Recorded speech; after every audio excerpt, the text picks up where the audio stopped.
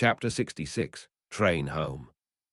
Chapter text Wednesday, 20th of December. Never before had Harry taken the train back to London for the Christmas holidays.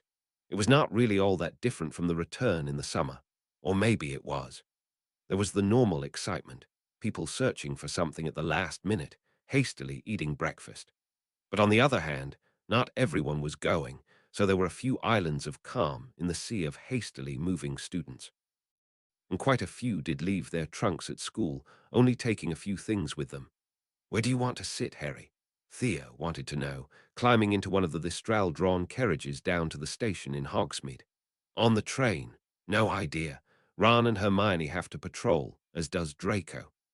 Harry followed his friend and sat down heavily on the upholstered bench, puffs of warm air making clouds before his face.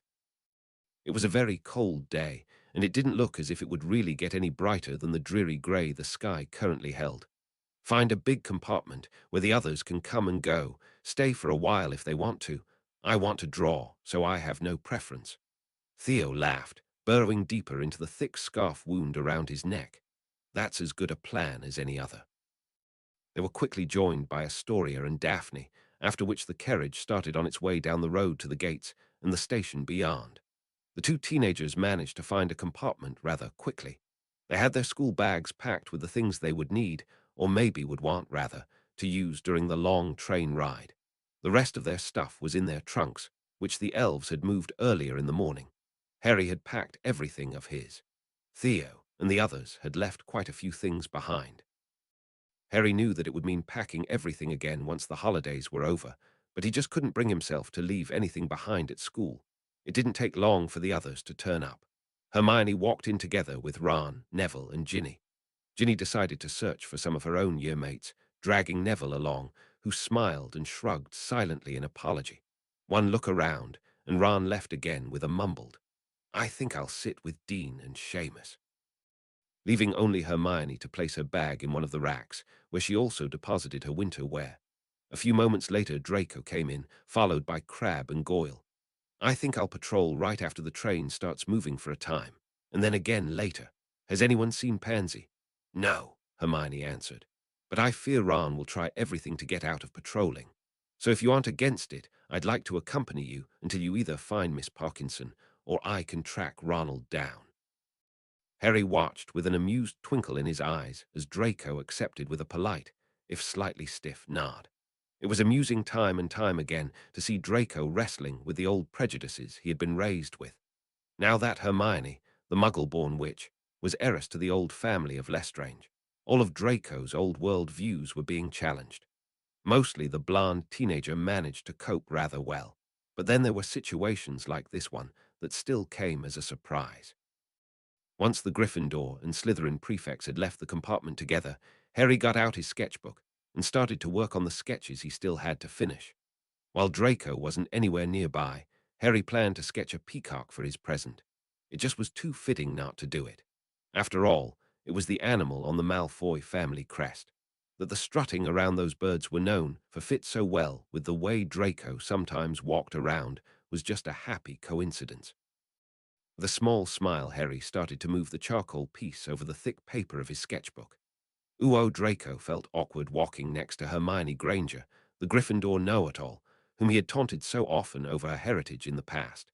And now that it was clear she really had magical ancestors, he felt insecure around her.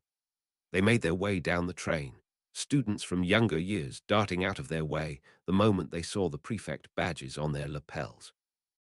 Draco liked the position of power and respect he had gotten with being made prefect, but he didn't really like the late evening patrols, or the fact that first years were expected to come to him to ask for help and sympathy if they needed it. The fact that the other Slytherin prefects knew perfectly well how to keep others from taking advantage of them even prevented Draco from foisting the less appealing duties onto someone else. So it really was a mixed bag. The fact that his parents had been so very proud of him had slightly tipped the scales in favor of being a prefect. Sadly, the day-to-day wasn't all that glorious.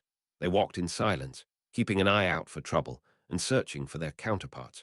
Draco was sure Weasley would go to some trouble to evade patrolling and keeping order, and Pansy probably was somewhere with her friends. As soon as he found her, it would be easy to arrange something resembling a schedule. Why don't you pick that up?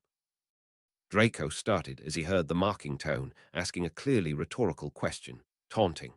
The laughter to be heard just moments after were confirmation that there was a group of children mocking one or more others. Neither Draco nor Hermione were strangers to such situations, but Draco had to admit they probably had been on different sides when they had experienced bullying. Draco had been, and was, mostly the one doing the taunting. Granger probably had been the target most of the time. What is going on here? The Gryffindor prefect asked the moment they stepped into the place at the end of a wagon where there was a little more space than in the walkways, shielded from being seen into from the compartments. There were several first years. They were so small, standing in somewhat of an unorganized group. A girl had tears running down her face. Several books were on the floor at her feet.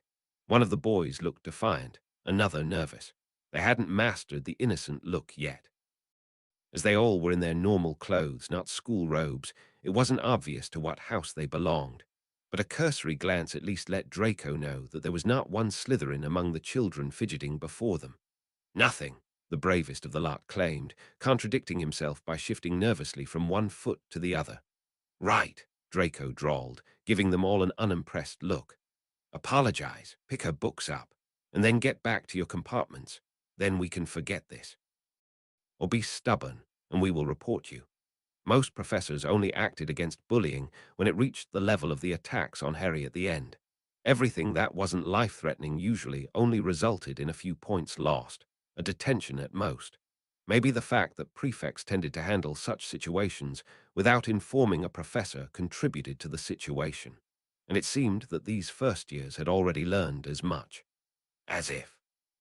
By the time we're back after the holidays, you'll already have forgotten everything about this, probably even the moment you're back with your own friends. Draco smirked and shrugged one shoulder. I might, but she, Draco waved a hand in Granger's direction, who was glowering impressively, without really taking his eyes from the outspoken one, and therefore probably the leader of this group, has no trouble remembering the most obscure facts even after years. I'm sure she'll make sure that this incident gets reported if you refuse to behave. It was a testament to Granger's reputation as a know-it, all that the moment Draco brought up her powers of recalling facts, the books were picked up, apologies were hastily uttered, and youngsters scurried away. Once they were alone, the Gryffindor gave Draco an unimpressed look, one of the sort his mother was prone to give him whenever he tried to get out of some stupid duty. What? He asked with feigned confusion. We should report them anyway, but now we don't know their names. Granger clearly wasn't impressed with Draco's way of handling the situation. There was no Slytherin among them. Do you want to tell me that not one of them was a Gryffindor? That would reduce the number of possible suspects dramatically. Draco frowned. He knew from tales that Ravenclaws were prone to bullying those that didn't make an effort to fit in, but he couldn't really imagine Hufflepuffs bullying anyone. They were just generally too nice. Bushy hair brushed her shoulders as she shook her head. The one who talked to you is a Gryffindor, but not all of them were, and certainly not the girl they were bullying. We should report this. Draco rolled his eyes. For all that Granger had changed, she still was fixated on the rules. Maybe her inclination to stick to the rules and not to question everything presented to her as a fact was the reason she had been placed into Gryffindor and not Ravenclaw. It always had been a recurring topic of discussion among the Slytherins of their year how Granger was not a Raven. Report him if you want, but you know as well as I that the professors don't really act against such things. Granger didn't react to that, which Draco took as confirmation of what he had said. She probably would report the boy anyway, but that wasn't his concern. When they walked past a compartment occupied by Pansy and her friends, probably discussing their dresses for the balls they would attend, Granger and Draco split up, she planning to search for the current Weasley prefect, and he to speak with his female counterpart in Slytherin. Ron had managed to dodge Hermione, and her insistence that he should take on patrolling the corridors in an effort to keep the other students in line. Why would they even need to? All were on their way back home, eager for the holidays. In Ron's opinion, there was no real trouble to be feared. But Hermione had only huffed, crossed her arms, rolled her eyes at him, and had stormed off to do as she had planned all along. Now the red-headed young wizard was on his way to speak to his best friend. if he still could call Harry that, because Harry had changed so much since the summer. Since that awful day his dad had taken Harry to the ministry where he had been adopted against his will. Ron had felt that he and Harry had been drifting apart, and if he didn't do something to keep them together, now that Harry was a Slytherin in school and out of it too, their friendship would certainly die. At first, Ron hadn't known what to do, but then he had written to Bill for advice, and his older brother had delivered. If one wanted to keep a friendship, one needed to work for it. When you lived together with your friends, ate together, went to classes together, played together, it was easy to keep a friendship alive. But if you had to arrange for time to do something together, it was harder. Ron was now in the more difficult position, with Harry now living in the dungeons and going to classes with the Slytherins. But he was stubborn. He would not give in so easily. Even with the way Harry had changed, Ron would find a way to make things work. He reached the compartment Harry had sat down in earlier and looked through the door. The curtains weren't drawn, so Ron could see Harry sitting in the seat by the window, a book on his lap while he was taking notes on a piece of parchment. This new studiousness was one of the new things that Ron had trouble accepting. His blue eyes wandered over the others in the compartment. Nart, Crabbe, and Goyle, another Slytherin who was part of their Quidditch team, were sitting there with Harry. Those new people Harry was spending time with were another thing hard to accept. But as Bill had said, Harry was a friendly guy. If someone was decent to him, he wasn't one to just ignore them, never had been. Taking a deep breath, Ron steeled himself before he pushed the door open, walking in to sit down on the one seat not occupied by someone or something. All conversations stopped, and Harry looked up from the book he was reading. It was Intermediate Transfiguration, their textbook for Professor McGonagall's class this year. "Ron," Harry said with a smile, starting to pack his things away.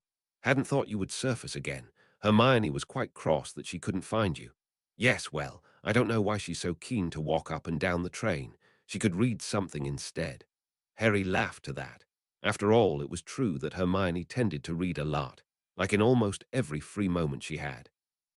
And then they sat there for a few moments in awkward silence until Ron finally managed to break the uncomfortable silence.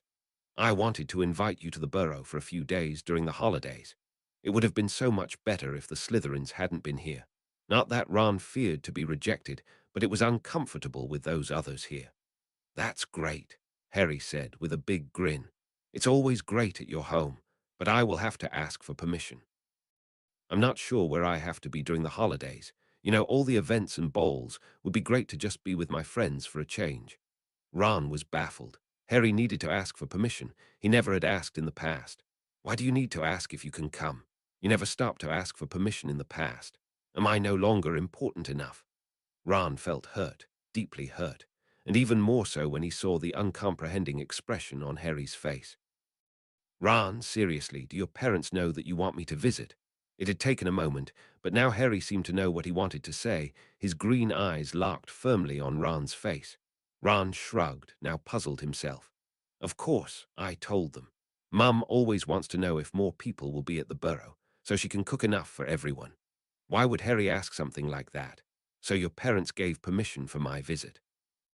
Now Harry gave him a pointed look, and he had stressed the word permission in an odd way. Ron felt himself blush brightly the moment he caught on to what Harry had been trying to say. "Please don't be that way. Now that I finally have someone caring enough about me that he wants to know where I am or where I plan to go." After that, the conversation was strained, and Ron quickly found a reason to leave again. Maybe Dean would play a game of chess with him, as he had claimed they had planned all along. Ron wasn't convinced that the others had bought his excuse, but no one had said anything, so he planned to pretend that everything was just the way he had claimed it to be. Why was life so much more complicated now? All had seemed so simple when they had started Hogwarts. Ooh, from where Marvolo stood next to one of the many decorated windows with a view out into the snow-covered garden, he could hear the other attendees of this tea party talking animatedly to each other. He had moved to this spot here, a little away from the others, to have a moment of quiet. All these parties were getting to be a bit much, especially in the way that they were piled on each other during this time before the turn of the year. It was soothing to watch the snow fall, knowing that the children were already on the train on their way back to London. They would arrive in the early evening, and Marvolo planned to be at the train station to pick his son up, something no one had ever done for him when he was a child. Not that he would have wanted to be picked up. At least, he never would have admitted to being jealous of all the children whose parents came to meet them at the station when he had been a child and later a teen. He wasn't even that sure what he felt now. There was only a vague sense of curiosity, what it would have been like to have someone to care about him. Marvolo knew that he had only a few moments of time for a break. His absence would be noticed soon, and as Lord Slytherin, guardian of the boy who lived, and the reborn and redeemed individual responsible, somehow, for the fact that Henry was an orphan, the others would follow him the moment they realized that he wasn't just in the restroom for a moment. This tea party was one of the more boring gatherings Marvolo had had to attend. The fact that there were several matchmaking mothers of older, still single witches after him only added to the horror of this afternoon. Hey, beautiful. The old stuffy people are a bit much, aren't they? Can I keep you company? The voice from behind him was trying to be seductive, and certainly wasn't entirely unsuccessful. It only took a moment for Marvolo's lips to curl in amusement as he realized that Sirius Black was standing behind him, flirting with him. Marvolo turned to the wizard, slowly coming closer, his robes moving around his legs with the elegance of the expensive fabric they were made of. You certainly can keep me company, Lord Black, but I doubt you'll want to. The look of incredulous shock on the other wizard's face was enough for Marvolo to chuckle. It was obvious that Black hadn't expected him here. Who did you think I was? After a moment of bewildered spluttering, Black managed to regain his balance as Marvolo allowed him to reclaim his composure. It would have been easy to keep him off balance if Marvolo had wanted to. I thought you were that young bloke from the magical sports department, the one that came over from the continent and started only last summer. I really don't know what to say. Black obviously felt uncomfortable and still not back on firm ground. Marvolo had seen the young man Black was talking about.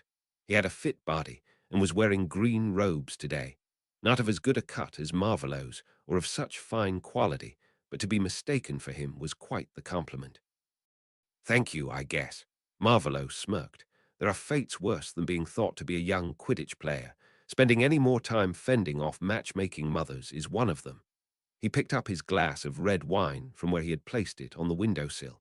But be assured I'm certainly not interested in any more than talking with my adopted son's godfather. That earned him an unsure laugh. Matchmaking mothers are a nightmare.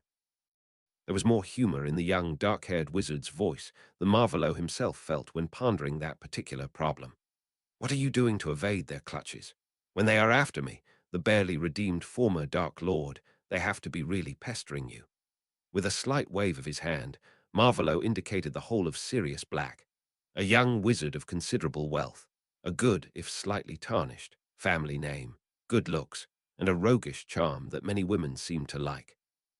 Said wizard carded his hand through his hair, flushing slightly. I can't deny that they are persistent, but I guess the fact that it's obvious I don't plan to marry and settle down anytime soon keeps them a little at bay. Marvolo took a sip from his wine, mulling those words over. And the fact I have a son, am older, if you look at it a certain way, and thought more mature is the reason they're more persistent with me. He frowned. That would be bad, because he really wasn't sure what he wanted to get out of such a relationship. Maybe, was the reply Black gave, shrugging a little helplessly. Or maybe I just ignore them better. I really don't want to marry, even if the whole responsibility to continue the family line now lies with me. But I wouldn't have cared before. Why should I care now? But do I want the money and everything to go to Lucius, brat? I asked Harry to be my heir. He said it would be too much. Now, I'm not really sure what to do. Do you know anything about ancestry tracing enchantments, Lord Slytherin? Marvolo blinked in surprise. That was a rather abrupt shift in topic. Or maybe not. From talking about heirs to ancestry tracing enchantments wasn't too big a leap. That's not a branch of magic that I studied extensively, and the secrets of those enchantments are rather closely guarded by those creating them. Why do you ask? All Marvolo knew about those enchantments was that they were bound to a family by blood, and recorded the ancestry as it happened, so to speak. Where the ancestry test provided by the Goblin Nation laid open the ancestry of a person just based on their blood, the ancestry recording, or tracing, enchantments took notes when someone of the traced family was born or died. There's a tapestry. It was damaged when my mother burned the spots where people were named whom she didn't approve of. It damaged the enchantments. I had hoped to see if there is someone somewhere who can be my heir, other than Harry, Narcissa's son, or Dora, but everyone I ask just says to create a new one, and I'm not sure that'll work. Black turned to look around and then sat down in an armchair standing a little to the side. I'm sorry. I never was that interested in those types of enchantments. So do you plan to marry and have a child at all? Marvolo was curious. He knew that it was society's expectation that young wizards and witches should marry and have children. At least one, better more. And that expectation was even heavier for those that were either head of a family or heir to that family. He had demanded that his followers have more children. It was a little hard to argue that he should be exempt from that rule. But as he was in no way interested in sexual contact with anyone, a marriage seemed superfluous. And like a recipe for disaster, as Marvolo was sure that any eventual partner would want sexual interactions, and if not with him, with someone else, adding to the potential disaster. Jealousy was a strong emotion, one that he had used in the past to manipulate people to act as he wanted them to. Black slumped even deeper into his seat. No, I don't think I ever will. But then, life can be unpredictable. Maybe I'll meet the one tomorrow and never look back. Before Marvolo could formulate an answer to that ridiculously romantic notion of true love, they were found by the hostess and dragged back to the larger party. Their eyes met over the room, resignation and a little bit of desperation evident to both of them. Then Marvolo turned his attention to the people in his little group, keeping up with the boring conversation, while idly wondering how it had happened that he felt that he was in the same boat with Sirius Black. Xerxes watched as the red train rolled into the station. He was standing among all the other families here to pick up their children for the holidays. Next to him were Hermione's parents and his lord. Xerxes had picked up the two dentists from their home, and they all had been talking about the school and the attempts to get magical children without a proper family adopted. The school was doing great, but the children they had taken from the streets, from abusive or neglecting homes and foster care, were hard to get into wizarding families. Many weren't equipped to care for children with trauma to overcome, or they wanted to know the ancestry of the child in question before committing to taking them in.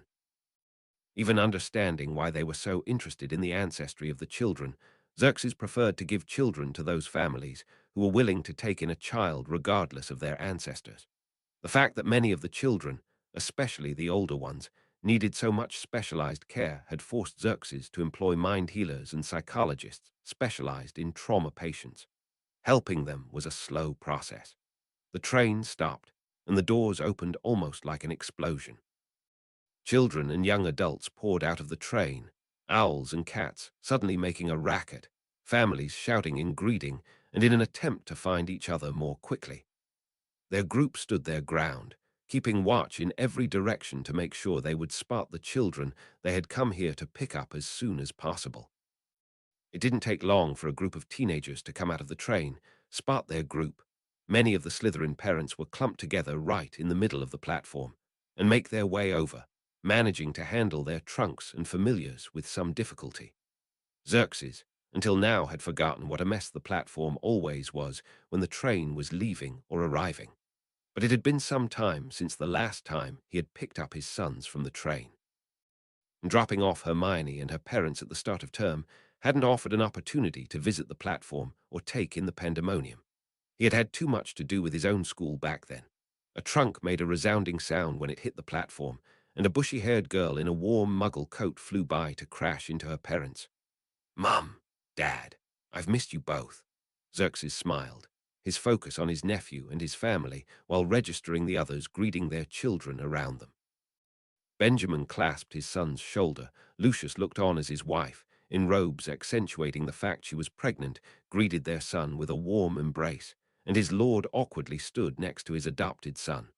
They both looked unsure what to do, but now was the time to greet his heiress and tell her about his plans for the holidays. There were a lot of events that he had planned. "Hermione, I'm happy to see you so high-spirited." Xerxes smiled at the young girl, who was held in a loose embrace between her mother and father. "I gather the travel was comfortable and not too boring." The girl laughed. A train filled with students on their way home for the holidays. I guess there would be no way to make that boring. Her eyes sparkled with mischief. Xerxes would have loved to know the story behind that look. I still have trouble understanding why the kids have to travel by train when magical transportation would make it possible to reach the school in a few seconds, Jean stated, her cheeks red from the cold, her curls peeking out from under her warm woolen hat.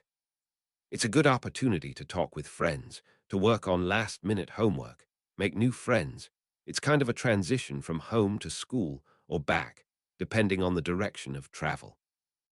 Hermione shrugged. Her tone one Xerxes knew from those accustomed to lecturing. With a laugh, Xerxes gained the others' attention again. I wanted to inform you all that my two older sons will be visiting Britain shortly after the new year. They asked for an opportunity to meet with the family in its entirety and proposed a meeting in a restaurant. They wrote it would be neutral territory. I just received the letter this morning, and I wanted to ask all of your opinion before sending a reply. Of course, the letter was only a ruse to make the new identities of his sons more believable. They had worked on it together the previous evening, coming up with polite wording and a good reason for the newly created twins to visit London. Xerxes had to say that the new looks were excellent. The ritual their lord had adapted for the aging to the same age and altering of their genetic makeup had worked perfectly. His sons now were of the same age, a few years older than they had originally been, and looked as if their mother had been of mixed South American and Hispanic ancestry. They had decided on a background as gatherers and hunters of exotic magical beasts and plants of the South American continent. It was a good explanation for the lack of permanent residence or stable income. They had been working a lot on their language skills and a few exotic, at least from a British perspective, spells to give credence to their story. I think we should be able to find the time. Which restaurant do you want to go to? Are there wizarding restaurants? Fabian said, clutching his daughter to his chest with his right arm and the hand of his wife in his left hand. There are, Xerxes nodded. That had been easier than he had feared. I will make a reservation and write a letter to make the arrangements. Talking merrily among each other, they waved to those still on the platform, walking down to the barrier so they could leave through that exit. Xerxes had a portkey to his home, where they would eat dinner, plan the next weeks, and just talk before he would transport the Grangers back to their own home. Harry had watched the others go to their families, greeting them with easy familiarity. Mrs. Weasley smothering her four youngest with hugs, Theo nodding to his father, Draco embarrassed over his mother's embrace, while he walked towards Marvolo, who was standing among all those others, waiting for him. There were quite a few adults casting doubtful or curious glances at Marvolo, or those that restrained themselves from bowing to him. If it hadn't been a reminder that Marvolo had a past by the name of Voldemort, it would have been hilarious. Harry reminded himself that this was Marvolo, the new person starting over, the man who had cared for Harry, the man he had talked to every day for a few months now, because he was interested in how Harry's classes went, what he did from day to day, and how he felt. Just those simple facts made him that much better a guardian than the Dursleys had ever been. Harry gave a short bow, not really sure how he should greet his guardian. The enthusiastic hug Hermione had used on her parents felt as inadequate as a simple bow or handshake. Maybe he should have asked Madame Goyle for advice beforehand, but too late now. Thank you for picking me up, Father. Using that to address Marvolo didn't feel quite right yet. Using Father to name him in front of his fellow Slytherins had been surprisingly easy after the first few times. But using it here to Marvolo's face was really not quite right yet. Marvolo nodded, his presently blue eyes unreadable, with a small smile. Why shouldn't I be here to pick you up, son? The tailor will arrive shortly at our home. I thought it best to get you some new clothes. You have grown, and we both need robes for the events and balls. Marvolo rolled his eyes, forcing Harry to hold back a snort. It wasn't the first time that Marvolo had expressed a clear wish for the social season to be over already. By all accounts, Sirius had added his share of stories. Going to all these parties, events, and gatherings was tiring. So Harry sighed, accepting his fate. We will apparate home, and you might be happy to know that there was a lot of snow over the last few days. Everything is covered in white, and Flim was busy decorating the rooms for the festivities. He was adamant about making all your favorites for dinner today. That brightened Harry's spirits. With the promise of shepherd's pie and treacle tart, the ordeal of getting measured for new clothes again would be easier to bear. With a last wave to his friends, those that still were there, Harry took charge of Hedwig's cage, while Marvolo called for Flim to get the trunk back to Griffin House. After a short and uncomfortable trip via apparition, Harry was home again. And for the first time, going away from Hogwarts to stay with family over the holidays felt like coming home. The staff room was as sterile as the rest of the building was in most places. White and the lime green of the healer's profession dominated the Dacre. People in the lime green robes of the healers sat scattered around the table, which was covered with parchments and clipboards, as well as cups of oversteeped tea and bitter coffee. Jeremy Jugson had listened attentively as one after another of his colleagues had reported on their patients, asked for second opinions, and discussed treatment plans for those cases that were more complicated than a simple spell gone wrong. In front of him, right next to the too sweet but still bitter tea, was the file on his main patient, Albus Percival Wulfric Brian Dumbledore. All his thoughts had been revolving around that man for the last few days. It felt like weeks. And what they had found so far really was troubling. Jeremy hoped the others would have an idea on how to proceed from here. Healer Jugson, please inform us how your patients are doing. The healer in charge of their floor, Alice Delwick, passed on the right to speak and moderate the discussion to him. Of course, Healer Delwick. I'm concerned. Mr. Dumbledore isn't very cooperative. The Medi-Witch responsible for him reported that he is using magic without his wand and tries to sneak his potions so he can discard them. With a flick of his hand, the file in front of Jeremy opened. The tests on his blood are back. They show traces of mood-lightening potions and those that are commonly used to mask the effects of several ailments that affect the mind. Jeremy cast a look around the room to impress the seriousness of the situation on his colleagues. I think he was actively trying to conceal the effects of the harmful magic on him. The case is much more serious than we first thought. The fact that he is still using magic, not actively participating in his treatment, I think he might be more paranoid than I had first assumed. Taking those new findings into account, I want to place him into a closed room under constant supervision. Maybe it isn't too late to counter the effects if we intensify the treatment now. But it could get bad rather fast if Mr. Dumbledore was to attempt an escape. For a moment, everyone was silent. Disbelief was the prominent emotion on most faces, and Jeremy couldn't blame them for that.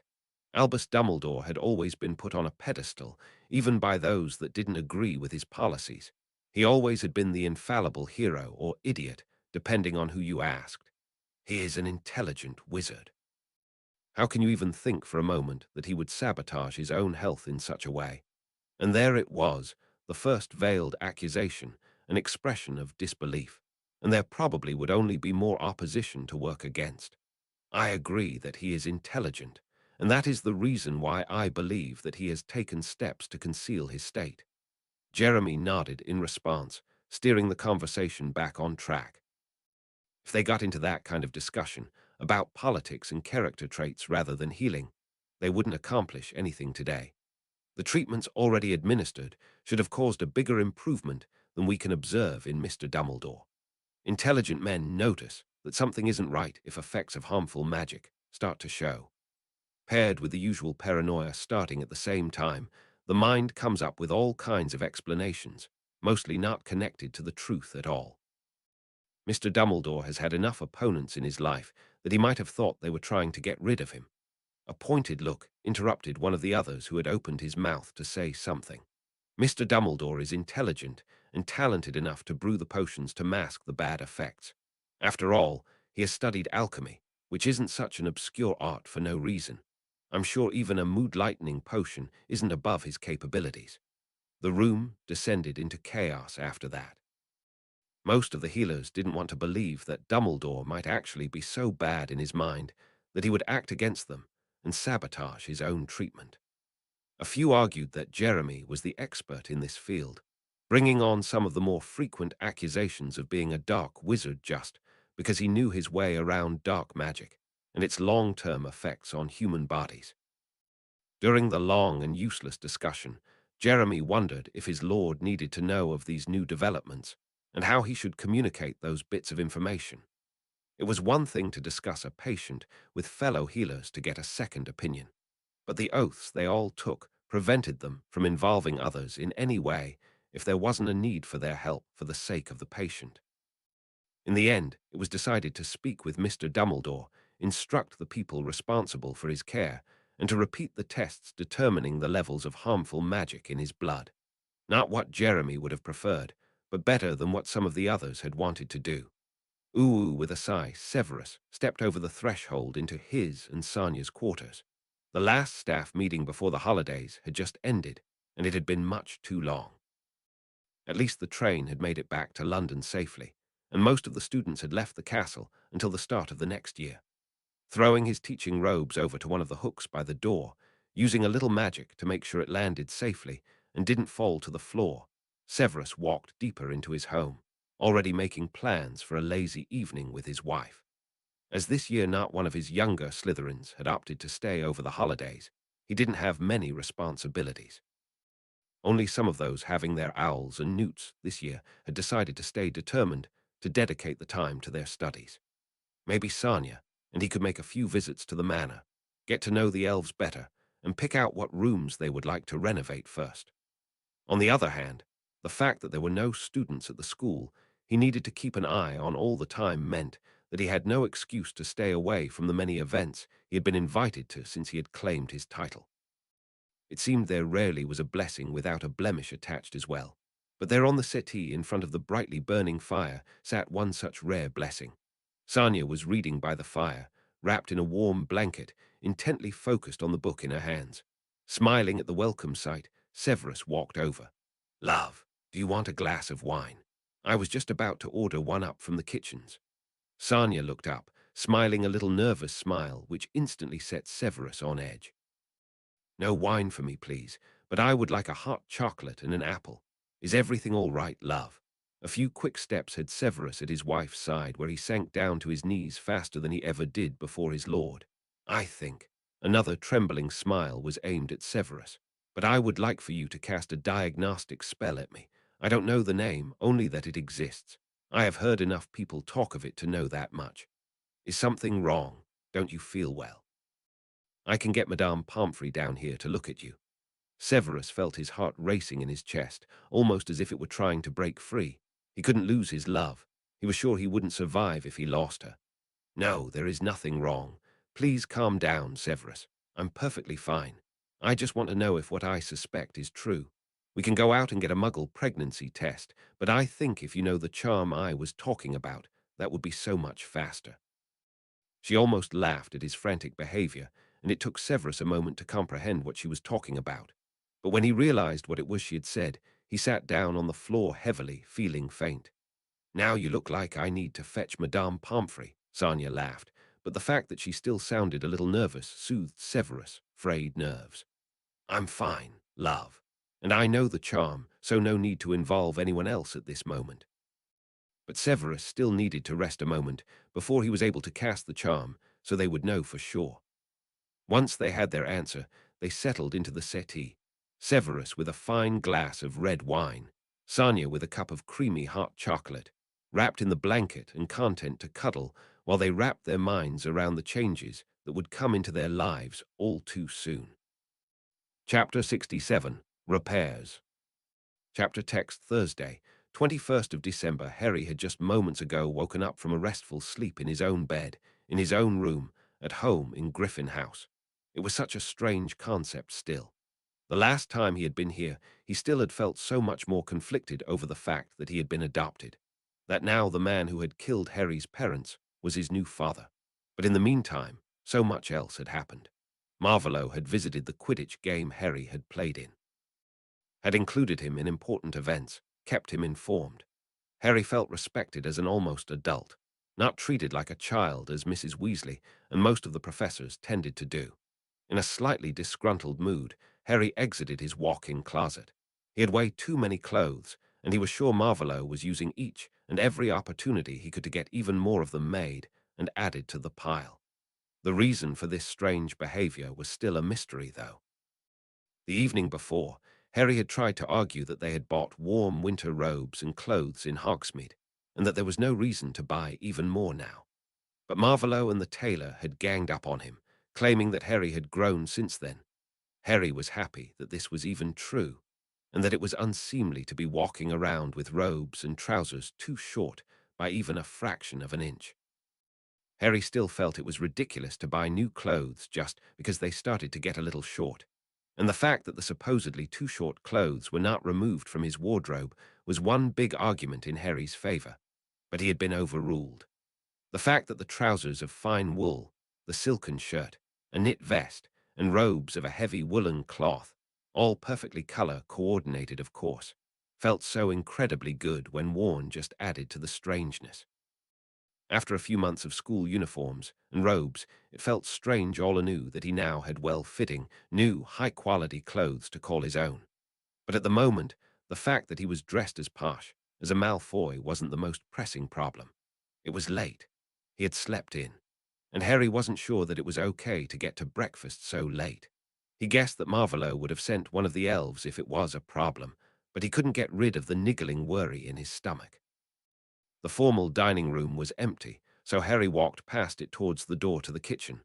The smell of breakfast came from there, and as he reached the door he could hear tea being poured into a cup and the sizzling sound of bacon being cooked. Maybe breakfast wasn't finished yet. "Good morning, Henry. Come in, have a seat, and fill a plate." Marvolo looked and sounded as if he was in a good mood today. He was holding the Daily Prophet, just lowering it enough to look over the pages towards the door, where Harry was standing feeling quite awkward. With a deep breath and a shaky smile, Harry walked into the room. "Good morning, sir. I'm sorry I'm late." But before he could really start in on his apology, Marvolo already had waved one hand as if to banish the matter from the room. "This is the first day of a holiday that won't be much of a holiday at all. I thought you deserved to sleep in for once." The red-eyed wizard impatiently waved his hand, moving Harry's chair away from the table, clearly ordering him to sit down already. So Harry did exactly that, and started to fill his plate with scrambled eggs, some of the freshly cooked bacon that Flim levitated over to him, a slice of toasted bread covered in honey, and some cut-up apple slices. It was a peaceful breakfast, and as had been the custom even over at Theo's place, they shared the newspaper, once Harry had eaten a decent portion. "Do you have any plans for today?" Marvolo wanted to know at one point, taking another of the small cakes that Flim had served them. Harry shook his head, mouth still filled with his last bite of bacon and eggs. Once he had chewed and swallowed, he answered, "I hadn't thought that far yet. I somehow got the impression that most of the holiday would be occupied with events we would have to visit, so I mainly worried how to pack all the homework and all the revising Hermione wants me to do in the time of the holidays as well." In fact, Harry had feared that the train ride back to Hogwarts would be the moment he would get to finish his homework. Even if he now didn't need to sneak his school stuff into his room, if there wasn't any time to do the essays, then there was no time. "We do have quite a few events planned. I will give you a schedule at dinner this evening, but there should be enough time for your studying and a few visits to friends," Marvolo said casually, folding the sports section of the newspaper to place it on the table next to his plate. Harry perked up. Time for a few visits to his friends. That sounded much better than he had feared. Maybe an afternoon at the Burrow wasn't that far out of the realm of possibilities after all. Can I visit Sirius? Maybe even today. Yesterday, on their talk over the mirror, Sirius had gushed over the motorbike he had bought just a few days back, and now had managed to get it into one of the unused rooms to work on it. Harry was eager to see it and hear more of Sirius' plans on what to do. "If your godfather is free, I have no objections."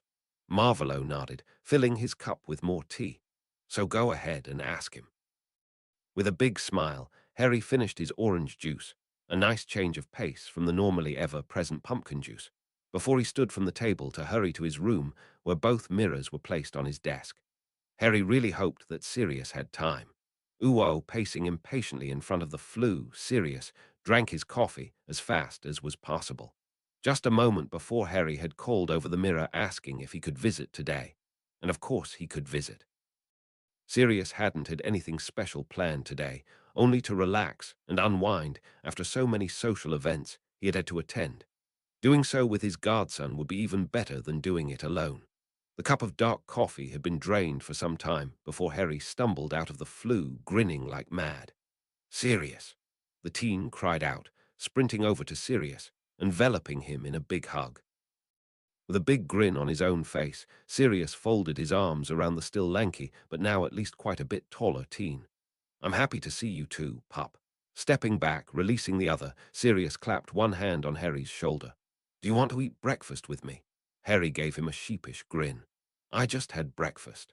I slept in today and came here just after I had finished eating." "Well, then you'll have to watch me eating breakfast," Sirius decided, and slung an arm across his godson's shoulders. They went down to the kitchen where a nice breakfast was still laid out on the table. "What are your plans for the holidays, Harry?" Sirius asked, so he would be able to eat and listen to Harry, avoiding an awkward silence. "Well, Ron invited me over to the Burrow, and I hope I can go. Because, as you should know, there are many events I'll have to go to.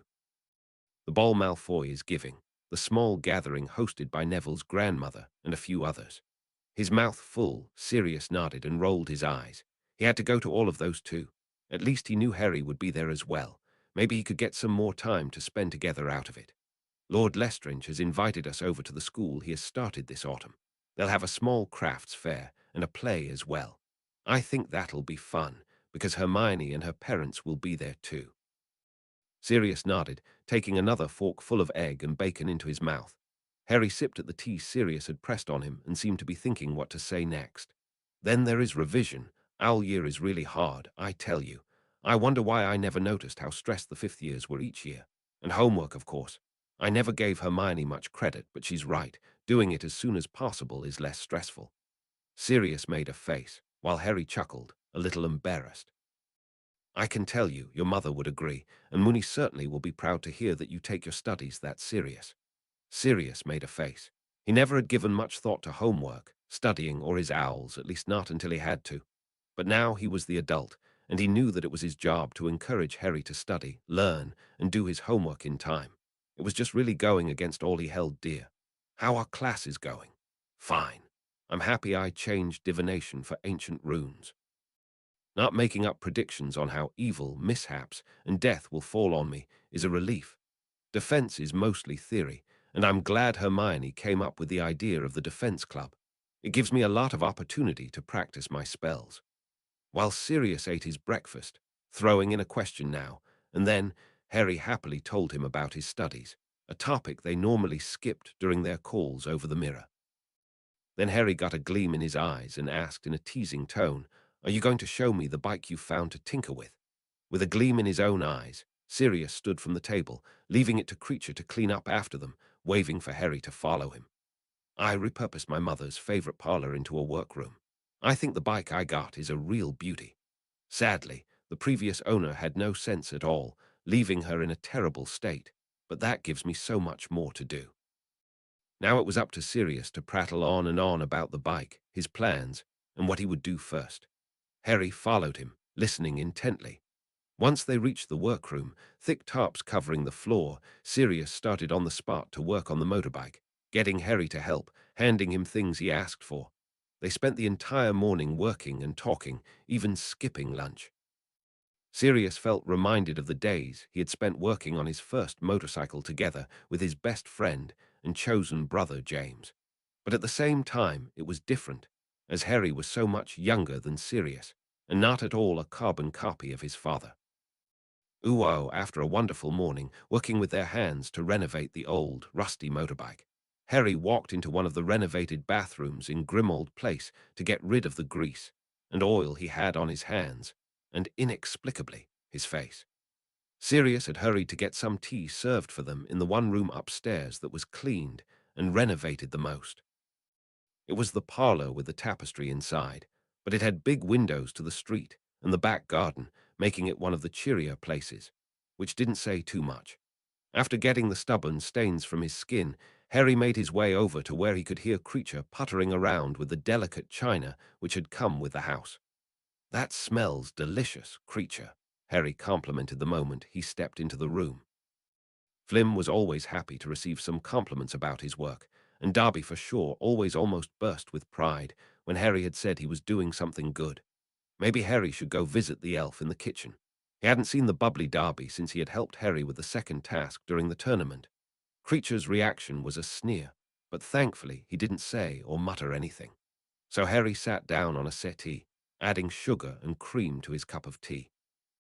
Talked a bit more about the motorbike and Sirius' plans for it. Charming it so it could fly sounded like fun, but Harry worried that it would be against ministry regulations, and that would get Sirius in trouble. Finally, Harry contemplated the old tapestry with its many burned spots. Have you found anyone who thought it possible to repair that thing? It would be nice to get all those burned from the tapestry, because they somehow had offended the family, onto it again. Sirius shook his head, sighing. No. Each expert I had here claimed it was impossible to get it repaired. Some even claimed any attempt to reverse the damage would only make it worse. Not sure if I really care about the risk, but I don't know how to find an heir without that thing. Harry smirked, not interested in going the traditional route. He teased and got a mock scowl back for his effort.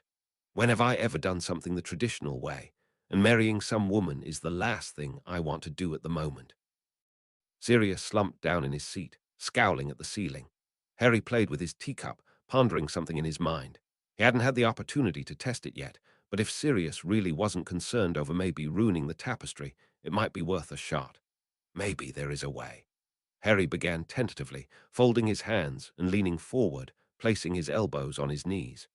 I got a book for my birthday, detailing how magic can do incredible things when worked in Parseltongue. Sirius looked at Harry, a question clear in his eyes. I haven't really tried it yet. Too much schoolwork and too many people around. But if there's enough motivation and a clear intent, it should be possible to do many things that there's no way to do any other way. Harry shrugged helplessly. There's also a chapter about problems and gruesome stories about what can go wrong. But I guess this is a relatively safe project. The last came out sounding much more like a question, and Harry really didn't feel that confident any longer. Sirius' look was just so skeptical. Maybe I could try with something simpler first. As he said this, Harry's mind already was racing, searching for something that he could do to prove that his idea could work. Like turning this spoon green. He offered up his first idea. Sirius sat up, clearly considering the idea. Can you tell me about how this will work? Or is that too close to family magic to talk about? Harry opened his mouth and then closed it again, just nodding, as he realized that this was indeed something he couldn't talk about with someone not belonging to the family. I can tell you that only the object, or being, the spell is aimed at can suffer from any bad consequences. And as long as I have a clear intent and a clear goal in mind, there shouldn't be any big problems. The book had compared the magic of intent to what happened with accidental magic in young children. They almost always had a very clear intent. They wanted to have something, or needed to be safe, warm, they needed light. It didn't happen often that they were confused over what they wanted. Once the needs got more complicated, or conflicted with others, instances of accidental magic occurred less often, usually with the increasing age of the children.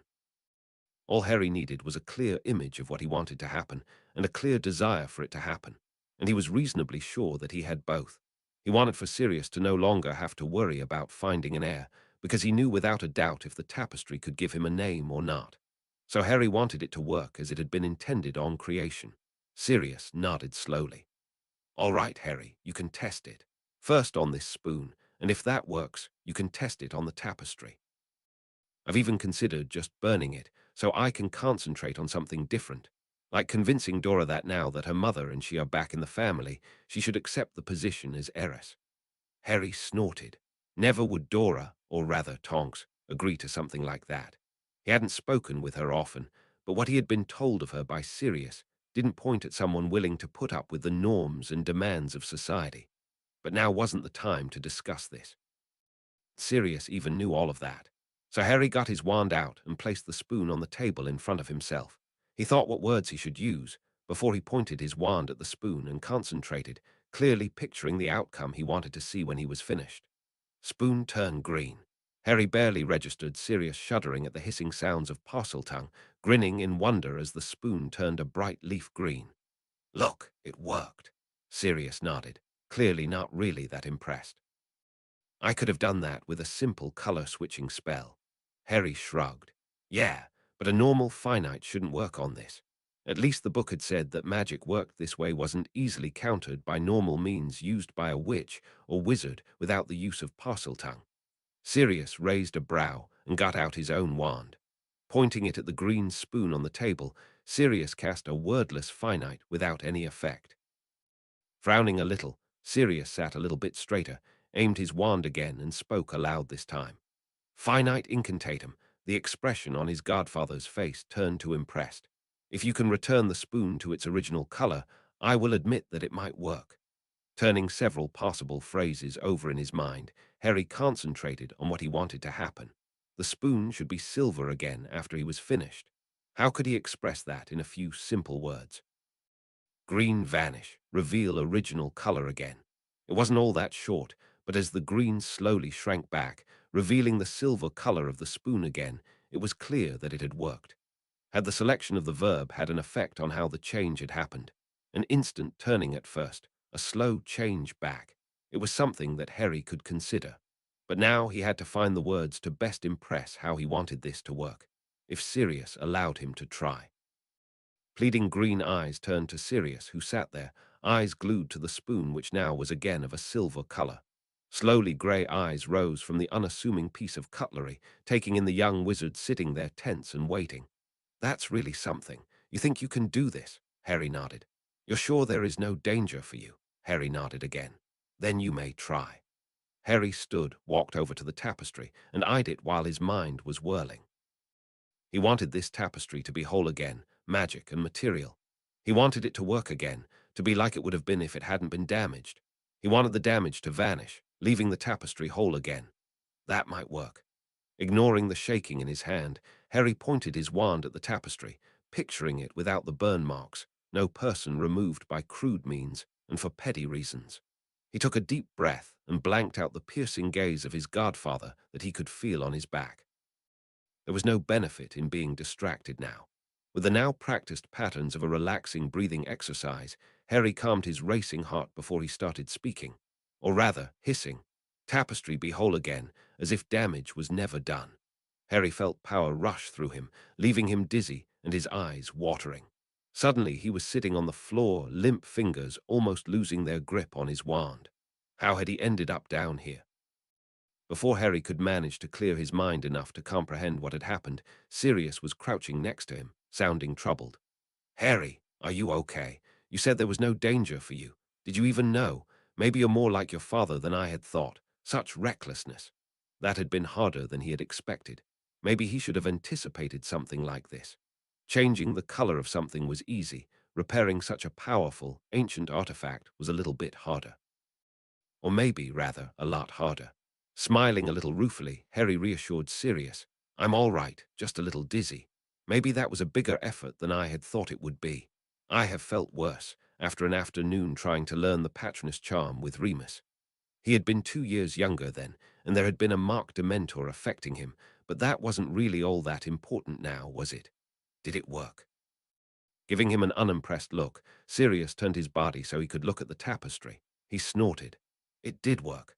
But now isn't the time to look at the impossible magical feat you just achieved. Now we will get you onto the settee and have you eat a big piece of chocolate while we wait for Remus to come here. If he says you're okay, then it's fine. If he says you're not okay, we'll call a healer. There was something like steel in Sirius' voice, and Harry wisely decided not to challenge him on this. And chocolate sounded really good anyway.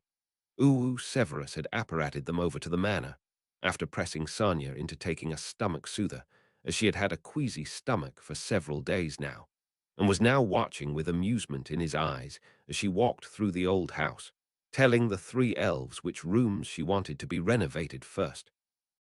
The fact that the 3 small elves were almost jumping up and down, so happy and eager to help their lord and lady feel at home, was as amusing as Sonia's businesslike tone in ordering what room was to be renovated in what way. What do you think, Severus? What colors should we have in the dining room? A light sage green, or maybe a golden yellow? Sonia turned to him, arching a brow the moment his amusement was spotted. You know how my quarters are arranged, love. I'm not really a man known for his taste in interior decoration, but I like references to potions, and am a Slytherin, so greens. He really wasn't sure what colors would look good, and as long as Sanya didn't plan to decorate everything in the red and gold of Gryffindor, he would be content. Sanya laughed. I'm amazed that there really is something most men I have met seem to share. Now Severus was the one arching a brow in a silent question. With a shrug, Sanya answered. I haven't met many men who are interested in decorating a home, picking colors and whatever else is necessary. She walked over to him, pressing her smaller body to his tall frame. Or am I mistaken? Closing his arms around her, smiling down at her mischievous expression, Severus gave a slight shake of his head. You are not. I'm really not interested. But that doesn't mean that I have no opinion. So please, no Gryffindor red. The peals of Sanya's laughter echoed through the halls. No worries, love. I'm not that fond of red as a color for walls, rugs, or drapes. But I like greens and blues, and maybe a few subtle yellow and orange hues for the rooms with the furniture of that beautiful honey-colored wood. Severus knew that he needed to organize the renovation of Prince Manor, but he really wasn't all that interested in the particulars, details, and all the small decisions it would require. It seemed that he had been lucky enough to find a woman who not only loved him, but was willing to take care of these things for him. Cherry, please start with the formal rooms and the kitchen.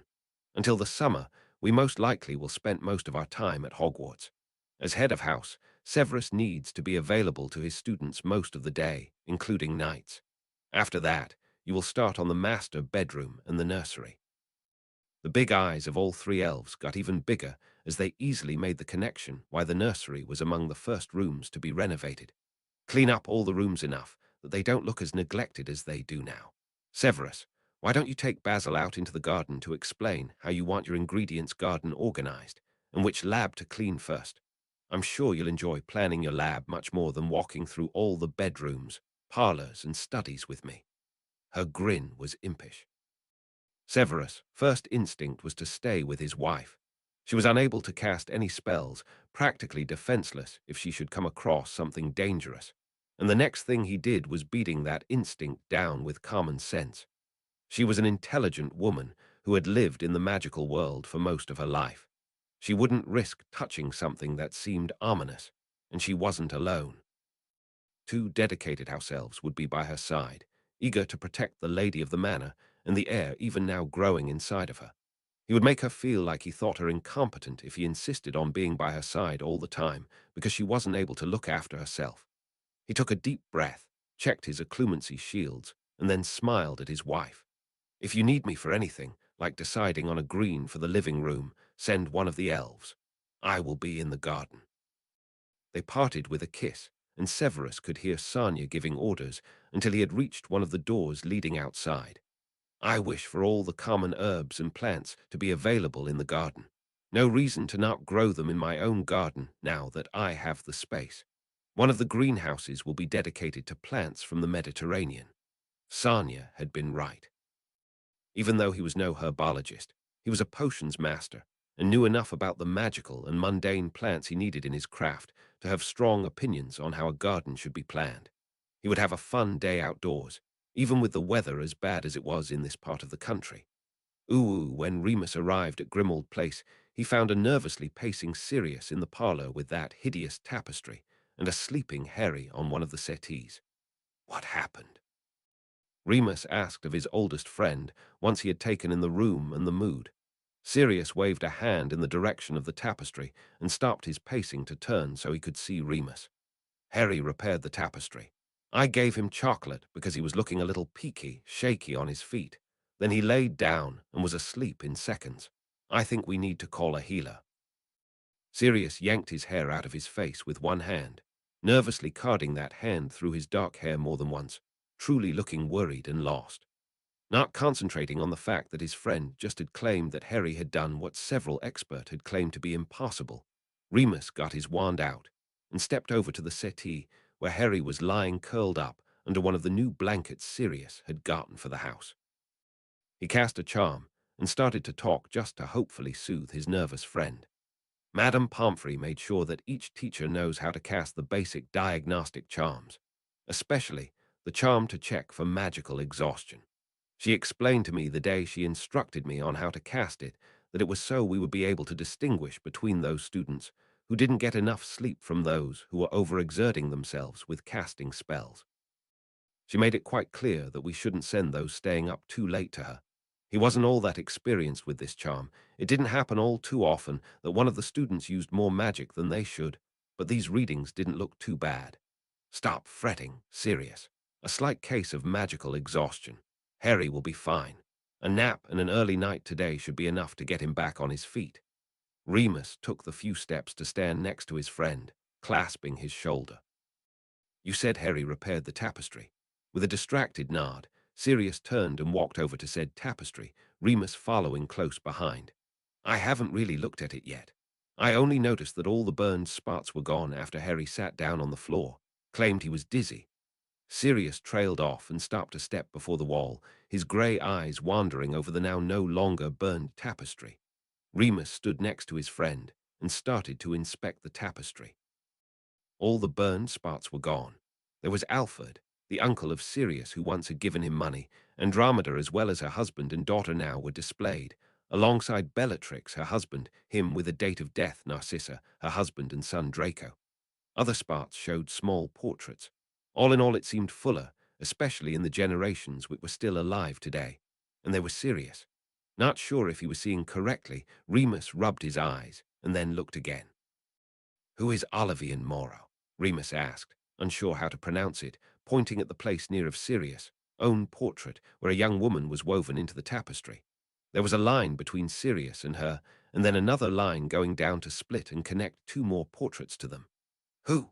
Sirius asked, turning his eyes from where he had been looking at some older relatives to where several people had been burned off in each generation. Olivian Moro. Remus repeated, deciding on a French pronunciation. And her children, twins, who look a lot like you. Remus had to smirk. It seemed as if Sirius had bungled the contraception charm at least once. Sirius reverently stretched his hand in the direction of the small group of portraits among the sea of all the others. I'm a father. He sounded totally shocked, his hand trembling. Harry did an excellent job with the repair, Remus murmured approvingly. The colors are really vibrant. There isn't a speck of dust. It's as good as new. And the tapestry really was. Remus wondered how it was possible that Harry had managed to do this when all the experts, or so-called experts, Sirius had become truly desperate at the end, had declared the endeavor was pointless. Why did she never contact me? Asked Sirius, his eyes still fixed on the place where his own likeness was connected to the three others. Do you remember her? Remus asked only to be answered by a silent shake of Sirius' head. Then maybe she didn't know your name either, so how could she have found you? And if she knew your name, the date of birth is after that November, so you already were in Azkaban. It wasn't nice to bring that fact into the discussion, but it was a fact. Sirius had been in Azkaban when the twin girls had been born. Sirius nodded numbly. It seemed as if this was a little bit much for him. Come, let's go to the kitchen, get you a drink. And then you will contact a private investigator to search for the mother of your children. I would guess she might be French, or maybe from Canada, or Switzerland. With a last look at the peacefully sleeping Harry, Remus guided his old friend down the stairs and into the kitchen. Once he had Sirius sitting in a chair at the table, he started to brew a nice pot of tea. At least now you have found two possible heirs, if they are willing to move to our nice foggy Great Britain. The look Sirius threw at Remus for that quip only made the werewolf chuckle. It was always fun to tease a friend. Uwu Marvolo had spent most of the morning with paperwork and preparations. Paperwork because he had to do it sometime, and preparations because the 21st of December was a good, safe day to perform rituals of high complexity. He had decided to test his ritual to move a Horcrux from its container to another today just for that reason. These plans had influenced him in allowing Henry a whole day with his godfather this early in the holidays. They also had caused him to decline a few invitations from woefully muggle-oriented, so-called light families. Luckily, most of those holding seats in the Wisengamot never held functions on those days traditionally used for rituals or celebrations of magic. Not all of them, probably less than even a handful, observed those rituals any longer, but it was traditional to leave those days for personal affairs, so those that wanted to could perform their rituals in private. Because of the real possibility that something might go wrong, Marvolo had called Malcolm Greengrass here to watch the proceedings and to provide help if needed. Of course, he had made the man swear an oath, making sure he couldn't speak about what he was to learn this day, if it wasn't paramount for him to share the information to ensure Marvolo's survival. Marvolo felt reasonably sure that there would be no need for help, but it was better to be safe than sorry. "Are you ready for me to begin, Malcolm?" Marvolo asked, slipping the robes he had thrown over the simple long shirt made from thin linen cloth he was wearing as his only clothing down his arms. "I am, my lord," was the shaky answer of his healer. The soft sounds of glass files being moved around signaled that the healer had everything at hand that might be of use should something go wrong. Taking up the diadem, the part of his soul encased within was going to be moved today, and a gold-plated hollow sphere made from clay, where the soul piece was to be moved to, Marvolo carefully stepped into the interconnecting circles he had drawn with chalk onto the smooth stone floor of the ritual room he had found and cleaned out in his headquarters. It had taken some considerable effort to make all the lines as clear and precise as he could. Drawing with chalk, drenched in some potions, wasn't really all that easy, as the material got more temperamental and unpredictable in drawing on stone, leading to irregular lines and dangerous gaps if one wasn't really careful. One of the reasons so many people get hurt trying complicated rituals to reach a goal were these difficulties.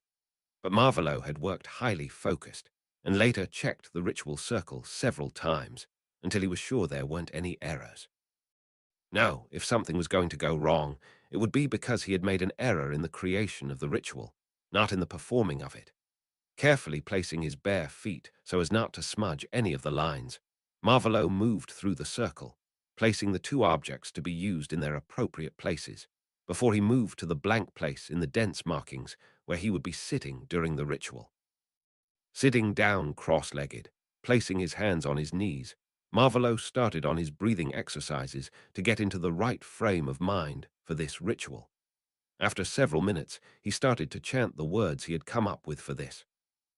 Small bowls filled with specific herbs set up at strategic places started to smoke as the herbs caught fire simultaneously, filling the room with flickering light, in addition to the white magical lights hovering in the four corners, and a sweet scent that was tart at the same time. Up until now, all seemed to go as planned. Focusing on what he had to do, Marvolo changed the chant from the one to start the ritual to the one designed to extract the soul piece from its current container, which promptly started to glow softly in an eerie red. When the red glow separated slowly from the diadem, coalescing into a small cloud over the object of precious metal and stones, a feeling of pride coursed through Marvolo. It was working. The cloud was smaller than he would have thought, but in the end, he hadn't been all that observant when he had moved this part of his soul out of his body and into the diadem. The pain and ripping had distracted him. Then suddenly everything went wrong. Instead of moving over to the second object, prepared to accept the soul piece as its new container, the cloud floated over to where Marvolo was sitting, frozen to his spot in fear of causing bigger problems, seemingly following a straight line. Slightly panicking, Marvolo changed the chant to the one intended to help the soul piece to settle into its new container. Those were based on the original words of the Horcrux creation ritual, as placing the piece in a container was a main part of that ritual. But it looked like the container would be Marvolo's body instead of the sphere of clay. The moment the small cloud made contact with Marvolo's torso, right where the heart was located, pain shot out through his whole body. It made him falter in his chant, voice cut off, a cry of pain wrenched from his throat. Then he fell to his side, shaking, all his nerves burning. Was this as bad as the evening he had been reborn, or as bad as the moment the piece of his soul that had been contained in the ring had returned to him? It was incredibly hard to measure pain in any way objectively. For the moment, not willing to try moving on his own, Marvolo only concentrated on breathing and contemplating what had gone wrong. The part of extracting the piece from its container had worked perfectly, but binding it to a new container had failed, instead moving it back to its original container. If he was willing to call his body a container, maybe he would need another death to bind the soul piece to anything other than his own body. And would he need to change his approach at all? From where he lay, panting, the diadem seemed unharmed. Maybe this was all he really needed. While he was concentrating on his breathing and thinking, a frantic Malcolm had decided the ritual had ended in failure, hurrying over to his lord. Ooh, it had been terrifying to look on as his lord performed a ritual to move a piece of his soul from one inanimate container, the diadem of Ravenclaw, to another.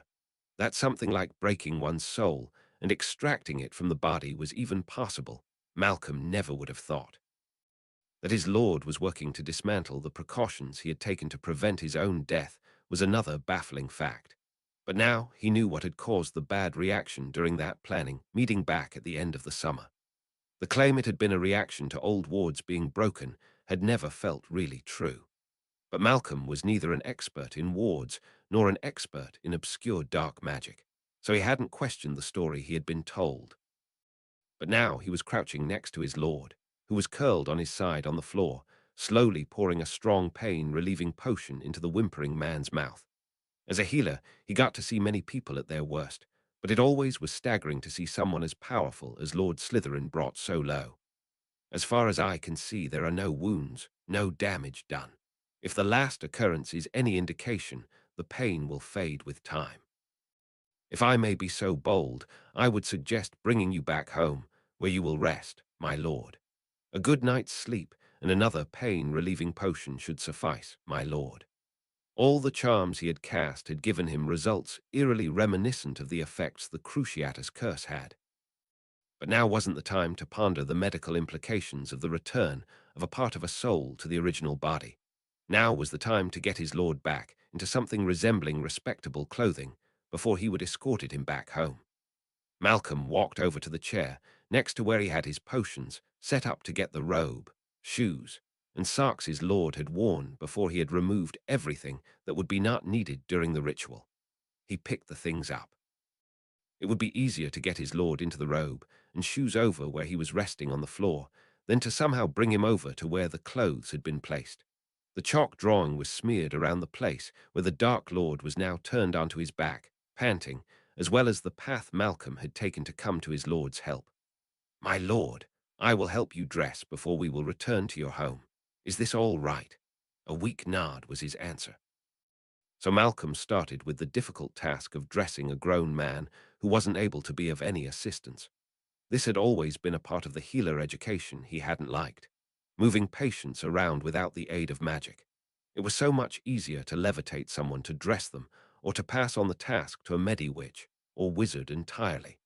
But here for his lord, he was the only one at hand to help, and using magic might not be a good idea at the moment. When rituals went wrong, or at least not as they had been planned, adding more magic into the mix so soon, especially if the magic wasn't essential, was something to be avoided.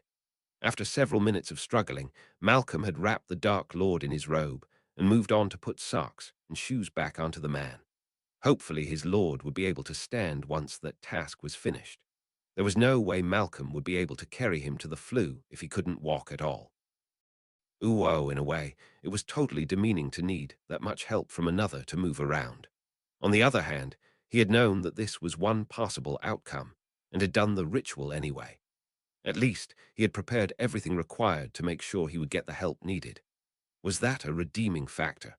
Marvellow's mind offered up insignificant tidbits and ideas to ponder while he was helpless after the ritual had derailed so completely. The pain potion was helping to dull the pain, and the random thoughts his mind was coming up with helped with ignoring the fact that one of his followers had to dress him as if he were an invalid or a toddler. Marvolo tried to ignore the fact he was whimpering when Malcolm hauled him upright and moved one of Marvolo's arms over his shoulder to better support his weight on the way to the flue. Once they had managed to establish some kind of stability, Marvolo did his best to shuffle along. For the next experiment, he would make sure he could just sleep in the ritual room without moving much. The trip by flue was quite taxing on his already strained system. Only with great difficulty did Marvolo manage to keep from throwing up. Malcolm was considerate enough to stop for a moment in their flue room so Marvolo could catch his breath. While they were standing there, the front door was opened, and Marvolo wondered for a moment who that might be, until he realized it probably was Henry coming home from his stay with his godfather. It was already late enough for that. If he had been capable of blushing at the moment, he would have, for fear of being seen by his son in such a weak state. He was pretty sure he did blush the moment he noticed Lord Black and Mr. Lupin were accompanying his son into the house. Then the state of Henry registered. What happened to my son? Marvolo was sure that if his voice hadn't sounded as if he had been gargling with sand, it would have sounded much more intimidating. But the way it was, he sounded rather pitiable. Henry looked rather sheepish where he was leaning against his godfather, who answered instead of the teenager. He repaired the family tapestry by hissing something at it. Harry's fine and just needs sleep. The tall man gave Marvolo an assessing look. And what happened to you, Lord Slytherin? Before Marvolo could come up with an answer, his mind was frighteningly slow at the moment. Malcolm answered. Lord Slytherin worked a cleansing ritual on a historical artifact that had been cursed. He's tired, so I suggest you help Heir Slytherin up to his room and then leave. Marvolo was glad that they did exactly that. He was worried and curious over what exactly Henry had done using Parseltongue in casting magic, but at the moment he just wasn't up to doing anything about those feelings. That had to wait for tomorrow. When he was finally in his bed, staring at the ceiling, slowly slipping towards sleep, Nagini slithered into the room. You both are really less. Why do you risk yourself? Don't you care for me? The young one said he wanted to sleep. Will you pay me some attention? You look like you're falling asleep just now. She slithered up on the bed and moved over so she could peer into his face. Marvolo sighed. I'm sorry, my dear, but I need that sleep right now. And then sleep claimed him while Nagini was muttering in the background, complaining in colorful language about the fact that now both her humans were here and she was ignored regardless. Chapter 68, History Lessons. Chapter text Friday, 22nd of December. Heavy trepidation rested in Harry's stomach on his way down to breakfast this morning after his stupid leap, without thinking first the previous afternoon. Or at least Marvolo would call it stupid. That was as sure as the rising of the sun at the beginning of a day. And at the same time, Harry was curious. He hadn't been in the best shape when he had come home yesterday, but it had been clear as day that Marvolo had been even worse off. The healer had said something about a ritual to remove a curse from an object. Had Marvolo tried the ritual he had been working on? If so, he seemed to have been careful, but whether he had been successful wasn't as certain. The moment Harry stepped into the room, the peaceful picture he saw made him blink rapidly in surprise. Marvolo was sitting in his usual place, newspaper folded so he could read it, teacup on its saucer floating near his right hand so he could easily reach it to take a sip. With cautious steps, Harry walked in. Thankfully, his exhaustion hadn't translated into any sourness, and spoke the usual greeting. Good morning, Marvolo. You look better. Harry winced internally. That hadn't been the best idea. Maybe he still was more tired than he had thought. You look better as well. There was a wry smile on Marvolo's face. It seemed that he saw the irony in the situation. So Harry walked over to his place, first filling his own cup with tea, then taking one of the Belgian waffles and pouring chocolate sauce over it in abundance, before he selected a few of the ripe and sweet-looking fruit offered as well. There always were sweet options on the table whenever he ate with Marvolo, and today Harry felt like he needed the extra energy.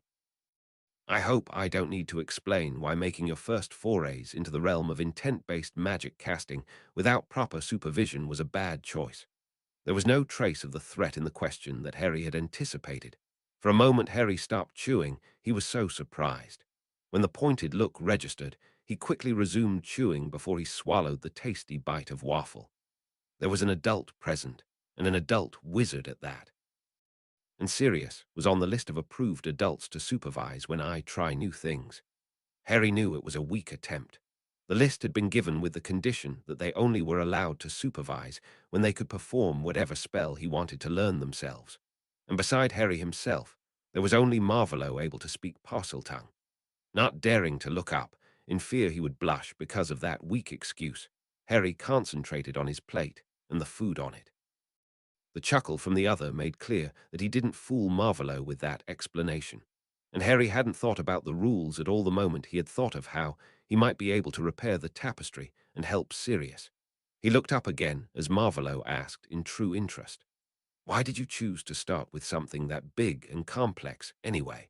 I remember that there is a recommendation what to try first."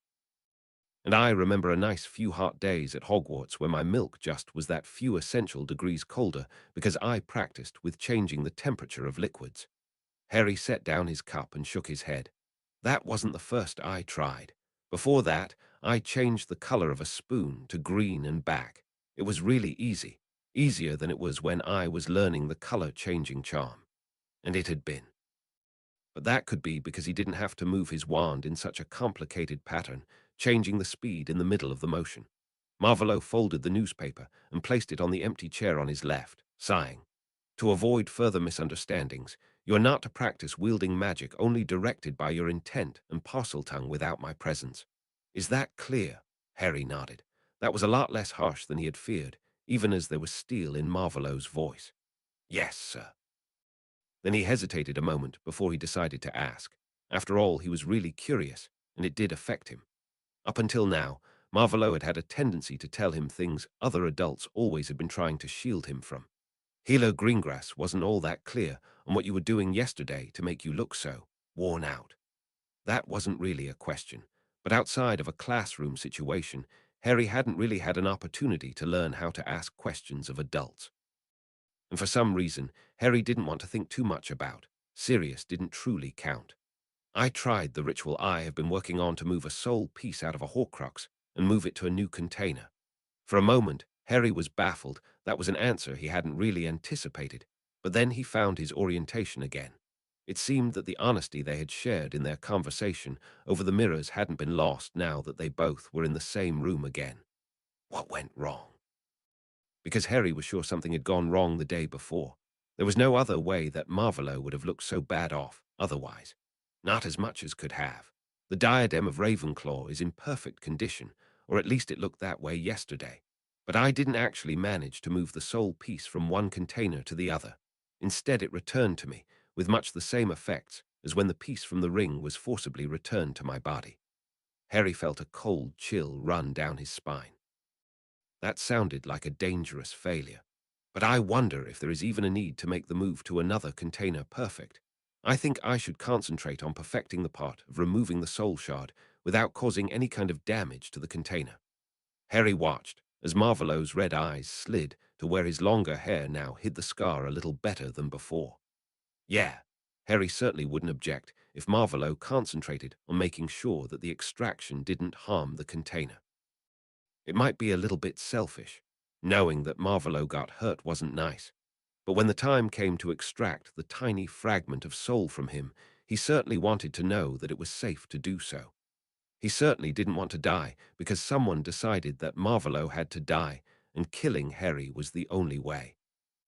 So they got into talking about rituals in general, what there was, why they were so dangerous, and how Marvolo had been sure it was safe enough to try what he had made, because Harry really felt that it had been uncharacteristically reckless.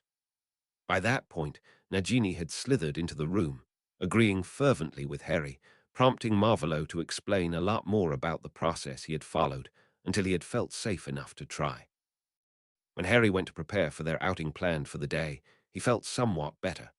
Knowing that there was a curse-breaker Marvolo had looking at what he came up with, discussing it with another person, and that Hilo Greengrass had been there and would be there for any further attempts was reassuring as well. But for the moment, Harry had to dress for a visit to one of the Potter businesses he still knew too little about, and that was the reason they were visiting today. Ooh, stop pacing, Basti. Rodolphus looked over to his older brother before picking up the shirt from his bed. We need to get dressed, and then we need to get into the right frame of mind. There is no time for worrying. Rabastan turned to his brother, revealing the face that had drastically changed after the ritual they had performed with their lord's help. Hair so brown it was almost black fell in soft waves around his face. They had grown it out and practiced braiding it, because hanging loose it would get in the way, but long hair was something common in South American wizards. But I am already in character, the older brother worrying how they will be received by their father who knew nothing about them until they contacted him. Why shouldn't I be pacing? Hey, we are twins, Rodolphus exclaimed indignantly, taking the aging potion in a greater dose so he would be as old as his brother had been a big step. He no longer was the baby brother. even if Floppy had insisted to call them little masters when they had explained that from now on they were to be treated as strangers, even if they still were part of the Lestrange family. He was as old as his brother now. But I still was born before you, Rabastan joked, stopping to pace. So I'll be the older brother yet again. Snorting, it seemed his brother was determined that Rodolphus would stay the younger forever. Rodolphus started to put on the clothes they had selected for this day's meeting, consulting the Dark Lord and Snape, both shockingly aware of Muggle society. They had opted for dress shirts and jackets worn over some trousers called jeans, which were rather tight, long coats, and leather shoes. I think traveling the world in search of rare ingredients for potions and rituals is a good life. It's much better than hiding.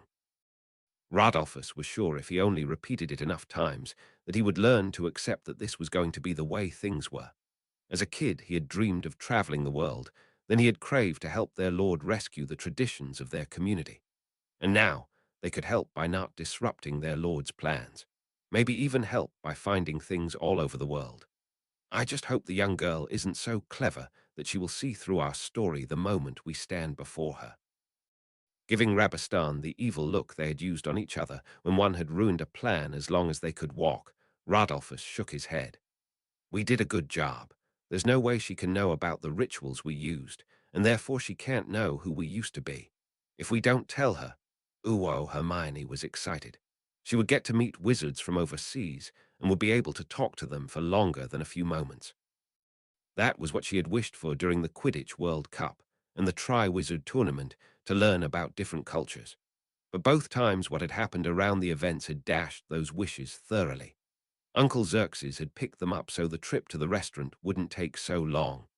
At the moment, they were already seated at their table ordering drinks to pass the time until Xerxes' sons would be here. Please don't ask them too many questions at once, Hermione, her mother admonished her, a merry twinkle in her eyes.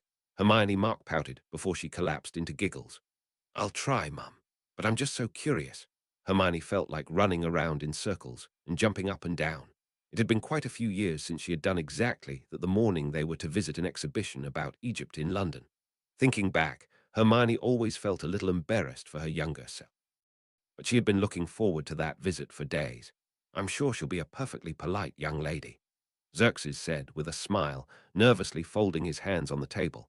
Hermione was sure he had to be terribly nervous over meeting his sons after all those years. She wasn't quite sure how she would feel in his shoes, but when she ever had children, she would know they existed. Men were a little disadvantaged in this. How are the preparations for the festival at your school progressing? With practiced ease, Hermione's Mother Jean moved the conversation into safer waters. Everything is finished, Xerxes answered with a thankful smile. They talked about the festival that would take place the following day until two men in their late 40s, early 50s, Hermione never had been good at estimating the age of people, were led to their table by one of the staff. While Hermione looked them over, everyone stood to greet the new arrivals. The two weren't identical twins, like Fred and George, but fraternal twins. If she hadn't been told that they were twins, she would have guessed they were brothers who were close in age. Both had dark, almost black hair that was braided back from their faces. They had a dark complexion and brown eyes. Their clothes weren't anything remarkable, but since they had been traveling the world, it was to be expected that they knew how to dress as to blend in with Muggles. And this is my heiress, Hermione. She is currently home from school for the holidays. Her uncle's words yanked Hermione out of her recollection of the oddly dressed wizards and witches she had seen the summer before last. Nice to meet you, she greeted politely, accepting the hands offered and shook them with a sure grip. It's nice to meet you too. There was a faint trace of an accent there that Hermione couldn't identify. They settled down again, and soon they had ordered their food. Under the watchful gaze of her parents, Hermione had no trouble restraining the barrage of questions fighting for attention in her own head. The fact that the two brothers, who had introduced themselves as Tiago and Teofilo, had so many entertaining stories to tell from their travels made it easy to just listen to them talk. Soon dessert was brought out, and the conversation had switched over to schooling. Xerxes had told some of the funny things that had happened at Hogwarts while he had been a student. Jean and Fabian had shared the story of how they had met during their studies to become dentists, and Hermione had been pressed into telling the story of her efforts to free the house elves of Hogwarts. Now that she knew more about house elves, she felt a little stupid for charging in headfirst before doing any research. But there had to be a reason she was a Gryffindor and not a Ravenclaw. We thought you all might like to visit some of the important and interesting sights of London after we have finished our lunch. Jean organized a tour with several stops. The Tower of London is just one of them. Her father was smiling. It was obvious that her parents liked the newly found additions to the family. They suddenly had much more of that. Going to get herself an ancestry test had been a good decision after all. Hermione really looked forward to being able to be an influence on politics once she had finished her schooling. That is a really nice offer, Mr. and Mrs. Granger. Tiago and I would be really happy to see the city. The one with the slightly broader face and a slightly curved tooth. Hermione wasn't sure if it was from a crocodile or something else, as a charm around his neck answered for them both. I would like to treat you all to a piece of cake or some ice cream at Fortescue's in Diagon Alley at the end. What do you think? Xerxes was in a really good mood, and Hermione was happy to see this. Ever since his other, younger sons had escaped the prison and then died in that horrible fire, she had worried that he might slip into a depression, but now it looked like this danger was less likely to happen. Engaged in lively chatter, the group of 6 ventured out into London to have a good time. After they had brought Harry back home yesterday, Remus and Sirius had gone back to Grimmauld Place and gathered what information they could from the tapestry. The actual portraits were tiny enough to only hint at the appearance of a person, but it was enough to see the color of their skin, hair, and other such superficial facts. There were also the names and the dates of birth. It should be enough for a good investigator to be able to find her and the twins, especially because they could tell that she had been in London somewhere in the months from January to March of 1981. Remus, and he had spent the whole morning with the search for someone who would be able to search for Olivian in both the Muggle and magical world. Because for the life of him, Sirius couldn't remember ever meeting her. But obviously he had. The tapestry showed the evidence plain enough. They had found someone and contacted the young Muggle-born wizard who had agreed to come to Grimmauld Place and talk with Sirius to see if he would accept the job. That was the reason why Sirius currently was pacing up and down the stairs in nervous anticipation. Now that he knew of his daughters, Sirius wanted to get to know them, meet them, be a part of their life. But he knew that it would take time to find the 3 of them. The world was big, and the part in which French names could be found wasn't that much smaller, but there was always the possibility that she was living somewhere else with the twins. Sirius feared that his patience would run out long before they could be found. And even when they were found, there was still the possibility. Turning to walk back, Sirius quickly changed the direction his train of thought was going in. He couldn't think about that, not yet. It would only make him worry more. Remus stepped out of the room where they had set up everything and shook his head at Sirius. Sit down and take a calming draught, Sirius. He will think you want to murder the 3, the way you're acting now. Sirius threw his friend a glare, only to get a laugh back before he went to do as Moony had instructed. Running himself ragged wouldn't do any good anyway. Not a minute later than agreed upon, but much later than Sirius would have liked, the young wizard was shown in by Creature. The first impression Sirius got was that he looked capable. His robes looked well kept and professional, but obviously weren't from one of those tailors Sirius had to get his robes from. Damn that ridiculous notion of fitting in. Sirius would love to see the faces of the whole Wisengamot if he came in jeans and a leather jacket for the next session. But now he needed to focus. Welcome, Mr. Jacobs. Thank you for agreeing to come here on such short notice. Sirius could be serious, no pun intended, when he needed to be, and currently seriousness was needed. It's no problem, Lord Black. The young man shrugged and gave a polite smile.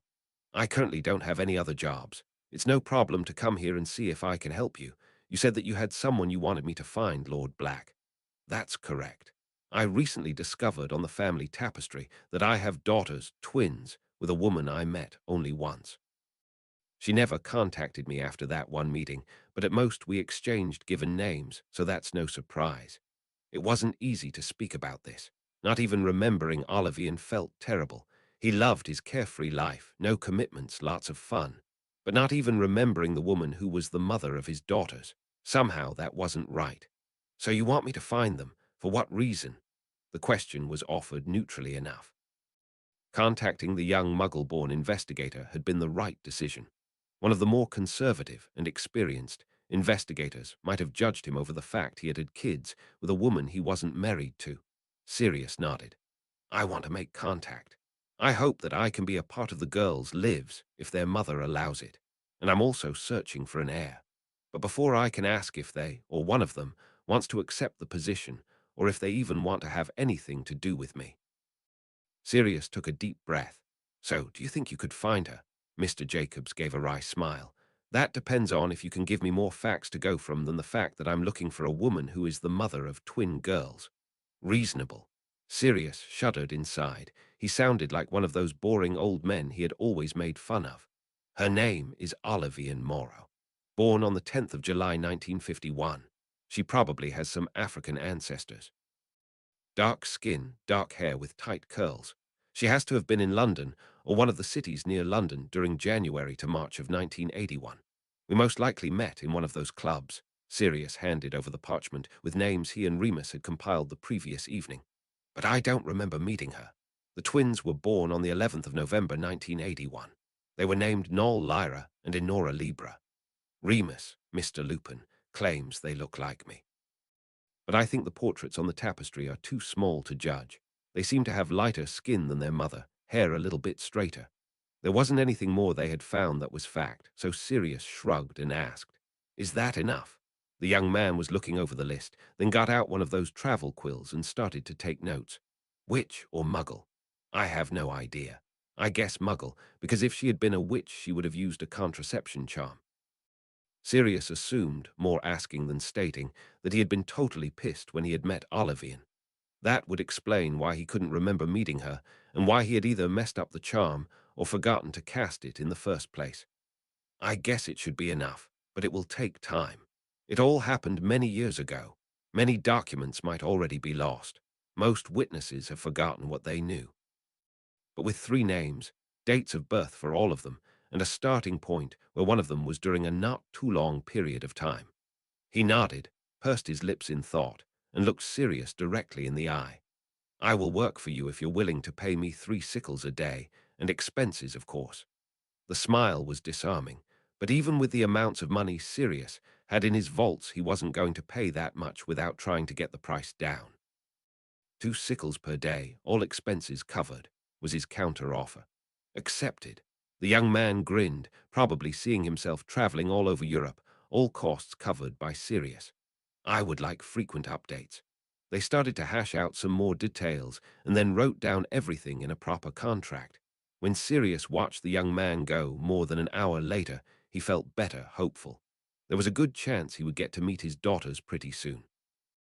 Uwu Harry stood in the flu room at Griffin House, his cloak draped over his arm, watching in amusement as Nagini argued with Marvolo. You were away all day yesterday. I want to come along. Her head was raised quite a bit from the floor, and the golden-yellow-colored rug her large body was coiled on contrasted nicely with the dark green of the snake's scales. Marvolo gave an exasperated eye roll before he started his hissed explanation yet again. That's all good and well, Nagini. But it's cold outside, and you and I both know that you'll start complaining about being cold after just a few moments away from the warmth of the fire. And I guess you'll be bored soon as well. For a few moments, Nagini swayed back and forth, probably contemplating if staying near the fire was worth more than being with her wizard and the young one. I know you can wave your stick and make it so that I stay warm. She sounded smug, clearly of the opinion that she had found the solution to all the problems Marvolo had listed. You would have to stay with me the whole time, no slithering OFF at all. That hissing could sound that Stern always made Harry puzzle how it was that Parseltongue worked. Snakes didn't really made any sounds, and the hisses humans speaking Parseltongue made always sounded the same, or so Ron and Hermione had claimed. Was it context that made it possible to discern between emotions? If you carry me, I will stay warm without you waving your stick around. Now the snake sounded even more pleased. Harry snickered. It was fun seeing her outmaneuvering Marvolo for a change. Normally, it was Harry who got pressed into doing something for the snake, like retrieving some of the rats for breakfast just this morning. Marvelo's red eyes gave Harry a "you think that's funny" look before he turned back to the snake, who was curled into a smug heap of green scales. "If you can't behave, I will send you back here with a portkey. So come over here, we need to leave." Harry swung the cloak around himself and tucked the mittens into one of the pockets. It was time to go and meet Theo so they could visit a weaving mill that belonged to Harry. It still felt really strange to know that he owned businesses, houses, flats, acres of land. Why and how had his family managed to get all that wealth? Marvolo stood as Nagini slithered up his body to wrap herself around the tall wizard, while the older cast a glamour on his eyes to turn them to the blue he wore in public, and waved Harry to go on through the flue. Harry grabbed a pinch of flue powder out of the container on the mantel, made out of some almost translucent, milky stone, before he threw it into the flames and stepped in, calling out his destination. Not home. Uo Theo had waited by the flue, his father back in his office helping Aidan with his reading, for Harry and the Dark Lord to pick him up. He still felt a deep sense of pride over the fact that he had managed to get as close to Harry as he had since the summer. When Harry could bring one friend on an outing, Theo had been the one chosen. Maybe Harry would have asked Hermione if the witch didn't have a prior engagement, or that Weasley from their year if it weren't obvious to anyone who would ever meet the boy that he would be bored within minutes. Being the first Slytherin, one of those Harry had gotten closer to just this autumn, to be considered was pretty good. And putting aside all that political posturing, Theo simply was happy that he would get to go on an outing with his friend. With a flare of green light and the typical sound, Harry stepped out of the flue first, followed by the Dark Lord carrying a really big green snake around his shoulders. "Hello, my Lord Henry." Theo bowed in greeting. The two were already wearing their warm clothes, so Theo quickly slipped into his own coat, wound the scarf around his neck, and put on the mittens. "You're ready to leave?" asked the Dark Lord after hissing to his snake, offering each teenager an arm. Harry took hold of the one nearer to him, and Theo, assuming that they would continue their travel via apparition, took the other arm. "I am, sir," Theo answered. "When does your father expect you back?" the Dark Lord wanted to know. Theo looked up to the wizard his father had sworn his life to and answered, "Father and Aidan expect me to be back for dinner. I have promised to help Aidan to rehearse for the play tomorrow." "Very well. I'll make sure that you will be back by then." With a spin, they vanished into the crushing darkness that always accompanied apparition. Theo's father always claimed that apparating on your own power wasn't as bad, but Theo doubted that. Uo, with a still unusual feeling of contentedness, Marvolo watched the way Henry and his friend Theodore looked on as an elderly squib operated a loom, creating inch after inch of cloth before their very eyes. "How does it work?"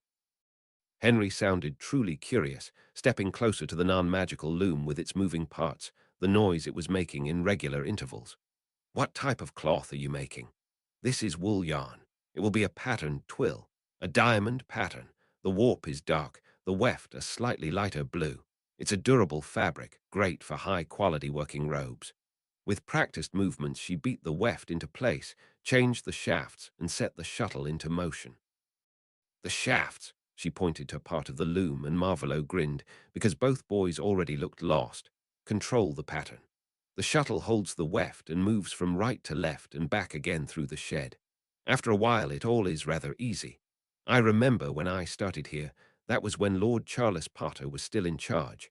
I felt like I had been thrown into a parallel world."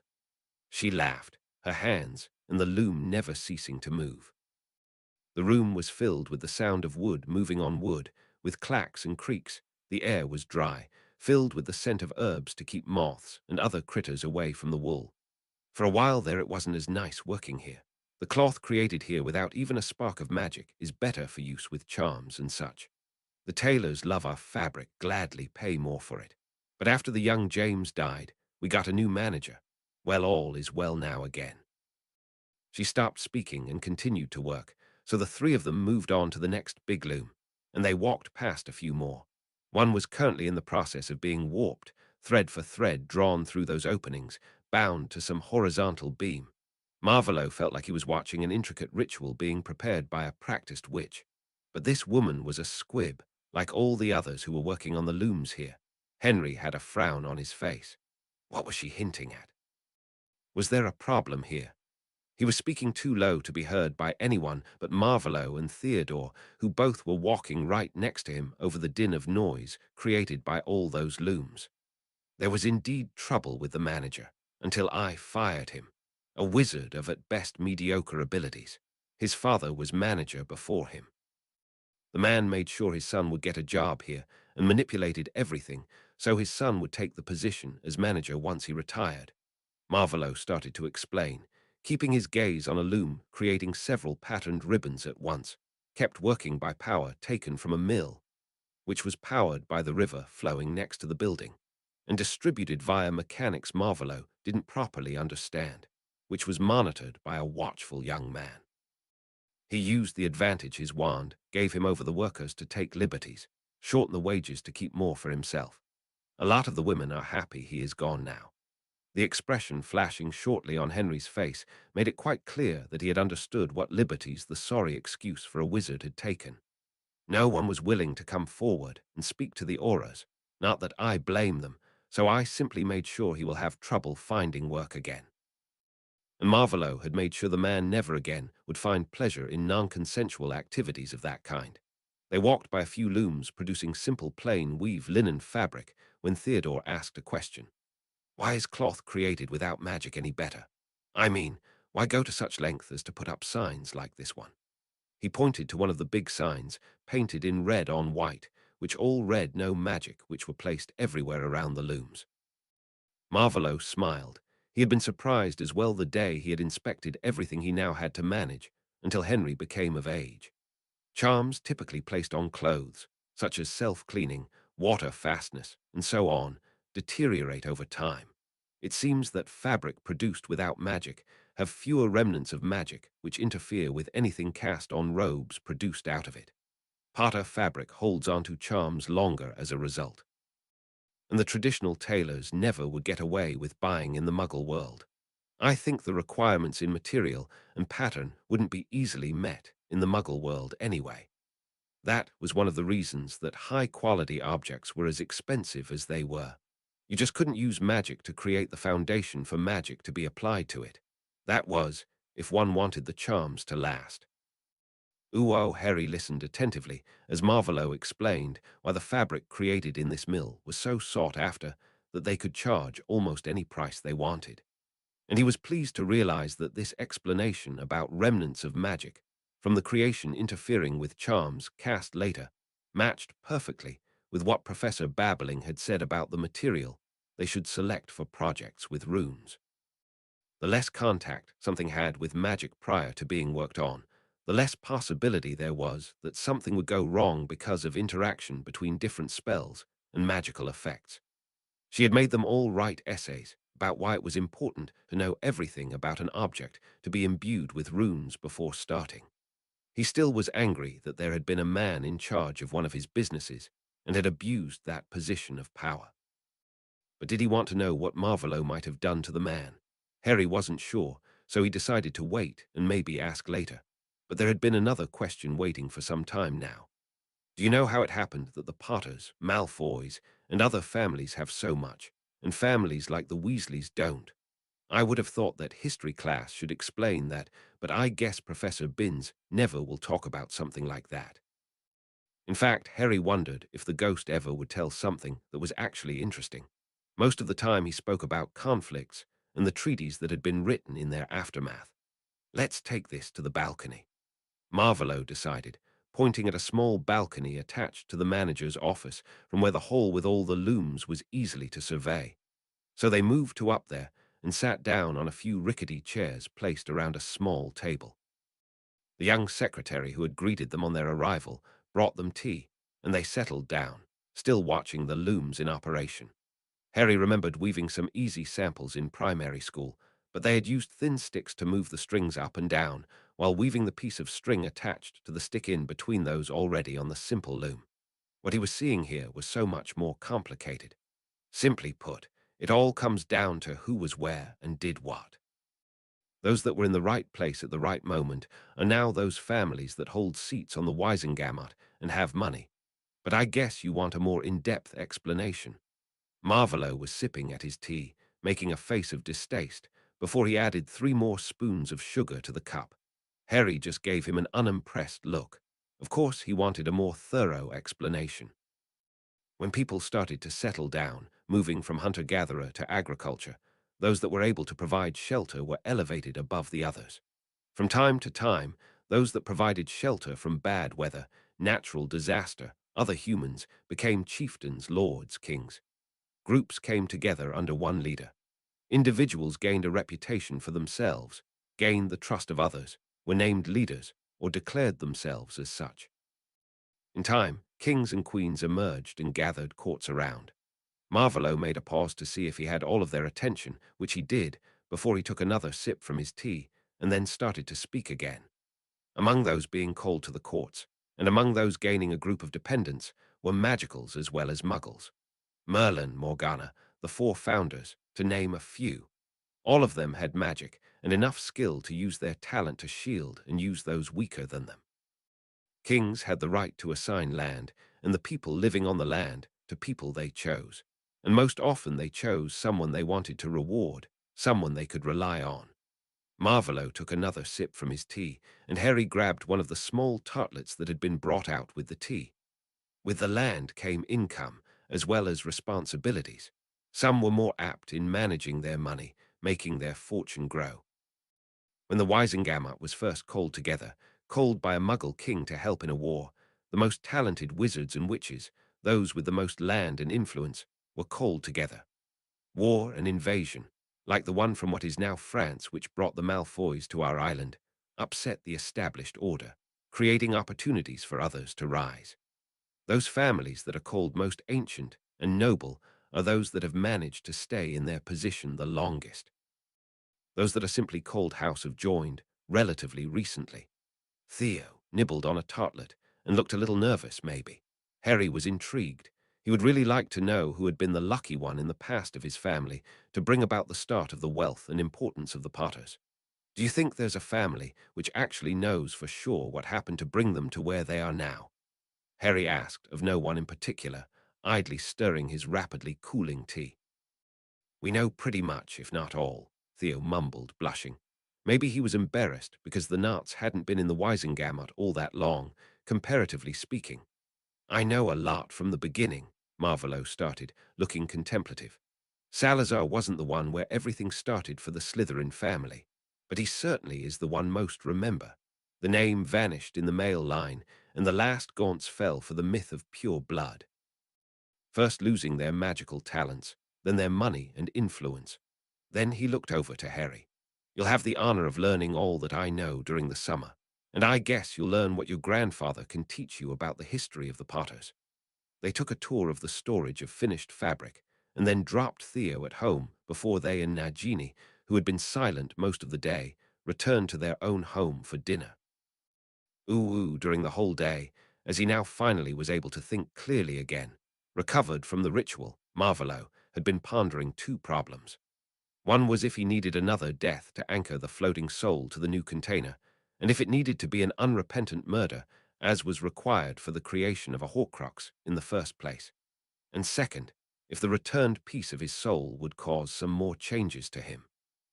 The first was something that needed a few more days to ponder, and probably would have to wait until after all the festivities were over and done with. But the second could be tested rather easily, at least compared to the speculations on how to adapt the ritual to move Horcruxes between containers. One possible change to his mind he had just finished testing, and was now packing away the materials gathered by Malcolm back into the charmed drawer in his bedroom. It looked like his current belief that he might simply be asexual and not unable to feel attraction to another human being because of his mutilated soul was still the most likely. In a way, Marvolo wasn't even all that upset about the possibility. After all, he had always thought of such affairs as a weakness, but he was unhappy with not being sure. He had always thought to know his own self pretty well, his motivations, his shortcomings, his own faults. He never would have admitted to any faults in the past, but he had always known of his own fears, his own weaknesses, because you needed to know to be able to shield them. Not knowing if he simply wasn't interested in sex, or if the continued effort to repair his own soul would change that, was frustrating, and all those matchmaking mothers and older witches haunting him because it was just expected of a lord to marry wouldn't simply go away. With a sigh, Marvolo cast the locking charm over the drawer. It would just be too complicated if Henry ever found this and started to ask questions. Marvolo was pretty sure he would prefer to not have to speak about the reason he had such material in his room. With another sigh, Marvolo banished those unproductive thoughts to the back of his mind and walked over to his bathroom for a nice long soak in hot water with a potion in it Severus had invented some time ago to counter the effects of the Cruciatus curse. The small phial had been on his nightstand when he came into his room after dinner, and Flim had informed him, after being asked, that Malcolm had brought it over earlier in the day and that he had to take a bath with it, healer's orders. Contemplating how bad he had been to his own followers that Severus had come up with a potion to counter the regular exposure to the torture curse, he started to fill the tub and stripped out of his clothes. It had been a long day. Rosamund was walking down the hall, floating a stack of bed linen beside her. It was late, all patients asleep in their beds, and she looking forward to the end of her shift. It had been a long day with difficult families visiting their loved ones, and a few of those rare fans of Gilderoy making a ruckus at the doors. She would really enjoy a glass of red wine while taking a long hot bath once she was home. Sweeping the hall with her gaze, the lights dimmed due to the late hour, she thought she saw someone moving out of one of the rooms. Setting down the stack of linens on a lone chair standing next to a potted plant, she carefully but swiftly made her way over to where she had seen the movement. When she spotted the man trying to sneak about in his nightshirt, she was surprised, and a gentle smile automatically spread over her face. All of them developed such a handling the patient's smile, it was more effective in keeping them calm than many other tools. "Mr. Dumbledore, why are you out of bed?" She smiled, moving one hand to her wand, the other towards the old man, who looked a little like a child who had been caught trying to steal some sweets from the kitchen cupboard. "Come, let's get you back into your room. You have to be tired after the long day you had." There was a moment where Rosamund feared he would try to dodge around her or run, but then he deflated and went willingly. Half an hour later, she looked in on Mr. Dumbledore a last time before going to change out of her work robes to find him sleeping peacefully. She would have to report his nightly wandering to the healers. They had asked that they all keep a close eye on Mr. Dumbledore, but that could wait until tomorrow. Whistling a jaunty tune, Rosamund walked away from her shift, waving to the Medi-Wizard taking over and went to go home. It had been a long day indeed. Chapter 69, Festival. Chapter text Saturday, 23rd of December. Currently Sonia and Severus were out in what was to become the potion's garden, laying down a plan of what to plant where. It was always important to take the soil into consideration, as well as water availability, shade and sun, and what other plants were growing nearby. Therefore they were out here to see the place with their own eyes and check the conditions with all their senses. Severus had a sturdy piece of paper clipped to a board, as well as a pencil to make sketches and take notes with. Both were more convenient in this scenario than the usual parchment, quill, and ink. They had left the castle this morning right after breakfast. Sitting at the same table as the students, because so few had stayed this year, wasn't what Severus would call a nice breakfast situation. He had been glad to leave early. "Do you think it's going to work out for us to stay the whole day?" Sonia suddenly asked, adjusting her scarf and hat. "Aurora agreed to watch my snakes for me today, and there are a female and a male prefect among those that have opted to stay behind. If there should be any trouble, they know who to ask for help. I'm sure they all will still be there when we return this evening." And how Severus wished he could hand the responsibilities of head of house to someone else for at least the duration of these holidays. He dearly wished to spend as much time as possible with his lovely wife in the manor, renovating. "So I guess we won't get to stay here tomorrow," Sonia said, with a grin, using a hoe to break the slightly frozen ground of the spot they were currently checking. "Minerva certainly will insist that we attend all meals, but there is still more to the holidays than Christmas, so we will get more opportunities to work on the manor." Severus grinned over to his wife. She grinned back. "We'll be expected at the Malfoys tomorrow, so we'll be able to escape the castle for at least part of the day." They had a lot of fun renovating. much more than Severus would ever have guessed. He let his eyes wander over the horizon, or what he could see between the small outbuildings and trees surrounding the manor. Everything was covered in a thin layer of ice crystals, glittering even in the overcast light. They had the air cold and crisp. It was a really nice winter day to be outside, securely wrapped up in warm clothing. Just moments before he was about to bend over his board again, to write down Sonia's assessment of the soil at the spot she currently was examining, when he spotted the form of an owl heading in their direction. The notes forgotten, Severus fixed his eyes on the approaching messenger. It only took a moment for Sonia to pick up on the change in Severus' posture, looking around to search for the cause. Soon they were both following the owl's flight to the half-toppled remain of a fence where it rested, clearly waiting to be relieved of its burden, a scroll of parchment. Dropping the board and pencil to the ground, Severus got out his wand and started casting detection charms at the owl and the missive on his way over. All came back without any indication that there might be a trap laid for him, so it probably was safe to get the scroll from the owl. The moment the scroll was no longer attached to its leg, the owl took off without waiting. Checking the seal, Severus quickly realized who had sent the letter before he broke the seal and unfurled the scroll. Master Snape, I write to you in the hope that your schedule will permit the addition of another project. The fact that the goblins have imposed a restriction on the number of ancestry tests hinders the efforts of Lord Lestrade in finding families for those young witches and wizards he is rescuing from the inadequate system of foster care the Muggles have established. I'm not asking for you to recreate the potion the goblins are using, but I am asking for you to find something to check for familial bonds beyond those between siblings or parents and child. Something to indicate the existence of common ancestors, not reveal all the names of them. Such a potion shouldn't violate the treaty. I will, of course, compensate you for your work, and the materials should you choose to accept my proposal. Please inform me of your decision. Sincerely, Lord Marvolo Slytherin's several thoughts immediately started running through Severus' mind. There were several perks to being an expert at clumens. First, there was the fact that his lord had asked him to develop this potion, not ordered, that was something that never had happened before. Then there was the idea of the potion itself. It was intriguing to ponder how he might achieve the goal that had been set. Who is the letter from? Sonia wanted to know, gliding over the ground over to him. Her curiosity shone in her eyes. Lord Slytherin. Severus smiled at her questioning glance. He asked if I might develop a potion for him. Holding out the scroll for her in invitation, he smirked.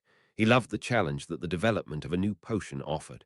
Sonia snatched the scroll out of his hand, unfurling it to read as quickly as she could. The smile that spread over her face was evidence of how much she liked inventing too. I think there are some books in the library that could help us with that. She waved the scroll in a playful manner. Do you want to finish here first, or go back and start right this moment? They shared a smirk. Severus summoned their supplies, and they walked back to the manor holding hands, the library their destination. They would spend a delightful day researching and gathering information to develop their vague ideas into a first attempt they would be able to brew and test. Uwu bundled up warmly to ward off the cold. Fabian followed his daughter and wife through the festively decorated London. They had had breakfast this morning, and then had made their way into the city to make the last purchases they needed. They had started early, so they would have the afternoon and the evening free to visit the school festival his uncle had invited them to. They needed groceries for the meal tomorrow, some last-minute presents for some neighbors, and candles, as well as a few other odds and ends. I'm so happy that Uncle Xerxes is getting to know his older sons. I'm sure it'll help him cope with the loss of the younger sons. Hermione obviously struggled over how to talk about the two wizards who had escaped from the prison and then later supposedly died in a fire caused by one of the other escapees. Fabian smiled another sad smile, unnoticed by the two women walking before him, chattering happily. It had been an interesting meal, conversing with the two wizards who claimed to have been born in South America, listening to their stories, to stories told by Hermione and Xerxes. It always was like getting to peek through a small window into a world so different from, but at the same time eerily similar to, his own. The timing of the two wizards' appearance was a little suspicious, though, at least in Fabian's eyes. Two sons escaped from prison and were caught in a fire so that their bodies weren't able to be identified by sight. Hermione had written to them that the newspaper had said that the Aurors had informed them that the remains had been clearly identified. But with the knowledge that magic was able to give someone the appearance of someone else with a potion, it wasn't all that reassuring to hear such claims. Magic was capable of so much, so why couldn't it be used in faking one's own death? And shortly after that convenient death, ending the search for the escapees, another two sons, twins, older this time, popped up out of nowhere. Fabian had read enough murder mysteries to smell a plot twist when he saw it. Yesterday evening, he had asked Hermione to see her ancestry test. He had claimed that he wanted to study it further. Sadly, it only showed Hermione's direct ancestors. Not even Xerxes was on it, only his parents, as they also were Dorcas, Fabian's mother's parents. No siblings or their descendants, only ever the parents of the one in the generation after that. If it had been different, it might have shown if the claim that Xerxes had had a total of 4 sons was true or not. So it had proven to be useless in this. But did it really matter in the end? He had no proof for his suspicion, and he had to assume that those Aurors knew what they were doing. They were the police in the magical world, after all. They should be aware of what magic could achieve, shouldn't they? And therefore surely they would have tested to make sure no one had used magic to fake their death, just to pop up as totally different people a few weeks later. The fact was that his little girl still had enough faith in authority not to fall into the trap of endless worrying and fruitless thoughts going in circles.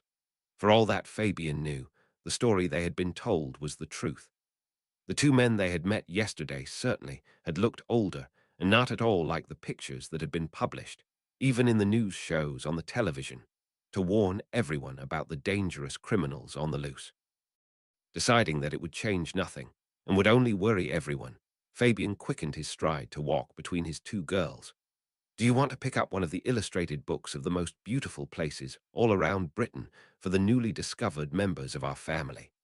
Jean and Hermione both laughed, and their daughter happily dragged them over to one of the nearest bookstores to search for a nice present. They certainly would not leave the store without at least one overburdened bag of books. Never ended any other way when Hermione managed to get them all to go into a bookstore together. They all loved reading too much to let it come out any other way. Smiling, with his doubts about Tiago and Teofilo all but forgotten, Fabian allowed himself to be dragged into the store overflowing with late shoppers just like them. Ooh, the grounds of Dorcas School for Youngsters.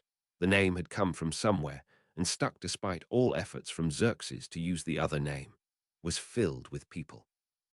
There was a strange mix of attire to be seen. Wizards and witches in robes and billowing cloaks, people in the latest Muggle fashion, suits and dresses, pointed hats and knitted caps, colors ranging from the somber to the cheerful. Music was playing in the background. Everything was lighted by fire, floating candles and torches. The scent of cinnamon and other spices, hot apples and baked goods filled the air. Xerxes walked around, speaking with everyone who wanted a word, happy that his plan had worked so well. If Severus Snape managed to make the potion their lord had said he would request, it would get even better. Getting all those lost children into families to be loved and cherished was what he truly wanted. Soon he moved over to the assembly hall with its stage, where the play all the children had worked so hard on would take place. He had never before looked forward to an amateur theatre production with quite as much anticipation as he did now. While he searched for his place, he saw Lucius and his wife standing with the Greengrasses a little farther back, talking animatedly. This informal gathering seemed to be well received by everyone. With a smile, Xerxes sat down. Narcissa had selected her robes in a style that put emphasis on the fact that her pregnancy was showing. It was wonderful to know that the number of children was going to increase in the next years. With a wave to Benjamin and his son, Xerxes sat down to wait for the play to begin. Uo Theo sat next to his father in the first row watching the play unfold on the stage. The audience sat in darkness. The stage was brightly illuminated. The play wasn't all that engaging. Lots of small parts of different animals played by the children. Aiden was a fox, and they were a squirrel, a bear, several different birds, including an owl and a magpie, a mouse, a wolf, and several others. They all looked quite cute in their costumes, complete with makeup. It had been difficult imagining what they would look like only from what Aidan had prattled on and on about the whole time since Theo had come back from school. It was nice having a little brother, and the novelty hadn't worn off yet, and so Theo couldn't really stop grinning. The seasons changed on the stage by the change of the light from a sunny yellow to a reddish-brown, changing the tint on the trees made of cardboard, so they changed from summer to autumn trees. When the trees changed to those of winter, their branches suddenly bare. Theo knew that some magic was in play here. First, the leaves did fall down to the wooden floor, and then snow started to fall from the ceiling. The applause after the winter had changed into spring again, and the play was over was thunderous. One after the other, the audience stood and clapped. Theo felt himself grinning from ear to ear. Aidan had had so much fun preparing for this, it had been a delight to help him rehearse. "Did you see me?" said Boy, still in his fox costume, came running down to Theo, skipping with each step and shouting his question. Then the boy crashed into his older brother, enveloping Theo in a hug. "Yes, I saw you, Aidan. You were really good." It was easy to close his arms around his adopted brother, returning the hug. "What do you think? Do you want to get something to eat? I'm hungry." For a short moment Aidan stayed in the hug, his head tilted back so he could look up to his much taller brother. And then he suddenly was walking towards the exit, Theo's hand firmly grabbed in his own. Laughing, Theo followed Aidan out into the cold and over to one of the tables offering food and drink. "Ooh, what do you think?" Jean turned around, away from the small stall showcasing a multitude of different ornaments, to look back at her husband, who was standing behind her, grinning at her enthusiasm. "Should we buy one of these for our tree back home?" There were so many pretty things the children had made. No angels or simple baubles like they could have bought in every other store, but small depictions of robins, snowflakes, different plants, ice crystals. They were simply beautiful. "As long as it's not something obviously magical, I don't see why not. Maybe that robin over there." He pointed to a small bird made from clay and painted in bright colors. Jean gave a small snow globe with eternally falling snow a sorrowful look, but then turned to the different robins. Fabian was right. If they bought something that was obviously magical, they couldn't risk it being seen by their neighbors, friends, or co-workers. And that meant they couldn't hang it on the tree. Sometimes it was hard not being able to tell anyone that their daughter was a witch and attended a respectable school for magic. Some of their acquaintances tended to mock them, not nearly subtly enough, about the fact that Hermione didn't attend one of the prestigious boarding schools their children had been sent to. But it was what it was. They knew that their daughter was one of the best students at her school, was going to be part of her world's leadership. The fact that she took that responsibility as seriously as she did almost everything was something Jean was proud of and a little bit sad over. Her girl tended to be too mature, too much like an adult. She should be a teenager, obsessing over romances, schoolwork, and gossip, not about the rights of house elves or hippogriffs. In the end, they decided to buy a robin and a small bunny before they wandered to the next small stall offering different kinds of cookies. They were content in the knowledge that Hermione was somewhere here having fun with her friends from school, which made it easy for them to luxuriate in the opportunity to delve into the magical world. Harry stood together with Hermione, Draco, Theo, and the Greengrass sisters near one of the fires, each of them holding a bowl with warm stew, potatoes, carrots, and pork were the dominant ingredients, and a slice of bread, and talked with them. It had only been a few days ago that they had been in school together and then on the train, but they already had so much to talk about again. Hermione alone had lots to talk about with the meeting of Xerxes and his previously unknown sons only a day in the past. It sounded as if they had had a fun time in London, visiting the Tower, Big Ben, Buckingham Palace, and Diagon Alley.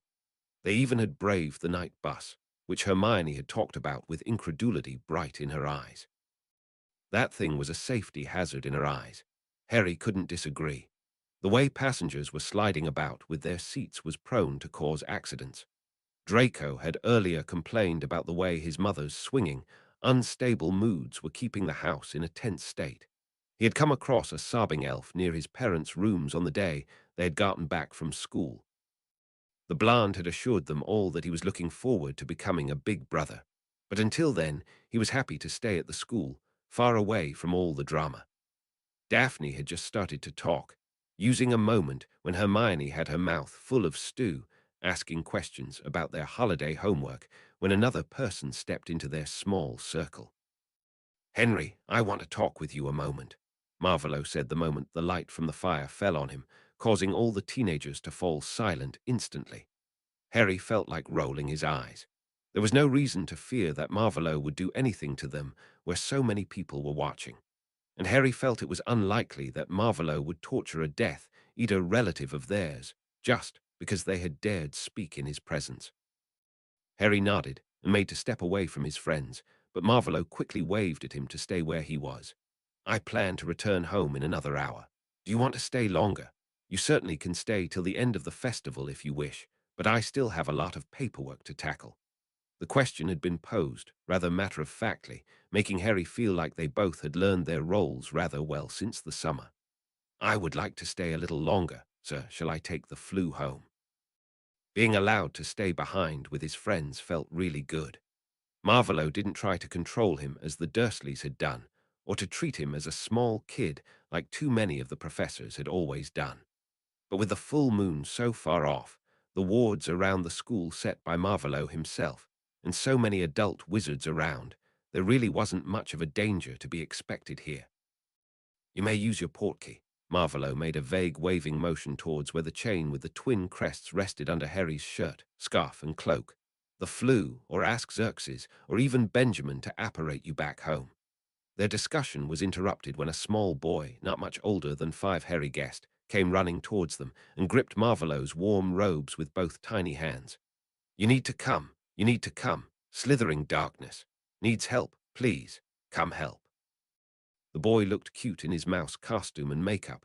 His short hair still was charmed a grey befitting a mouse, but he quite obviously was near a panic, keeping tugging on Marvolo's robes. The moment Harry registered that Marvolo had paled looking down at the boy, he started to wonder if he really had heard a piece of parcel tongue in there. "Who needs help? And where?" Marvolo sounded calm enough, but Harry was sure there was a slight tremor in the man's voice. "In the biologue, Boyle." The classroom with all the pictures of plants and animals. Slithering darkness. She stuck under a rock. Somehow it toppled from its place and fell on her. "I can't get the lid off. Come help." The tugging was getting more desperate, and now Harry was sure the small kid just had hissed what probably was the name of a snake. Then Marvolo suddenly looked totally calm. "Show the way." The boy didn't wait around, but started to run away from them, Marvolo on his heels, in a much faster pace than Harry had ever seen. "I think I'd better follow," was all Harry said to his friends before he too hurried off. Marvolo was lots better at handling Harry since they had become somewhat of a family, but he doubted that the man who still was a Dark Lord would do so well with a small boy who, if he truly was a Parselmouth, belonged to the family. Not really acknowledging that possibility yet, Harry dodged a few couples and their children on his way to the biology classroom. It was a good thing that he had kept up with his training. Flying had helped with it, as had the defense club. Otherwise, he certainly wouldn't have managed to run through the crowd without knocking anyone to the ground. When he reached the classroom, the light was on, and Marvolo was bent over something on one of the tables, while the boy dressed up as a mouse was nervously looking on. A few quick steps brought Harry to the young boy's side, where he crouched down so he wasn't towering over him so much. Suddenly, he felt really tall. "Hey, he's really good with magic. The snake will be fine." The moment Harry had said that, he realized that he actually couldn't be sure that the snake would be fine. He didn't know how badly it had been injured, but if it had been too late already, Marvolo surely would have stopped by now. Patting the shoulder of the child by his side, Harry offered what comfort he could, only to find himself with an armful of frightened child a moment later. Marvolo tried to concentrate on healing the snake, who seemingly was called Slithering Darkness. He certainly had heard that the child had spoken the name of the snake in parcel tongue, and the greeting between the snake, who had several broken ribs as well as injuries to a few inner organs, and the child indicated that they were friends of sorts. In the back of his mind, with a lot of other painful memories he tried to avoid most of the time, was the recollection of the first snake he had ever met. It had been just before he had been sent to school to learn reading, writing, and all that. He had loved having a friend so unique, something special. After one of the older kids had killed it with a stone, because the girls had shrieked about the dangerous snake, and Marvolo had been helpless. He had never again become so attached to one of the snakes that found him. Not until he had learned of magic, had learned how to defend himself, sometimes proactively. But the connection he had felt with that very first snake he had only reached again once he had found Nagini. But now he needed to concentrate on the healing spells he was casting. He had brought the snake here, promised that there would be prey and warmth, essentially taking the snake under his protection. She had been hurt in the place he had left her.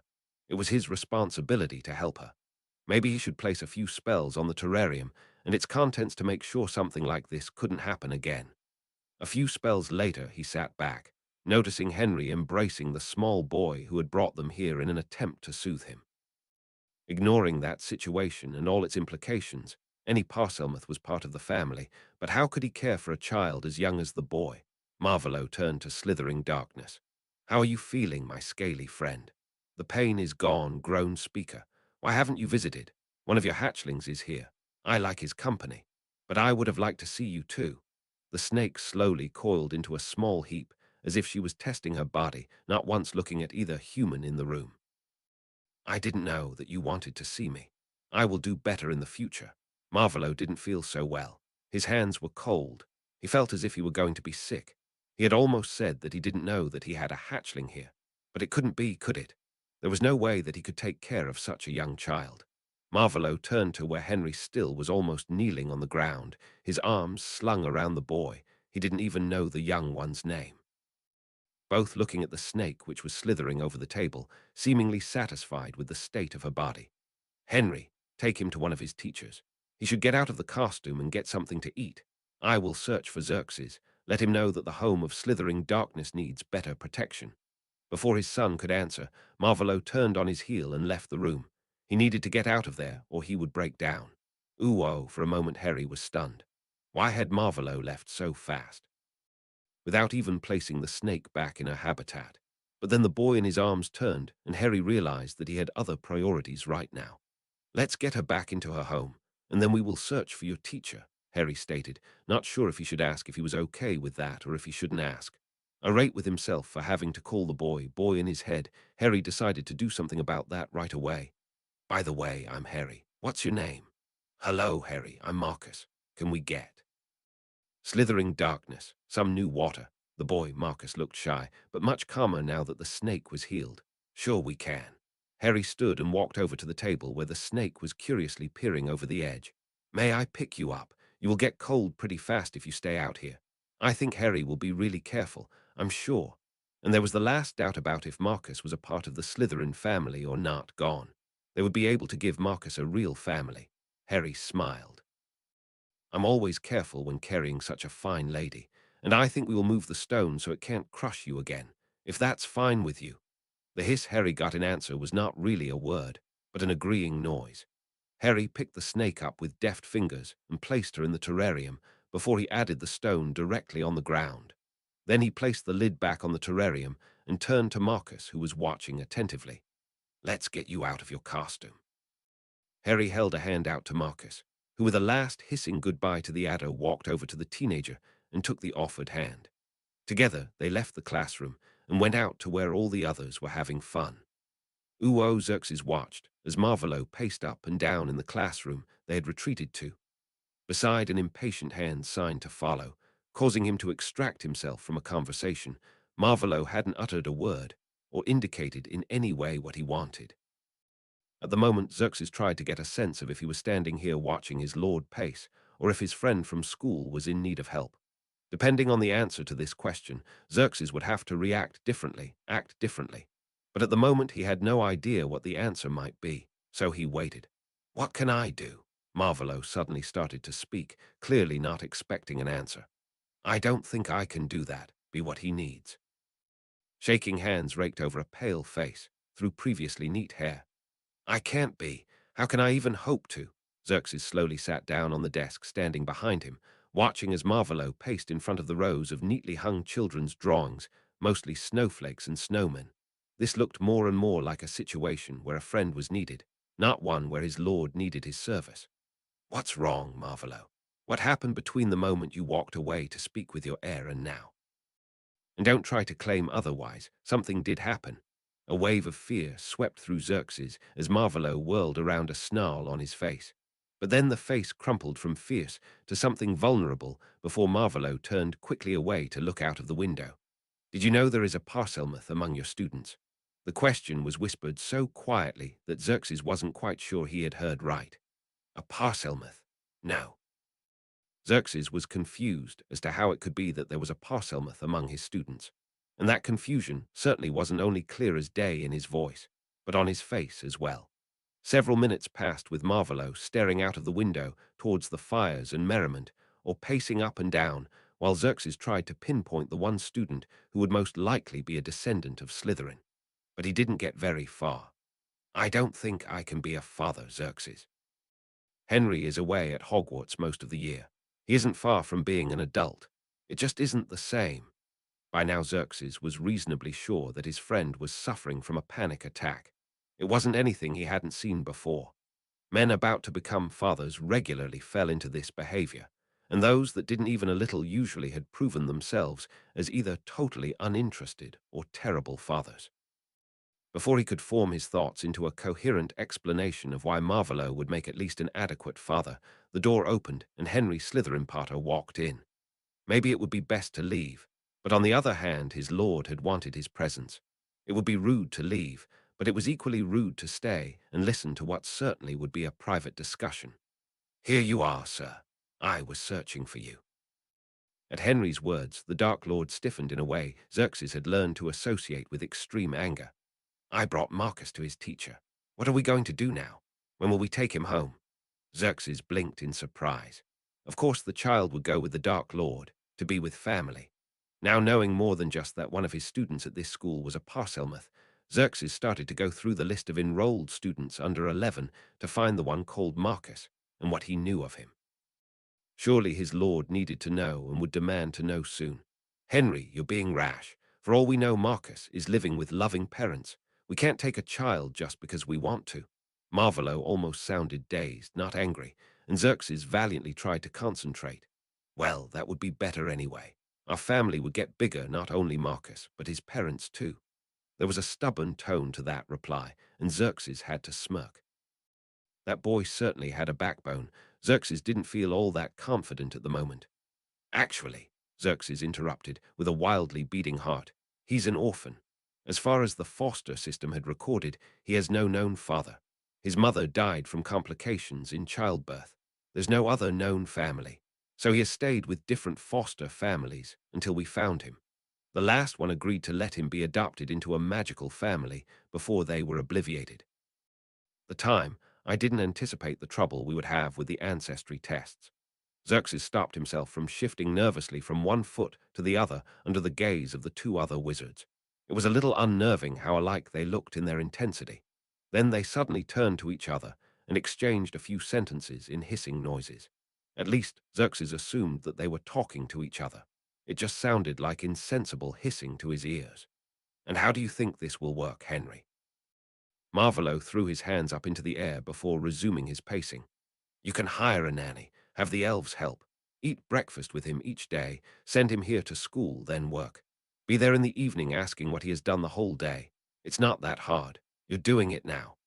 The teenager had started to pace as well, and Xerxes felt superfluous. But to leave the room he would have to cross the younger wizard's path, bringing attention to himself that he would rather avoid. Marvolo only gave a snort and kept pacing. We can't just ignore the fact that he belongs to the family. In a few years others will learn about his ability, will recall that we must have known. How will we look then? The voice of the green-eyed teenager was cutting now, almost mocking, and Xerxes had to give him a point for politically sound thinking. That would be a scandal of epic proportions. We both know what to avoid, what not to do, and there are people we can ask for help. We can't leave him here, slumping down on a desk. The chairs in this room were too small for an adult to sit comfortably on. Marvolo rubbed one hand over his face. He looked tired. Getting custody of you was rather easy, Henry. Everyone was still shocked over my sudden reappearance.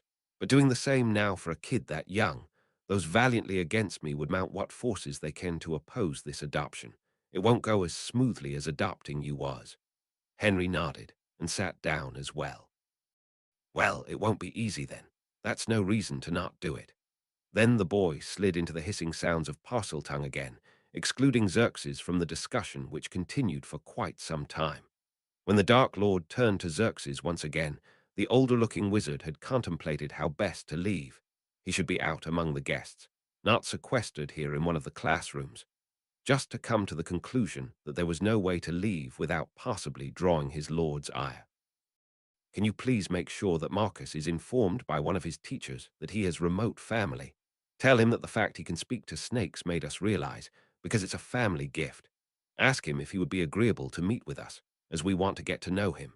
I'll get my solicitor on the task of preparing everything for an adoption. Xerxes only nodded and bowed. Marvolo sounded resigned, but there still was a spark of something in the man's eyes that Xerxes wasn't used to seeing there. Uncertainty. It wasn't something totally new, but since the young boy by the name of Riddle had proved that he was more than a mudblood, Xerxes had never seen it again. Seeing it now made him appear human again. Trying to smile reassuringly without being patronizing, Xerxes made for the door. I'll do that, and keep you informed. When Xerxes was once again among all the guests, children and parents, he relaxed. It would be not easy getting Marcus under Marvolo's guardianship, but in the end there was no doubt that the gift of Parseltongue would be enough to sway those that had to decide. Family had the most influence over such decisions, and it was unlikely that that would change any time soon. Albus sat in a quite cozy armchair in the lounge, the long-term patients got to use from time to time, contemplating his possibilities. Yesterday evening, he had tried to nick a wand from the Mediwitch when she had caught him scouting the hallway. He had learned that the small pockets in the robes were spelled to make sure the wand couldn't be taken out by just anyone. A sensible precaution. Some of the people that were treated here shouldn't get their hands on a wand, but annoying for himself, being held here against his will and without reason. He hadn't had any visitors today, and taking a wand would be discovered quickly, so he needed a solid escape plan before he tried to get his hands on one again. Maybe he should take another look at the complex magical wards around the door to the ward that were keeping patients in, but which let personnel and the occasional visitor through. Albus had looked into other possible exits and had only found the windows, as the fireplaces weren't connected to the flu network. And even if he was reasonably fit for his age, climbing out of windows and down walls wasn't something he thought he could manage without trouble. Trying to look casual, Albus got up from his seat and wandered off, looking at pictures and portraits on the walls, a potted plant that looked to be in dire need of water, and other people sitting around, either reading, playing games, or staring into space. When he reached the hall and walked slowly in the direction of the door, Albus huffed a breath of relief. If he could manage to look a while at the doors, he might find the conditions that regulated who could pass the door, which would significantly increase his chances of success. Near the door, Albus started to concentrate on the door frame, trying to identify the nexus of the ward barring his exit this way. It was hard doing this without his wand, and silently, as he didn't want to risk drawing attention to what he was doing here. Mr. Dumbledore, there you are. Albus flinched in surprise when the man who claimed to be a healer working for Albus Health spoke up behind him. Turning while trying to come up with a good reason for standing here, Albus placed his grandfatherly smile in place. Healer Jugson, why were you searching for me? It's late in the evening, but not yet time to go to bed, is it? He laughed, trying for friendly. It makes me feel quite young again to have a curfew to be in bed. How may I help you? The healer smiled friendly enough, but the fact that two others, a witch and a wizard of big build, were standing just behind the man with concentrated expressions made Albus wary. The results of our repeat test have just come in, Mr. Dumbledore, and it seems that the extent you're affected was masked by something during the first test we did. Please come with us. We are moving you into another room. Luckily, we caught this in time to adjust your healing plan, so you probably will be able to leave not too far into the new year. Before the healer, certainly one of Tom's people, he just had to be, had finished his last word, Albus tried to run for the door. Another room, adjustment to the healing plan. That couldn't mean anything good. But before he had reached the wards, he was struck by a spell, and everything went dark. It was infuriating. Normally, Fenrir didn't tend to use such big words, but the current situation needed big words. There was no other way to express his anger and even come close to the real enormity of his feelings. He was pacing here, the cracked and dirty floorboards groaning under his steps, in a ramshackle, run-down hut, when he should be living in one of those manors that the wizards had built only for themselves. With a growl that exposed only the tips of the fangs he had fashioned out of his canines, so he would look more like his true self, even in this inferior form, Fenrir turned to the hapless fool sitting on the faded armchair. "So you have lost another one. How is it that suddenly all of our people run away?" But Fenrir already knew the answer. Slytherin. His influence on the Wisengamot and the laws was eroding the ground Fenrir had built his pack on. Now the laws were changing, and the members of the pack suddenly had other opportunities. Rob said he didn't need or want our help any longer. His brother offered him a job on their small farm. They grow and gather potion stuff, I think. Ted shrugged, his faded robes sliding with the motion. With another growl, Fenrir turned sharply on his heel, walking in the other direction. This wasn't good. In fact, it was catastrophic. The people were leaving, his pack shrinking. And they had half a month until the moon would be full again. Much too late to act against that bastard Slytherin, or the cowards that abandoned him for the prospect of acceptance by wizards, however shaky that acceptance would be. Again turning, dust falling down from the ceiling, Fenrir sought an escape from the dilemma he was in. The Auras were hunting them down, obviously knowing all of their older hideouts, most likely the doing of Slytherin. Again. More intelligent and flexible wolves were deserting him and their cause, leaving for the continent or finding shelter with wizards like common mutts, leaving Fenrir only with those wolves who had no other options or had been with him since they had been cubs. Sadly, not one of them knew much magic, or any at all, leaving them without options outside the transformation on the nights of the full moon. The fact that everyone whom he wanted to hurt most was behind strong wards only added to his problems. And the so-called suicide through poison Yaxley had suffered. Well, there was no way that had been suicide or an accident. It clearly had been a message to the remaining Death Eaters. Who dared to even set one toe out of line was to suffer death, or worse.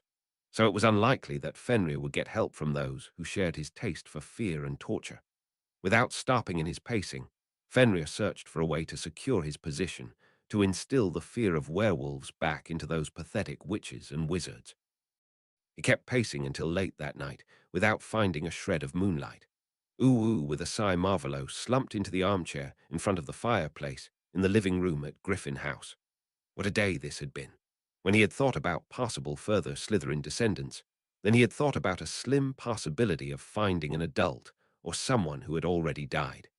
Never even once had the thought crossed his mind that there might be a child he would have to take in. And that was exactly the situation they were in now. They had to take Marcus in, just as Henry had said. It wouldn't work out any other way, if there was any way to avoid it. But there wasn't, and it would be best when Marvolo stopped searching for a way to avoid the inevitable. If they didn't start with attempts to adopt Marcus right now, the moment they noticed he existed, that could be something their enemies could use against them. Marvolo wasn't convinced that they would be able to adopt Marcus without problems, but Henry's fierce words had helped him realize that there were fewer obstacles there than he had feared. Slowly shaking his head in remembrance, he got up again to fetch himself a tumbler of fire whiskey. Henry's claim that he would testify in favor of Marvolo so he would be able to adopt Marcus. The exact wording Henry had used still was bouncing around in Marvolo's head. That the fact that there was absolutely nothing wrong with the way Marvolo acted as a guardian was one of the things Henry had the most trouble with. That Henry had wanted to hate him in the beginning, but couldn't keep doing that because he suddenly had what he always had wished for, someone who cared. Marvolo could relate, and that fact terrified him. It was right up there on his list of terrifying thoughts of the day, next to being responsible for a boy only 5 years old. He really didn't feel capable of that, and wasn't that a first. He had never thought that he couldn't do something. If he had to guess, he would say that was pretty normal for the average human, but since his childhood, he never would have called himself average in anything. Slowly sipping on his drink, staring into the flickering flames, he contemplated whether it would be a good idea to visit with Madame Goyle soon. He couldn't keep taking strong, calming drafts every day for the rest of his time, as he had done today. Chapter 70. The Ball. Chapter text the middle of the night. Saturday, 23rd of December. Harry woke to being shaken at his shoulder. He opened heavy lids to a room bathed in subtle light, and Marvolo sitting at the side of his bed, sounding a little panicked. "Henry, Henry, please wake up." Harry was awake instantly once the panic registered, sitting up just slowly enough for Marvolo to back off without their heads connecting. "What's wrong?" Harry still sounded half asleep, rubbing his eyes in an effort to get the remnants of sleep out of his eyes. "He's panicking." Nagini hissed from somewhere near the door, and Harry rolled his eyes because that was the most unhelpful comment ever. And when had she started understanding plain English? "Nagini, I'm not panicking," Marvolo hissed, clearly not amused, watching Harry arranging himself to get out of bed. "Stay under the covers, Henry. I need to speak with you, but there is no reason to get up." Harry blinked, totally confused now. Why would Marvolo come into his room in the middle of the night, wake him, and then only speak to him? But he at least wanted to see properly, so he reached over to his bedside table to pick up his glasses, and to quickly check that he had covered the picture of Hogwarts he had been working on last evening. Wouldn't do for Marvolo to see it before it was finished. When he was sitting under his warm covers, leaning against the headboard, his glasses on his nose, Harry asked again, "What's this about? Couldn't it have waited until, I don't know, breakfast?" He realized he sounded grumpy, but he was. Getting woken in the middle in the night tended to do that to him. The look Marvolo gave him for that seemed to imply that Harry was slow, but then he started to speak, still sounding somehow off. "The day after tomorrow is Christmas morning, and I fear we'll not have enough time to get something, and I don't even know what to get. But I feel it's really important. Or don't you agree?" The moment Marvolo had mentioned Christmas morning, Harry had caught on and silently was cursing himself for his stupidity. Images of him sitting in the dark, listening to the merriment of the Dursleys, a box of dog biscuits, a coin taped to a loveless card, and a single toothpick flashed before his eyes. This was important, and there wasn't a lot of time left. Harry nodded, his thoughts racing. "Yes, you are right. We need to get him something." Even after years of the same treatment by his aunt and uncle each year, their mocking gifts had hurt him. This was important. They needed to do this right. And he would have known that even before he had spoken with Madame Goyle about the lack of presents from the Dursleys. But what? Marvolo huffed a breath, and the smell of alcohol wafted over to Harry. It seemed that Marvolo was very much affected still by the thought that a small child would soon be dependent on him and his actions. That probably was a good sign. Not the alcohol, but the fact that Marvolo was working himself up over caring for Marcus. Something nice. But we don't know a lot about him yet. Harry let a few possibilities run through his mind. "I think a toy, maybe. He's too young to really like a book, I think. A nice blanket, with a picture of the snake on it." He shrugged a little helplessly. What would a 6-year-old like to have as a present for Christmas? Maybe a few sweets as well. Exhaling slowly, Marvolo nodded. "Sweets. That's a good start." There was a flash of pain before the mask was back in place.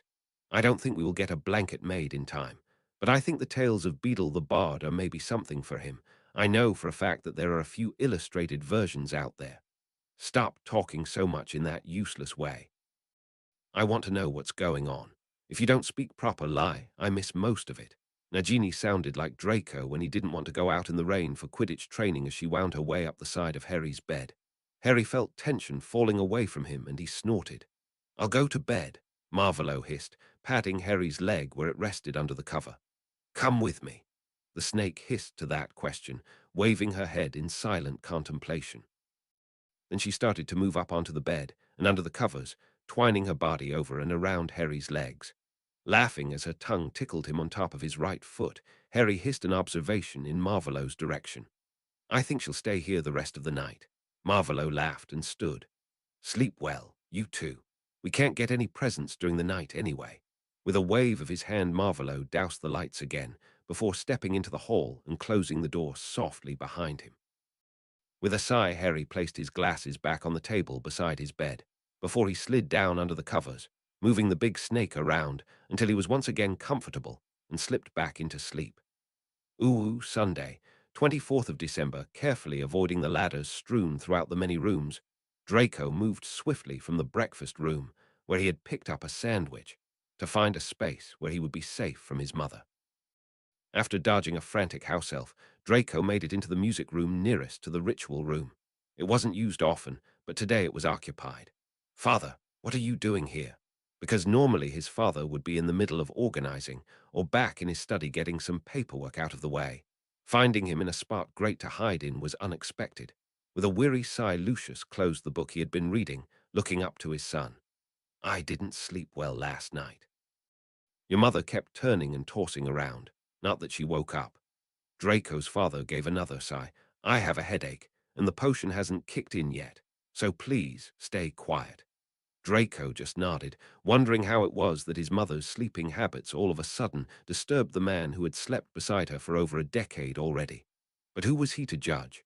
Maybe his father just had had a bad dream and didn't want his son to know. So Draco walked over to the bench set in front of the piano to eat his sandwich with ham, mayonnaise, and tomato slices. As much as he looked forward to the ball, meeting all his friends, dancing with Astoria, he could do without all the hubbub and unrest created by the preparations. When an elf came into the room, vanishing dust from flat surfaces and the carpet, then starting to float garlands of greenery, Draco didn't care to get close enough to identify what kind of conifer it was. To the ceiling, both Draco and his father fled again. Maybe taking refuge in his own room, pretending to work on his homework or revision, would give him the calm he wanted to have. Ooh, when Henry walked in for breakfast the next morning, Marvolo was already reading the article about the festival in the Daily Prophet. All in all, it was a complimentary article, with an emphasis on the quality of education offered to the children, as well as the fact that it gave young muggle-born witches and wizards an opportunity to acclimate themselves earlier to the way things were in magical Britain. "Good morning, Henry." He greeted the boy with a smile, working hard not to blush over his irrational behavior of the night before. Mixing a strong, calming draft with alcohol wasn't the best idea he had ever had. Not the worst, by far, but certainly not the best. Waking the boy in the middle of the night, what had he been thinking? "Good morning." Henry didn't look all too awake, slowly taking his seat at the table and almost mechanically filling his plate with his usual favorites. "Didn't sleep well." Marvolo folded the newspaper, placing it to the side, and started to prepare another cup of coffee. The headache he had awoken to, luckily, had reacted favorably to the sobering potion he had taken. Henry shook his head. "Every time I turned I woke because Nagini got in the way. She's decided to spend the day on the rug in front of the fireplace in the study." Marvolo felt his eyes go round as Henry filled his mug with coffee instead of tea, adding lots of milk and sugar. "Are you sure that you should get up? The evening is going to be a late one. Usually such a ball doesn't end until well into the night." Marvolo took a sip from his sweet coffee, taking in Henry's ruffled hair and pale face. "I recommend you at least take a nap before we depart later this afternoon." Before he could elaborate why he thought that was a good idea or bring up what they had discussed in the middle of the night, he felt as one of his Death Eaters called for him. What now? Marvolo hoped, for the sake of whoever was calling, that they had a really good reason to disrupt his breakfast like that. He got up with a sigh, quickly draining his coffee and snatching up an apple to take along, and looked over to Henry, who now suddenly looked a lot more attentive. "Everything all right?" the teenager asked. "I don't know yet," Marvolo answered, already preparing to leave. "But I'll find out." Henry looked worried. "So you have no idea? They wouldn't call unless it was important, would they?" My cloak. He needed to make sure Henry didn't needlessly worry, because there was no reason to. Besides the order to look for children in dangerous situations who might need help, and the one to have bigger families, there are no orders that all of them have. Maybe someone has found Fenrir. He shrugged and accepted the cloak from the elf. "Don't worry, I don't plan to leave headquarters. I'll be quick." And he planned to be. "Good." Henry nodded. "I'll start on the Transfiguration S." Swinging the cloak around his shoulders, Marvolo swept from the room and made for the flu room to apparate over to headquarters. He really hoped that there was a good reason to call on him today, of all days. Once again, Jeremy was waiting for his lord, not sure how his questions would be taken. To keep his mind from falling into blind panic, how he could work in an emergency situation at the hospital, but be so nervous now. He didn't know. Jeremy wondered if the others were equally nervous whenever they had something urgent they had to tell their lord. Or was it just him? Suddenly, the door to the audience chamber opened with enough force to make it crash into the wall. Without hesitation, Jeremy fell to his knees, bending low to the ground, struggling to keep his breath calm. He wished Dumbledore's test results had come a few days later. Then he wouldn't have had to call his lord during the days surrounding Christmas and Yule. But there wasn't a thing he could change. He just had to hope that the stable state of mind the Dark Lord had displayed since his return would hold out. What's so terribly important, Jeremy Jugson, that it couldn't wait a few more days? The Dark Lord demanded to know the moment he took the last steps to come to stand in front of Jeremy's hands where they rested on the wooden floor. I received the results of a test we repeated on a patient. It had come to my attention that he wasn't improving as he should have. It seems as if he had taken a potion to mask the effects of the dangerous magic affecting him. The results of the new test show how severe the damage really is. His treatment could go either way. He could regain his health with a little luck, or lose his life if he is really unlucky. I'm contemplating giving a little more responsibility to one of our junior healers. I'm feeling a little under the weather and might need a few days off. But I wanted to ask what you wish me to do, my lord. Jeremy quickly reported his reason to be here, maybe that would help the man keep calm, making sure his lord could infer from his report that there was a chance to kind of sabotage the treatment of Mr. Dumbledore, because his oaths made it impossible for him to directly cause harm to a person under his care as a healer. Shivering in fear, or because the floor was cold, he wasn't really that sure which was the cause. Jeremy waited with anxiety growing in his stomach with each moment the Dark Lord stayed silent.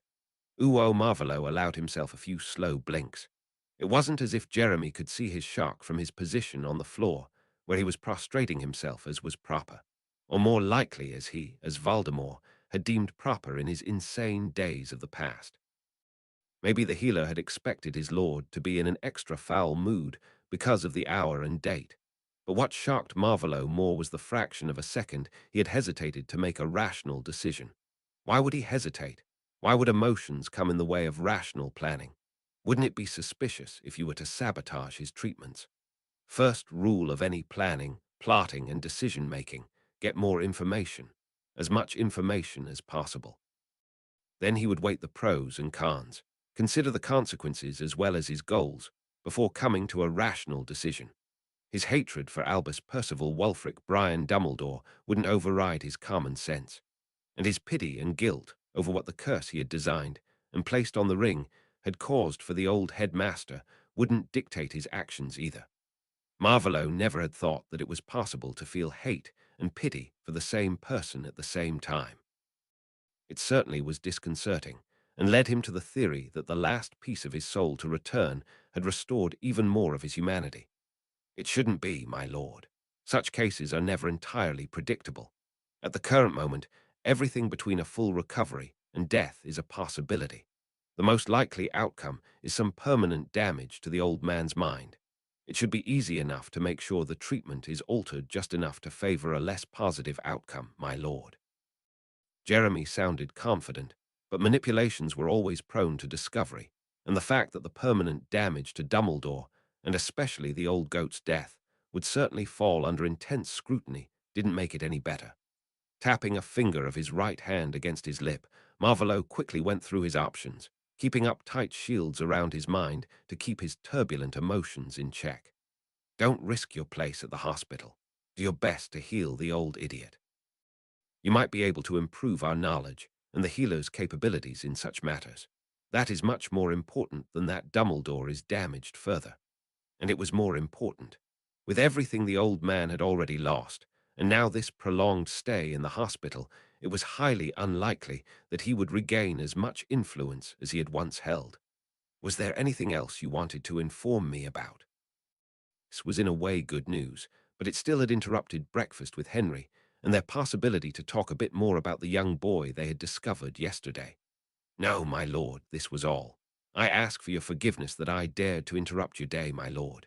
As the healer was still cowering on the ground, Marvolo allowed himself to roll his eyes. Sometimes the extreme reverence got on his nerves. You're forgiven. Go. Report back. A written report will do if there are any new developments. So dismissed, the healer stood, bowed again, then left. Marvolo waited a moment until the other had left, before he made his way out as well. He would have to explain to Henry what he had learned, and then somehow get his hands on a few chocolate frogs and an illustrated version of the tales of Beadle the Bard. Ooh London had volunteered to explain to the kid what had happened the day before and what would happen next because of it.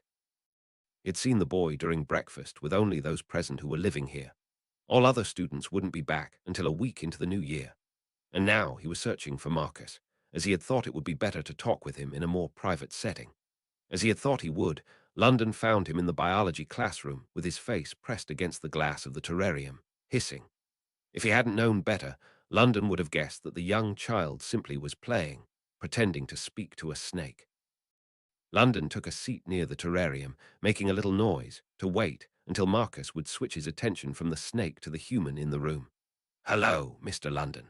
The boy whirled around, the short robes he wore over his trousers and pullover, swinging. "Did you know that a snake can feel people walking in because the floor shakes with every step?"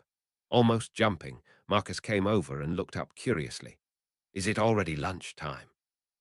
"No," London smiled and patted the chair standing at the same table he had sat down at.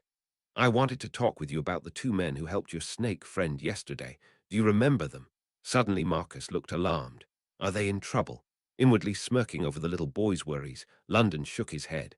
"No, they aren't in trouble. After all, they helped a snake in danger. Why should they be in trouble for that?" Reassured, Marcus nodded solemnly and sat down. "But they noticed that you, like them, are able to speak with snakes. That's an ability that runs in only one family. They are distant family to you and would like to get to know you better now that they know you're here." London had contemplated many different ways to break the news, since Lord Lestrange had approached him about this the previous evening. But in the end, there was no way to do this delicately, as some people might insist this should be handled. So he had decided to be honest and keep his explanations to words a boy not yet able to write all letters would understand. Marcus, brow furrowed in concentration. Why didn't they know? I could have lived with them. Because the connection between them and you is way in the past, way before your parents or even your grandparents. The family didn't stay together, so they don't know where else there might be people with the ability to speak to snakes. They only found each other this past summer. How did one explain family feuds, disinheriting of squibs, and other factors unknown to a child? As London didn't even know what, of all the possibilities, had been the reason that the descendants of the Slytherin family had been lost, he decided to go with the common outcome of all those, losing contact. London watched as Marcus thought that through. "I would like to meet them. They seemed nice. Can I go play now?" "Sure you can." He watched as Marcus went back to the snake, hissed a few words, probably it was several words, there was no way to be sure, and then ran out of the room, probably over to where the others were playing a game of cards. That had not gone the way London had expected it to go. He had either expected anger over the fact he had been alone so long, or over-enthusiastic happiness. But he guessed, as the small guy couldn't be sure what would happen, this was a reasonable reaction. From what little he had learned about how Lord Slytherin handled himself around his adopted son, he had at least some hope that this would work out to be something positive for the child. Ooh, a few passes with a comb, and Harry was happy with the way his hair was styled. Now that it was a bit longer, and he had used the potion which had worked out best from those he had picked up in Hogsmeade, it was a little bit more controlled. Not enough that he felt like a swat neat as a pin, but more as if he had really used a brush for once. With a chuckle and a nervous gesture neatening his robes, Harry deemed himself ready. A chuckle made him turn. Marvolo was standing behind him, his robe over one arm, slacks, gleaming black dress shoes, a silken embroidered dress shirt already darned. "You look good. Why the sudden interest in your appearance? Are you interested in Miss Greengrass?" There was a teasing note to Marvolo's voice, and Harry responded by sticking his tongue out. He wasn't in the mood to be teased. "No, I'm not. As you well know, she asked me to go with her as a friend, nothing more. Time to change the topic. You look good as well." And he did. Currently his eyes weren't glamoured just yet, so the vibrant red stood out from his dark hair and pale skin. "Go on. Miss Greengrass is waiting for you. We'll meet up at Malfoy Manor." With a nod, Harry stepped over to the flue and the ornate box on the mantel. A pinch of flu powder in hand, he stepped into the fireplace, calling out his destination. A nauseating trip with a lot of whirling later, Harry stepped out of the flue over at Greengrass Manor. The room was richly decorated with a plush carpet, silk-covered walls, and a painting on the ceiling depicting some mythological scene. Before Harry could start to wonder what to do now, an elf popped into existence right in front of him, making him jump. Even after weeks with elves of his own, he hadn't become accustomed to their penchant for popping up unexpectedly. "Young master, good evening. Please wait here. Young mistress comes down soon." And with another pop, the elf was gone. Luckily for Harry, it didn't take long until Daphne came into the room, closely followed by her parents and her younger sister Astoria. With a smile and a bow, Harry greeted his date for the day before he turned to Lord and Lady Greengrass to bow again. It was kind of terrifying to be here on his own, with so little actual training in these matters, representing the two families he was heir to. Truly terrifying. But Harry always had been good at working under pressure, and this wasn't a situation where death was a real possibility, unlike against those dementors in the forest, and judging by the smiles on everyone's faces, if he did something wrong, it wouldn't be held against him. "Harry, what did you do to your hair?" Daphne blurted out, breaking the socially acceptable but stilted atmosphere. Harry grinned when he answered. "I let it grow out a little, helped along with a potion, and then worked still more potions into it. I definitely am not vain enough to go to that much trouble on a normal day at school, but for something like today it's worth all the hassle. I remember the days I could do just that with fondness," Lord Greengrass dryly remarked before turning to his wife, taking her hand in his. Her eyes were sparkling with amusement, and for a short moment Harry wondered what story the both of them were remembering. "I like your robes, Slytherin Potter. Are those flames?" This year's theme was a real problem to match robes to, Daphne's mother asked with kind curiosity. To that, Harry could do little more than nod. It had been hard. Father came up with the idea of what hospitality means in different cultures.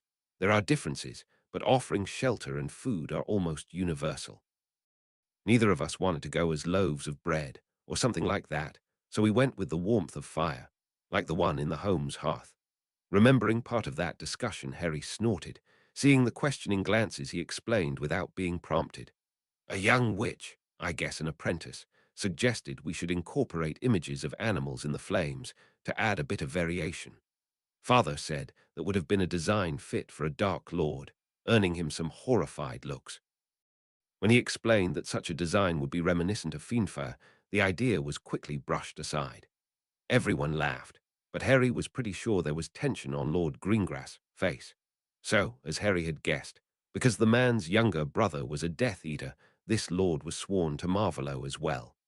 So the dark color at the top is to stand for the chimney, and the sparkling vest over your shirt is for the embers." Astoria asked, intently inspecting the embroidery on the fine silken material of Harry's robes. Again, Harry smoothed down the material. He wore dark brown slacks from wool, standing for the wood used to feed the flames, of course, a white shirt with a bright red, sparkling vest over it, and the robe getting darker at the top, covered with embroidered flames springing up from the hem on top of it all. Daphne was in a dress of silk, in mixed shades of yellow and orange going to her ankles, with an almost sheer robe over it. A few strips of dark fabric created intricate designs on the overrobe, mimicking the effects of a lantern. She obviously had decided to pick the theme of offering light to the visitor from the list their tailor had provided when challenged to find matching themes and color schemes for the two of them. "You look really great, Daphne." Harry suddenly had realized that he should compliment his date. It wasn't as if he had to lie. She looked great with the lighter, colder colors of her lantern ensemble, her hair done up into something which looked too complicated to comprehend without hours of study. "Shall we go?"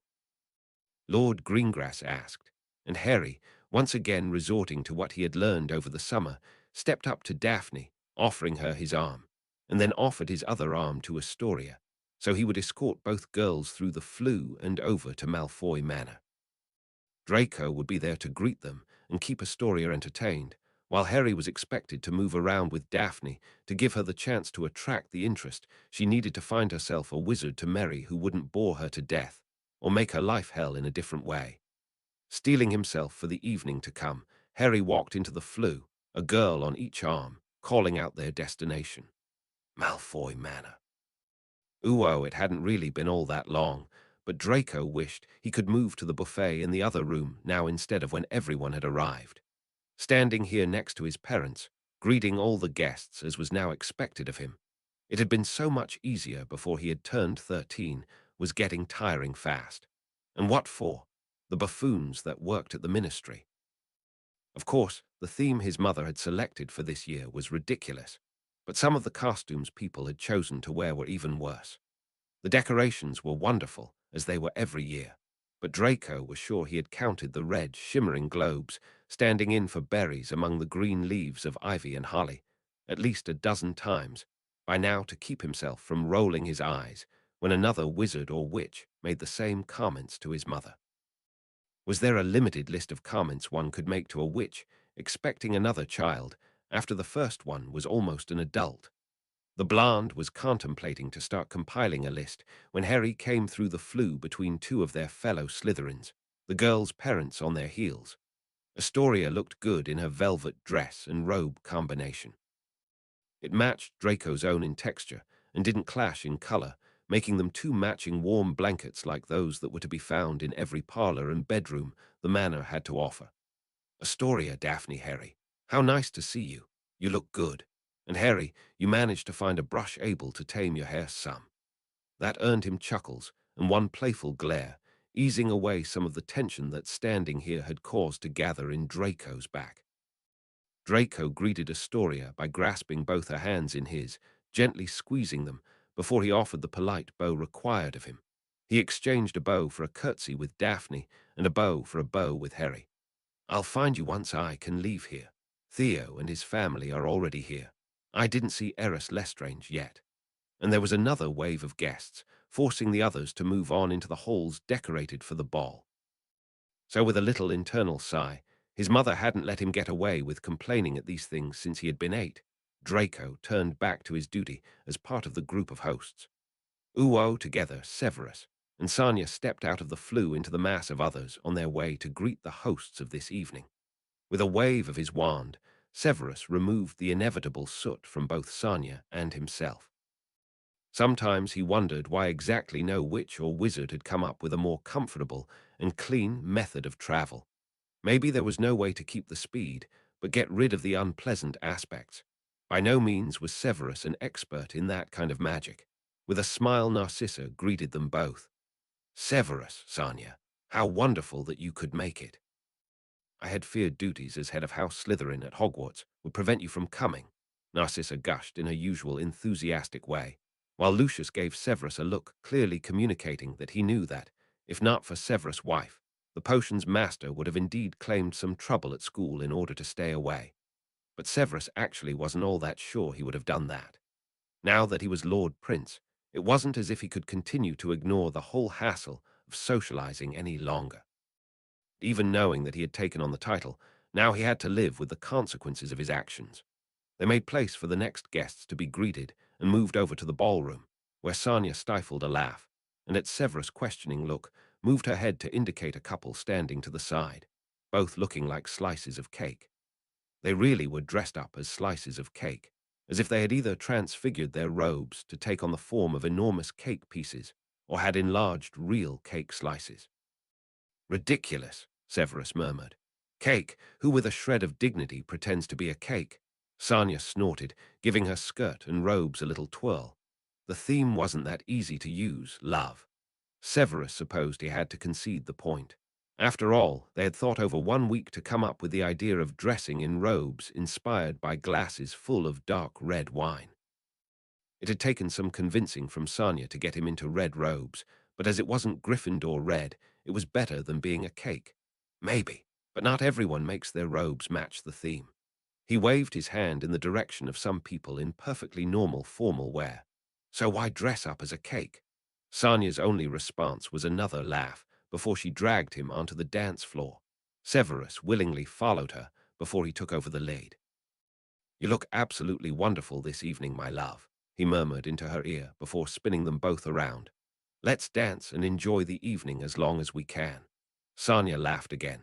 You sound like it's a dangerous mission. Speaking with a bunch of politicians. It's not that dangerous, but most of it is even more boring and at the same time as challenging as teaching a class of first years. And they did enjoy the dancing, the fine food, and even a conversation or two. All in all, Severus was sure pretty fast that it was a good thing he had managed to avoid attending in the past. Without Sonia by his side, he was pretty sure he would have made so many sarcastic comments that everyone would be avoiding him pretty soon. And that would have been all right with Severus. But now, with Sonia by his side, everything was different and better. Oo music played by actual humans filled the air. Harry maneuvered Daphne through the crowd of people dancing. It was actually fun, now that he knew what he was doing. Much more fun than it had been last year, when he had been forced to attend with only one measly dancing lesson for preparation. What do you think? Have you caught the eye of someone you would like to meet? Harry still had trouble with the concept of arranged marriages, and especially the easy way his Slytherin classmates seemed to accept the necessity of such arrangements. He was so glad Marvolo had promised to not subject him to an arranged marriage, even though he insisted on a contract to regulate the terms of a marriage he wanted to enter. It was just the done thing. If he were to ask Hermione, he certainly would have a list of arguments for or against marriage contracts within a week. At most. Maybe. It's hard to judge. There aren't many close to our age that would be older than me. The war put a damper on the number of children born. If I go for a younger wizard, there are a few more. But many are only children, and so are out of the running anyway. Maybe I'll have to look outside of Britain, because I certainly will not marry a second cousin. She shuddered dramatically to emphasize the point, and Harry had to agree. What Marvolo had told him about the effects of inbreeding in the remaining lines of Slytherin house, he knew about had reinforced the idea not to marry anyone even remotely related to himself. Once the dance was over, they stepped away from each other, bowed, or curtsied, to each other, before Harry offered his arm. He felt transplanted into one of the Jane Austen films from the BBC that Aunt Petunia had watched from time to time, with all the bowing he had to do in this one evening. Would you like to take a break, maybe drink something? Harry hoped she would agree. He was parched. That sounds lovely, was Daphne's answer, so they wandered over to the buffet set up in another big room attached to the ballroom, but far enough removed that talking was a little bit easier, the music not overpowering everything. When they came up to the punch bowl and the many pitchers of different beverages, magically refilling, of course, Harry asked Daphne for her preferences before addressing the man standing behind the table waiting to fill small cup-like glasses. Daphne, Harry, I finally found you. That's harder than I would have guessed. Hermione came over to them, smiling, her face flushed with excitement, Theo and the little guy Aidan trailing her. Hermione, did you come with Lord Lestrange?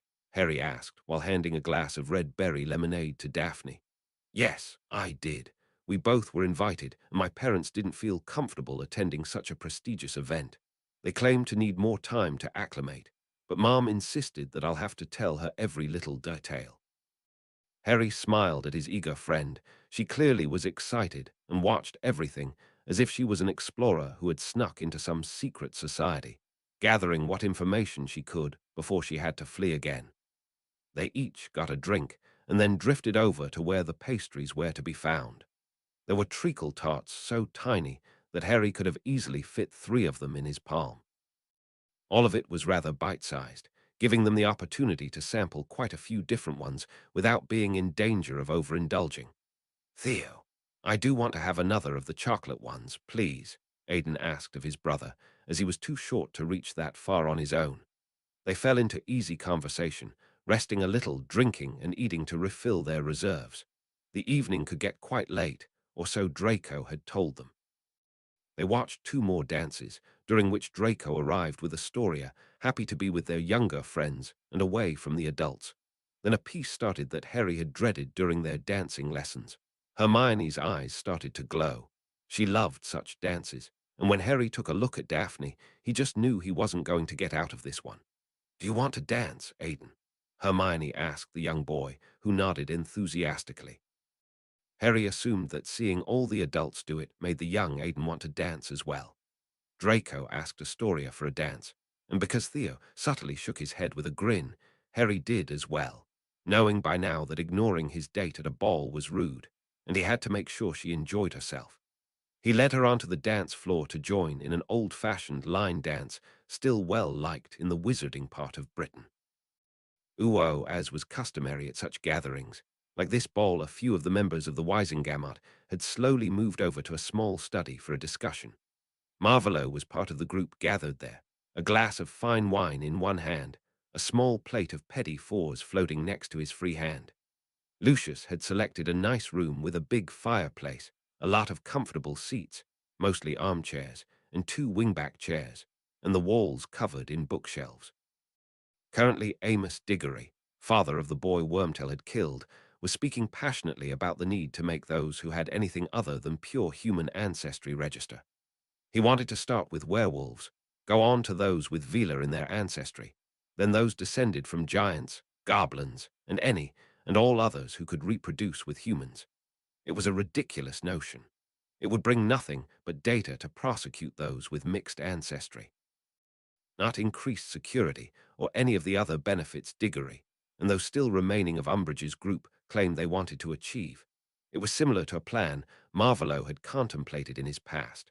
Registering all so-called Muggle-born witches and wizards had been part of Voldemort's agenda. Now he knew, of course, how useless those plans had been. Marvolo prepared to cut in. There was no way he could let something dangerous like that happen, when Madame Longbottom stepped up to Diggory. "Don't be an idiot, Amos. What you're talking about sounds suspiciously like some of the things Grindelwald did." The old witch was forceful with her accusation, and she was right. Targeting minorities within the magical community had been a part of Grindelwald's campaign. He had needed to control those that were not as firmly integrated into the magical community as witches and wizards born into it. "Madame Longbottom, my only son was killed by a dark wizard." The hateful but short look thrown in Marvolo's direction made clear enough who Diggory blamed for Cedric's death. "How can you even think I would agree with something a dark wizard would do?" Marvolo rolled his eyes, took a sip from his wine, and picked up one of the sweet little cakes. Those methods never had been tied to an ideology, but had been used by all totalitarian regimes throughout time and space. The way werewolf attacks have declined since we have made it easier for them to lead a law-abiding life, and the fact that there isn't even a hint of people with mixed ancestry causing more trouble than any other part of the population should be evidence enough that there isn't any reason to implement such dangerous and useless methods. Marvolo spoke clearly, slowly. There was no need to rush this. It was more like he needed to be careful. The poison Dolar's umbrage had been spreading obviously had deeper roots than Marvolo had thought. Lord Black stepped away from one of the shelves, turning to involve himself in the discussion. "You needn't be dark to do bad things, Amos, and targeting people for being different will not bring your son back." The harsh words were spoken softly, but nonetheless sent Amos Diggory running from the room. The tense silence didn't last long. Then the discussions moved over to their thoughts on the regulation of what was termed dangerous but needed magic, like portkeys, certain wards, the flu network, and others of that caliber. Marvolo listened, and he listened well, because when he was to start his attempts to change the laws regarding so-called dark magic, he needed a good picture of where everyone of influence stood on this and similar topics. It was really late when Marvolo finally went to collect Henry so they both could go home. Now that everyone had pretty much accepted that Lord Marvolo Slytherin was a normal, pretty boring member of the Wisengamot, Rita was in desperate need of a new story. And now she was in hot pursuit of what she was sure was the next big hit on her list of successes. As the anti-bug wards around the hospital did nothing to keep Rita away, even in her form as a bug, all she had to do was avoid being seen. Because a bug in a hospital was in danger of being squashed on principle when spotted. So she had clung to the folds of the cloak of a patient hurrying to get through the doors, and then had used the disturbance of a flying girl to move over to the leaves of a flower pot someone was delivering to one of the patients. That maneuver had brought her up to the right floor and into the right department. The people didn't appreciate what a hard job she had. They all believed she just wrote down whatever she got told by people. But now, getting the right story before anyone else meant hard work. Sneaking around, risking her health, and freedom to bring them entertainment. Seeing her best chance this evening in an open door, Rita took the opportunity to fly over the corridor and slipped into what looked like a staff room. A quick look around, and she spotted a high shelf filled with boxes of what looked like notes and patient files. That would provide enough cover so she wouldn't be spotted while she listened to the two healers who at the moment were chatting idly, while preparing themselves a cup of tea or maybe coffee. Her buzzing was concealed by the sound of coffee being poured into cups, the rattling of spoons against the side of mugs, so she managed to safely reach the top and settled between two boxes, her faceted eyes watching as the two wizards in lime green robes settled down, thoughtful expressions on their face. How good are his chances, do you think? Will he make it? Dumbledore. The healer rubbed his eyes, taking a sip from his mug. Maybe. The fact that he actively was sabotaging his treatments has worsened his prospects, but it's possible that we have caught on just in time. He sighed, and Rita was listening intently. Her hunch had been right. There was a story here. Do you want to start a betting pool? There was a moment of silence in which they just were looking at each other. Okay. Don't look like that. You have to agree that it's tempting. We don't have such a complex case all that often.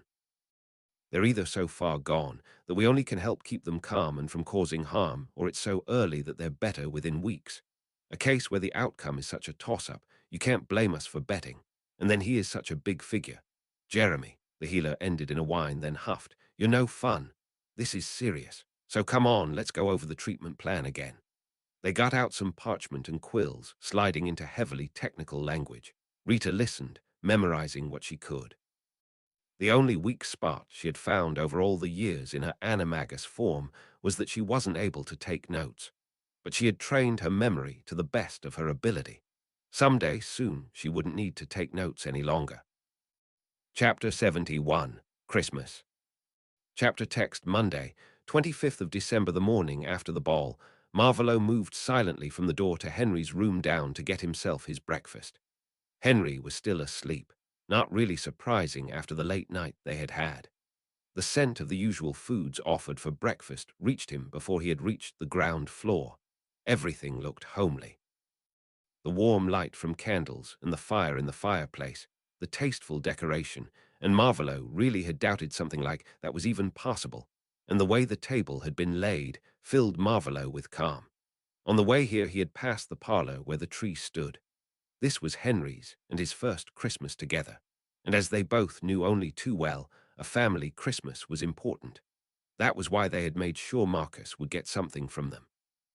So Marvolo decided to drink some tea, eat a few waffles with honey and the sweet cherry sauce the elves had prepared for today, and wait for Henry to wake up.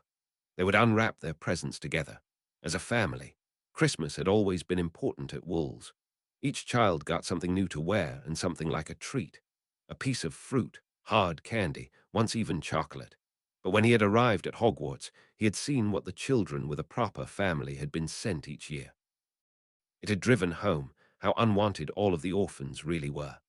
Hopefully, the fact that Henry and he had sent some extra presents wouldn't cause trouble and tension to rise among the children staying over at Xerxes' school. With a frustrated huff, Marvolo steered his thoughts down another path. It was irritating to care about the feelings of others. It had been tolerable as long as it had been confined to Henry, and the few of his followers he knew the longest, and who were actually useful or loyal. But now it seemed to extend towards people he hadn't actually met. To spend the time somewhat productively, and to distract himself, Marvolo reached for the Daily Prophet waiting next to the bowl with fresh fruits. He skimmed a few articles until he reached one titled Dumbledore Dangerously Ill. He just had to read that one. It has been silent around our esteemed headmaster of Hogwarts since Albus Dumbledore was removed from his position as Chief Warlock. So what has he been up to since the summer? Many will certainly remember that he foolishly tripped a curse set during the last war as a protection. Every curse breaker will tell you never to attempt breaking complex protections or spellwork on your own. But Albus Dumbledore did just that, and then was stubborn enough not to accept help from the knowledgeable and kind Lord Slytherin. See more on how the remarkable wizard has made his return on page 7, when it was offered. And now shocking revelations have reached our office. There have been some rumors that the curse had negative effects on the old headmaster, which he ignored. only to be found out by the competent school mediwitch, who consulted an expert, which led to the headmaster being admitted to St. Mungo's for treatment. But before Albus Dumbledore agreed to cooperate, the Board of Governors had to intervene. So far, so usual. Lot of professional curse breakers and the occasional aura have to be treated to combat the negative effects of the magic they encounter in their daily work.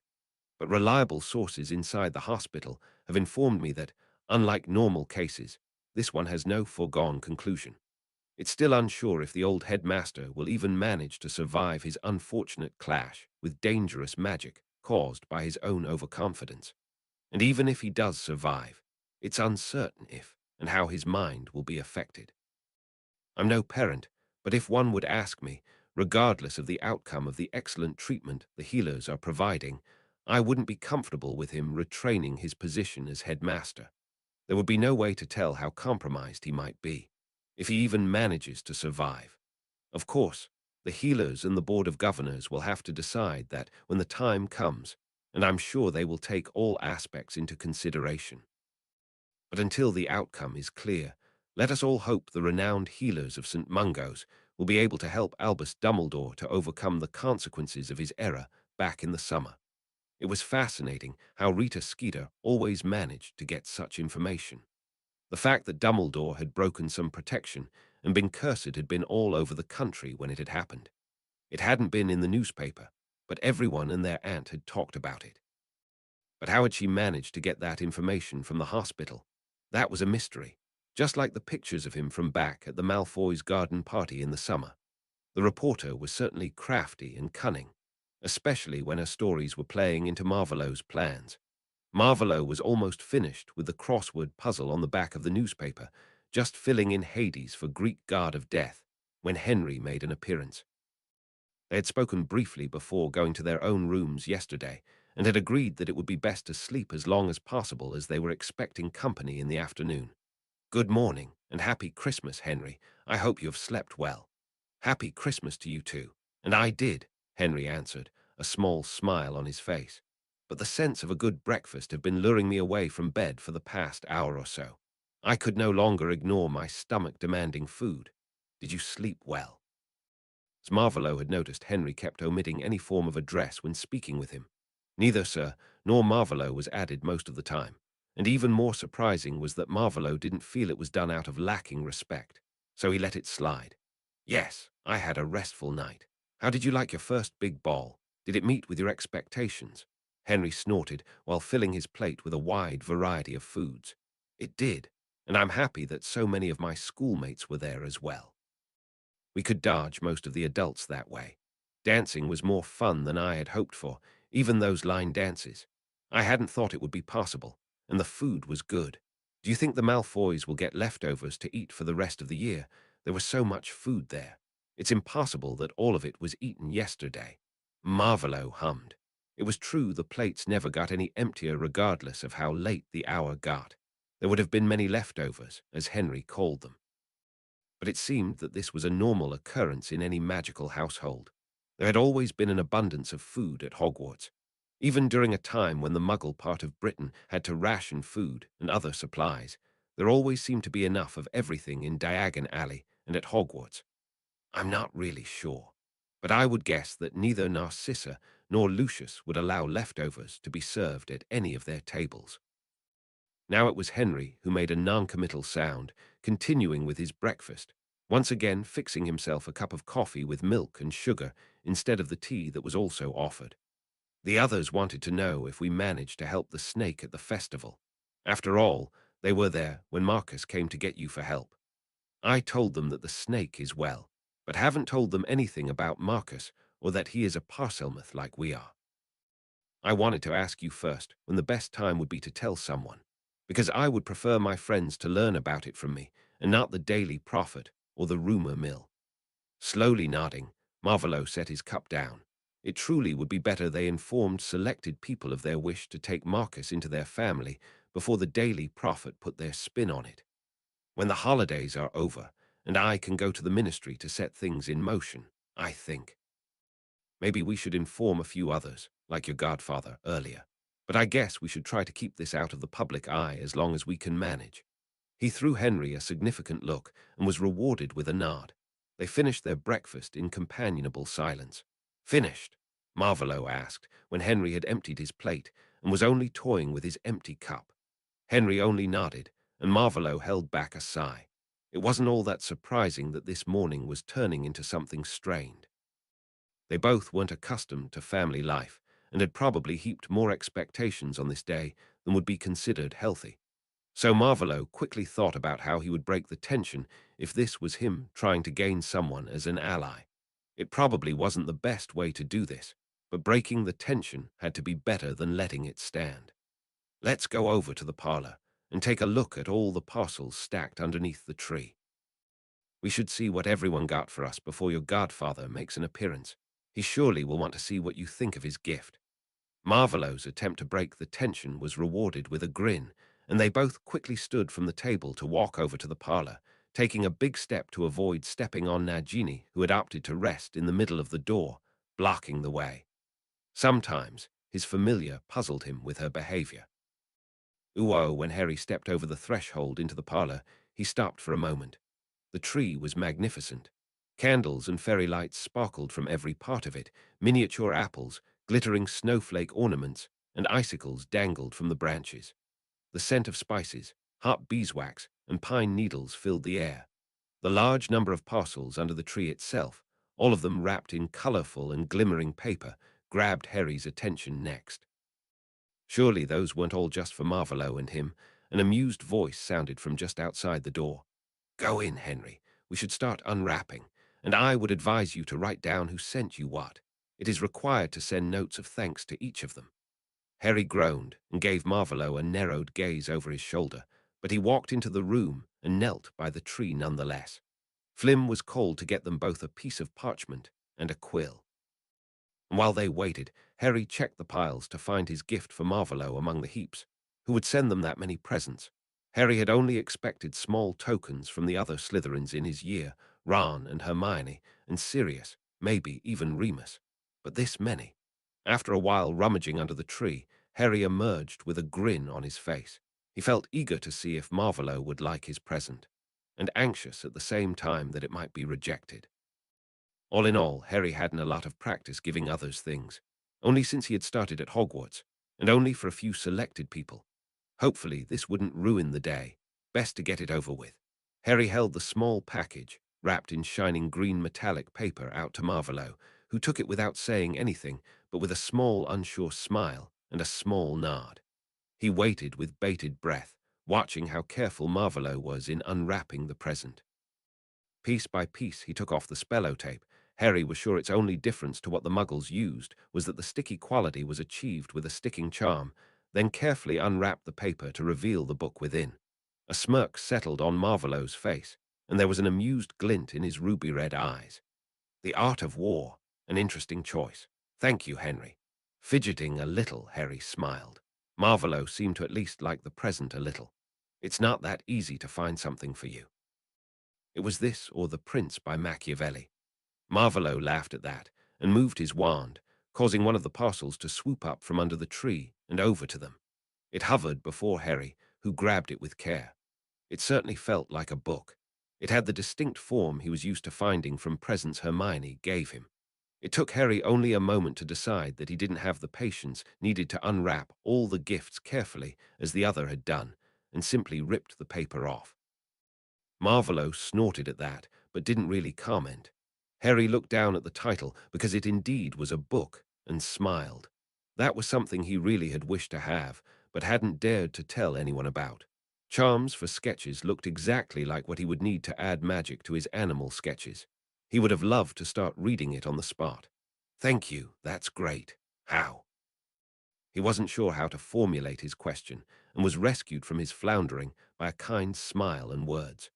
"You talked so often about your sketching and drawing, and the fact of how you were fascinated with the animated sketches in your charms textbook. Well, it won't enable you to make sophisticated paintings, but it should be enough to animate a sketch of an animal or a scene into a repeating loop. If you want to, you can try out some of the charms during the holidays, with my supervision, of course." Robbed of his ability to speak, Harry nodded enthusiastically. That sounded really good. Emotions swept through Harry, but he decided not to look at them so closely right now. He aimed another smile at Marvolo and then turned to the remaining gifts in their colorful wrappings. Over an hour later, Harry had a long list of names written down and a heap of things stacked on a low table nearby. There had been token sweets from most of the Slytherin students, which made Harry feel slightly guilty because he hadn't gotten everyone something as well, and a plethora of different books on self-defense spells from Daphne, Theo, Draco, and the other Slytherin fifth years. Of course, there had been a book from Hermione, but it was about Hogwarts and its founders, a collection of anecdotes, and thankfully, not one of those dry historical texts. Sirius had given him a handwritten manuscript looking a lot like a collection of different prank potions and spells Sirius and his friends had developed or discovered during their own time at Hogwarts. Harry wasn't really sure what to do with that. There had been the knitted sweater from Mrs. Weasley, this year in Gryffindor red, which made Harry wonder if there was a hidden reprimand in the gift. The tin filled with small pieces of fruit cake looked delicious and filled Harry with happiness. It would have been really sad if the Weasleys had not sent anything, because that would have meant they were putting distance between themselves and Harry for being adopted. The twins had sent samples from their range of products. Ginny had sent him a long letter and a bottle of red ink, throwing Harry for a loop. Surely she didn't still have a crush on him. He would read the letter later. He really hoped that it was just a friendly letter, because of one thing Harry was sure by now. He didn't feel anything for Ginny. Well, not more than he would for a sister. She just was the little sister of his friend. Many names on his list belonged to Death Eaters. Even Severus Snape had sent him a gift, a book on ingredient preparation and preservation. The card coming with the book had been signed by both the professor and his wife. It was hard to imagine Professor Severus Snape in any kind of homely scene, so Harry quickly stopped. "I think I'll need another bookshelf," Harry stated, taking in the stacks of books on the table. "I'm just glad that they managed to keep to age-appropriate gifts this time," Marvolo said, rolling his eyes, startling Harry to laugh. "Get Flim's help to clean up that mountain of paper, and then we still have a few hours before Lord Black and Mr. Lupin will be here. How far behind are you on your homework? I'll have to get some paperwork done, so you'll have to entertain yourself for a while." Harry grinned. "I'm well ahead of my work for school, but I guess I'll just have a look at all these gifts and maybe start on the thank you cards. I'm sure I can avoid being bored." Nodding, Marvolo stood up, levitated his small stack of presents. Harry had gotten him a collection of chocolates in addition to the book, and left the room. "This is a fun ground," Nagini hissed, and Harry again laughed as he saw the big snake slithering over and under the balls of crumpled paper strewn over the floor. "Really, it feels wonderful on my scales." Harry watched her, feeling really good. It had been at least as good a morning as his first Christmas at Hogwarts, and worlds better than any Christmas back at Privet Drive. Now only Sirius' visit needed to work out, and all would be fine. Ooh, it was good that they didn't need to wait until after they had eaten breakfast before they were allowed to open their presents. Last year he had been with a family who insisted on waiting until after breakfast. That had been horrible, but now he ran, together with the others living here, still in his pajamas, to the big tree standing in the living area. There were several stacks of presents beneath the tree, one for each of them. Eager to see what Santa had brought him, Marcus fell to his knees and looked around to find his name. He had learned to read and write it since he had come here, on one of the tags. When he finally found it, the others already ripping their presents open, his eyes got round in wonder. There were 4 presents with his name, not too like on most of the other stacks. Why did he get more? The paper was different, green with small, slithering snakes, and there was a card with something that looked like a knight's crest, really special. Marcus opened the card, but the writing inside was all loopy, so he couldn't read it. He would have to ask one of the adults to read it to him, but that wasn't important now. With shining eyes, he ripped open the first of his presents. It was a nice jumper in a green he liked, and it was so soft too. The next gift was a coloring book with plants and animals, as well as a tin box of colored pencils. That would be fun, but there were still 2 gifts to go. With eager hands, Marcus grabbed a book-shaped one, and moments later, paper easily shredded under his hands. He saw that his guess had been right. Quickly but carefully, Marcus leafed through the pages, seeing that there were a great number of moving pictures in the book. The last gift was a little oddly shaped and squishy. A few tearing sounds later, Marcus held a cuddly snake-soft toy in his hands. Such a great gift. But why had he gotten more than the others? Clutching the snake to his chest, Marcus took the card and walked over to Mr. London, who was sitting in an armchair drinking coffee or something. "Mr. London, sir?" Marcus asked carefully. He never could be sure how an adult would react at being asked something before breakfast in the morning. "Yes, Marcus. How can I help you?" But Mr. London always was so kind, there wasn't really that big a reason to be careful around him. There was a card with my gifts. I can't read it. Marcus held the card out to Mr. London. "Can you read it to me, sir?" "Sure." The man took the card and invited Marcus with a wave of his hand to take a seat on the armrest. Marcus clambered to that place, now really curious what was written in that card with a knight's crest. Once Marcus was settled, Mr. London started to read. "Dear Marcus, even though we only learned of you a few days ago, we wanted to give you something for Christmas. We don't know what you like yet, but as you are such good friends with the snake at your school, we hope you will like the cuddly snake."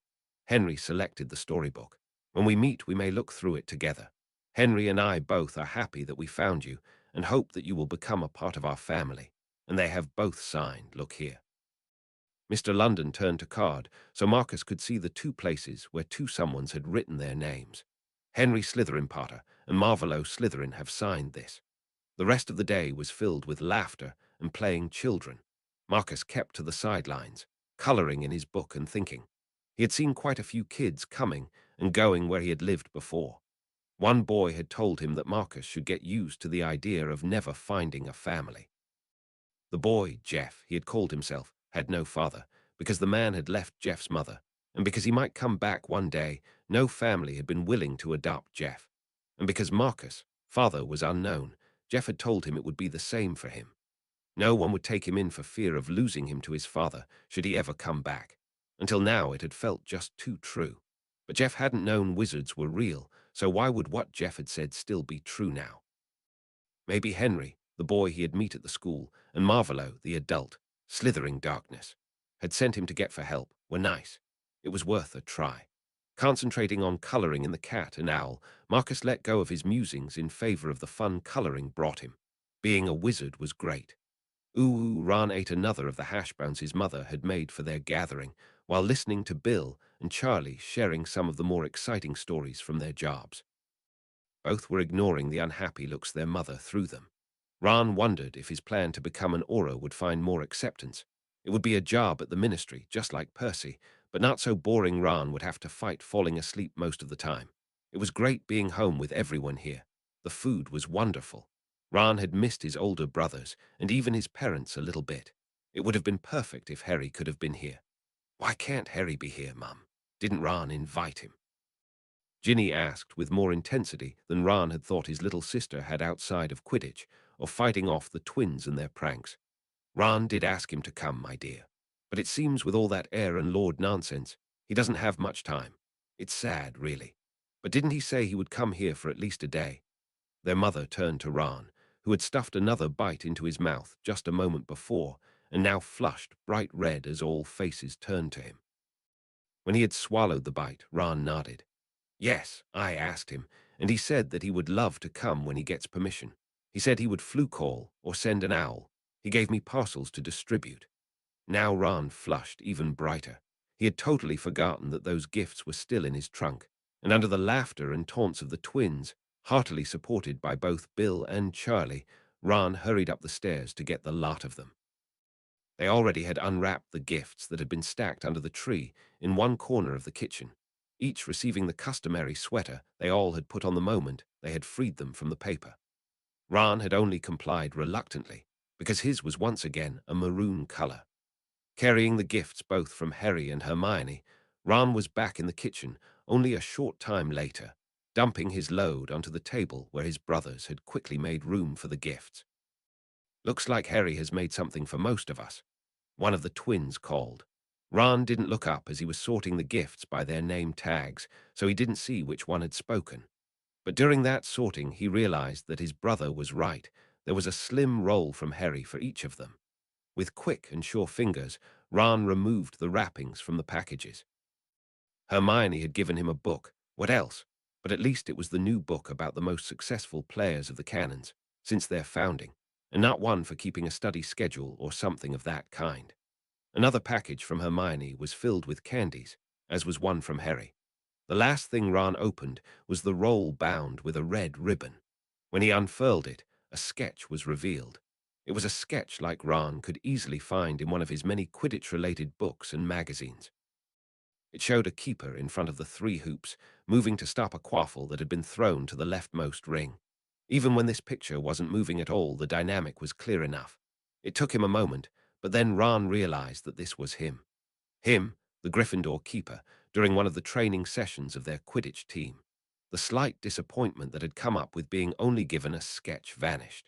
Harry had captured one of Ron's best moments on a broom on paper. That was great. "Look, he drew me that baby dragon Hagrid hatched," Charlie called out, holding his own sketch so that all of them could have a look at it. Ron had to nod. That dragon looked exactly like that blasted thing they had smuggled out of the school. Fred and George held a sketch between them, beaming like loons. "He made us a design for a logo. I think it's a blast." Both twins looked down on their sketch and then moved over to a corner of the table, bending over another piece of paper, which Ron assumed was a letter of some kind. "I got a car sketch." Their father smiled, casting a spell at the sketch, straightening out the paper that constantly had tried to roll back up. Bill chuckled and showed his sketch of a pyramid and sphinx without giving any comment. Their mother was holding her sketch. It looked like a bunch of flowers from where Ron was sitting, to different parts of the wall, searching for a spot she might hang it after it had been placed in a frame. Ron mused that it might work out to remove some of his earlier sketches. He would dearly love for those embarrassments to be gone, to create the space needed, when he looked over to where Ginny sat. His sister looked down on her own sketch with a frown, before releasing her hold on the edges, allowing the paper to return to a roll. Shortly after that, she excused herself and went up the stairs, probably to her own room. His only sister's strange behavior quickly was removed from Ron's mind. Planning the day Harry and Hermione would be able to come over, what to eat, who else to invite, was of much greater interest. Ron looked forward to that day. Of course, he would have loved to have Harry here the whole holidays, but he understood that it was important for Harry to have a family Christmas with his godfather instead. Since the summer, Ron had learned that he really could do without the money an old family name would bring, when that meant he could avoid all the boring and tedious responsibilities coming with such names as well. They spent the rest of the day with lots of good food, games, and stories, until Ron fell into his bed at night, a smile on his face, as he knew that Harry would be over on the 27th. Harry had called via Flu to ask if that would work out, and Ron had happily agreed. Soon after, he dreamed colorful dreams of professional Quidditch. Uhu Remus looked around the cozy, decorated entrance hall of Griffin House as he followed his oldest, and only remaining, friend into the house. Harry stood, beaming over his whole face, next to his guardian, clearly happy that they had accepted the invitation. The next moment, both Sirius and Harry disregarded all manners, running the few steps separating them to hug each other as if they hadn't met just the day before at the ball the Malfoys had hosted. "Lord Black, Mr. Lupin, welcome to Griffin House, and a happy Christmas. Please come along to the parlor." Flim insisted that we needed a variety of cakes, so we are in dire need of help to eat it all. Lord Slytherin greeted them with such politeness that it almost felt faked, but not. Both Sirius and Harry didn't mind the usual way guests were escorted through the house and quickly walked down the hall, speaking animatedly. If Remus could trust his ears, they were talking about what robes had been the most boring, and which the most silly, worn to the ball of the day before. Blue eyes met mottled green in a shared moment of fond exasperation. Before Remus could comprehend what had happened, Lord Slytherin was already walking down the hall towards the parlor, where two voices could be heard. Remus followed, totally off balance. How was it even possible that he and the wizard who had killed two of his best friends felt the same about Sirius' antics? Bewildered, Remus followed their host only to walk in on a scene that made him smile. Both Harry and Sirius were sitting on the floor in front of the magnificent tree looking at a small mountain of presents. See, the description says that it's possible to create an animated picture by sketching or painting or whatever, a series of pictures showing parts of the movement, and after that to cast the charm that will merge them. I'm sure it's not the method used for our school texts or the prophet, but I'm eager to try it. Harry's enthusiasm was almost tangible. Remus never had seen the teenager so at ease and happy. Even at Hogwarts, the year he had been a teacher there, he had never seen him this happy. "Henry, let's settle down for tea. I remember Flim stating that the cherry-topped cream tartlets are best eaten warm." This reminder was stated in a friendly tone, and once again Remus had to wonder, was Lord Slytherin really that good an actor, or had the man really changed that much? Fruit cake or one of the waffles, Remus? Sirius asked from across the low table where he had settled next to his godson. "A piece of fruit cake, please," Remus answered, holding out his plate to make sure that Sirius wouldn't drop the slice on the way. Lord Slytherin poured the tea into 4 cups, letting each of them choose a cup, before adding 3 spoons of sugar to the 1 remaining cup. A moment of quiet stretched out between them as each sipped their tea or took a piece of cake, and Remus was casting around in his head to find a safe topic to talk about when Sirius spoke up. The sarcastic tone he used made Remus fear the worst. They had talked about their wish to keep the peace so Harry would enjoy the day, but it seemed that Sirius just couldn't keep himself under control. "Have you seen the article by Miss Skeeter about Headmaster Dumbledore's health problem?" Harry looked up from his plate with a frown, quickly glancing over to where Lord Slytherin was slowly setting down his fork. "Indeed.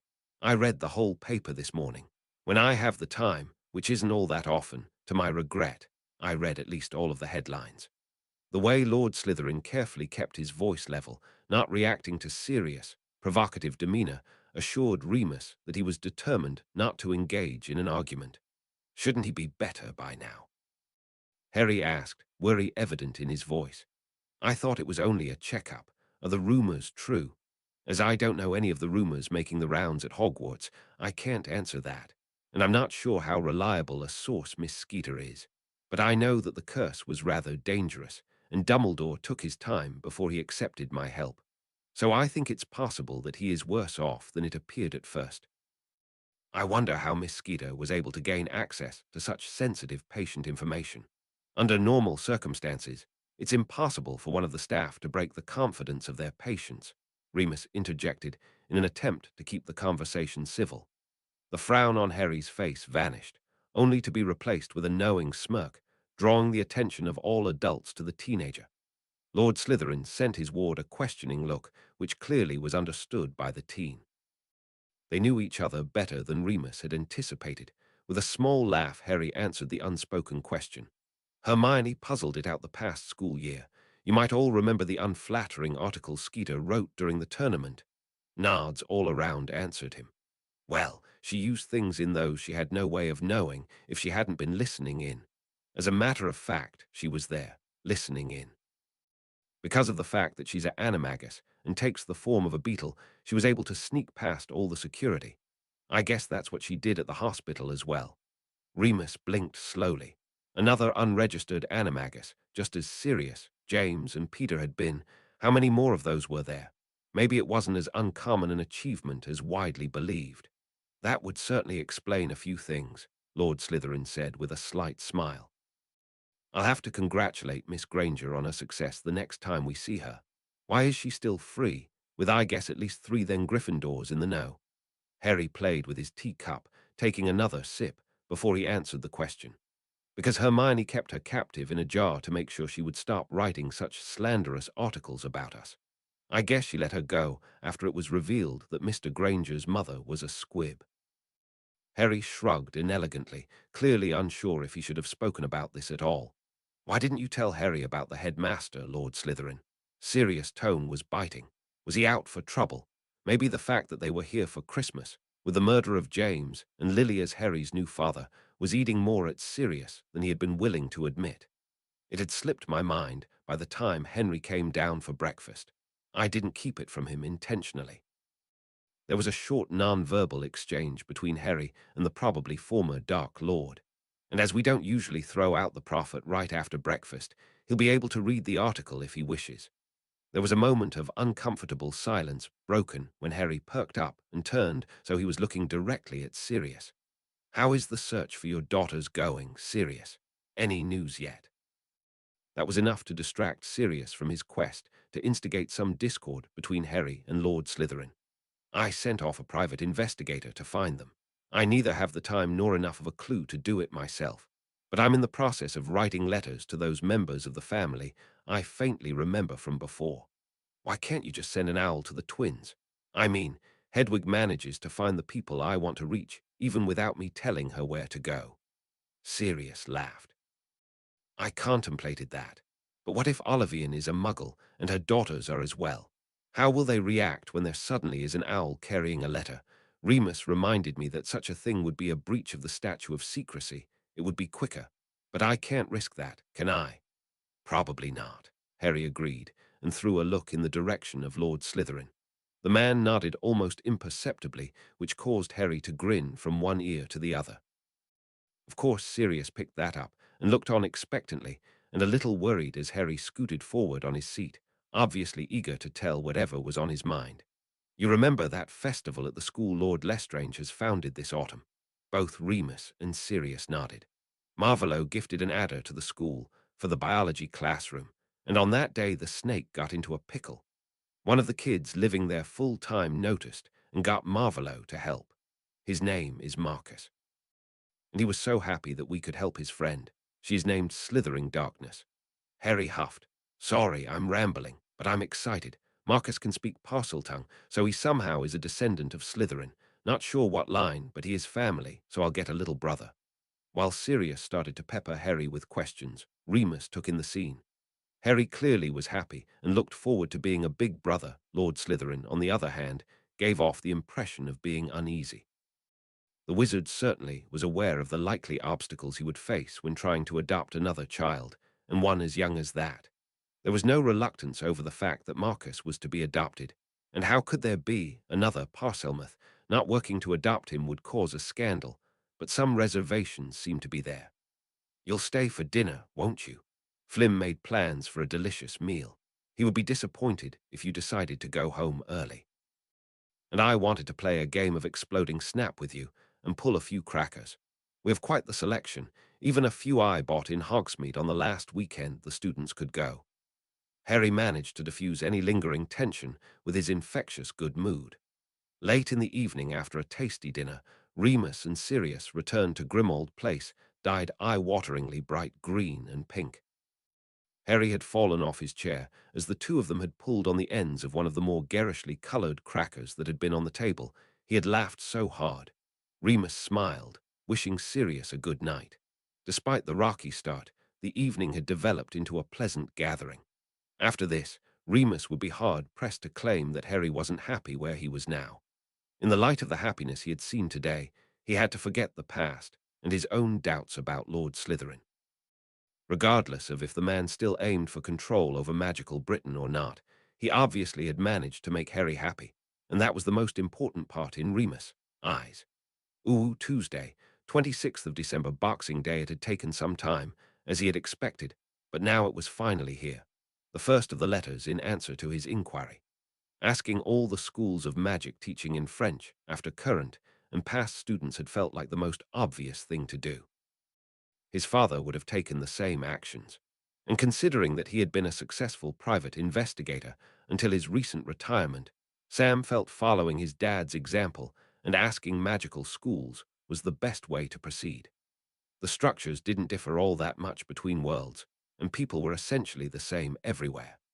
It really didn't have that big an influence on how to proceed if he was working in the magical world or in the muggle one. With a quick stroke of a quill, he marked Beauxbatons as answered on his list. Before he broke the seal, the two crossed wands, each shooting 3 stars, and unfolded the letter. Cher Monsieur Jacobs, suite votre lettre datée du 22 dernier, je vous informe de nous en avons, par el habitude, à répondre à ce genre de demande de renseignements concernant des mineurs, quils soyant ou non élèves dans notre établissement. Cependant, je puis vous informer que la dernière Olivian mort, qui soit sorti diplômé de notre vénérable institution, elle a été en 1785.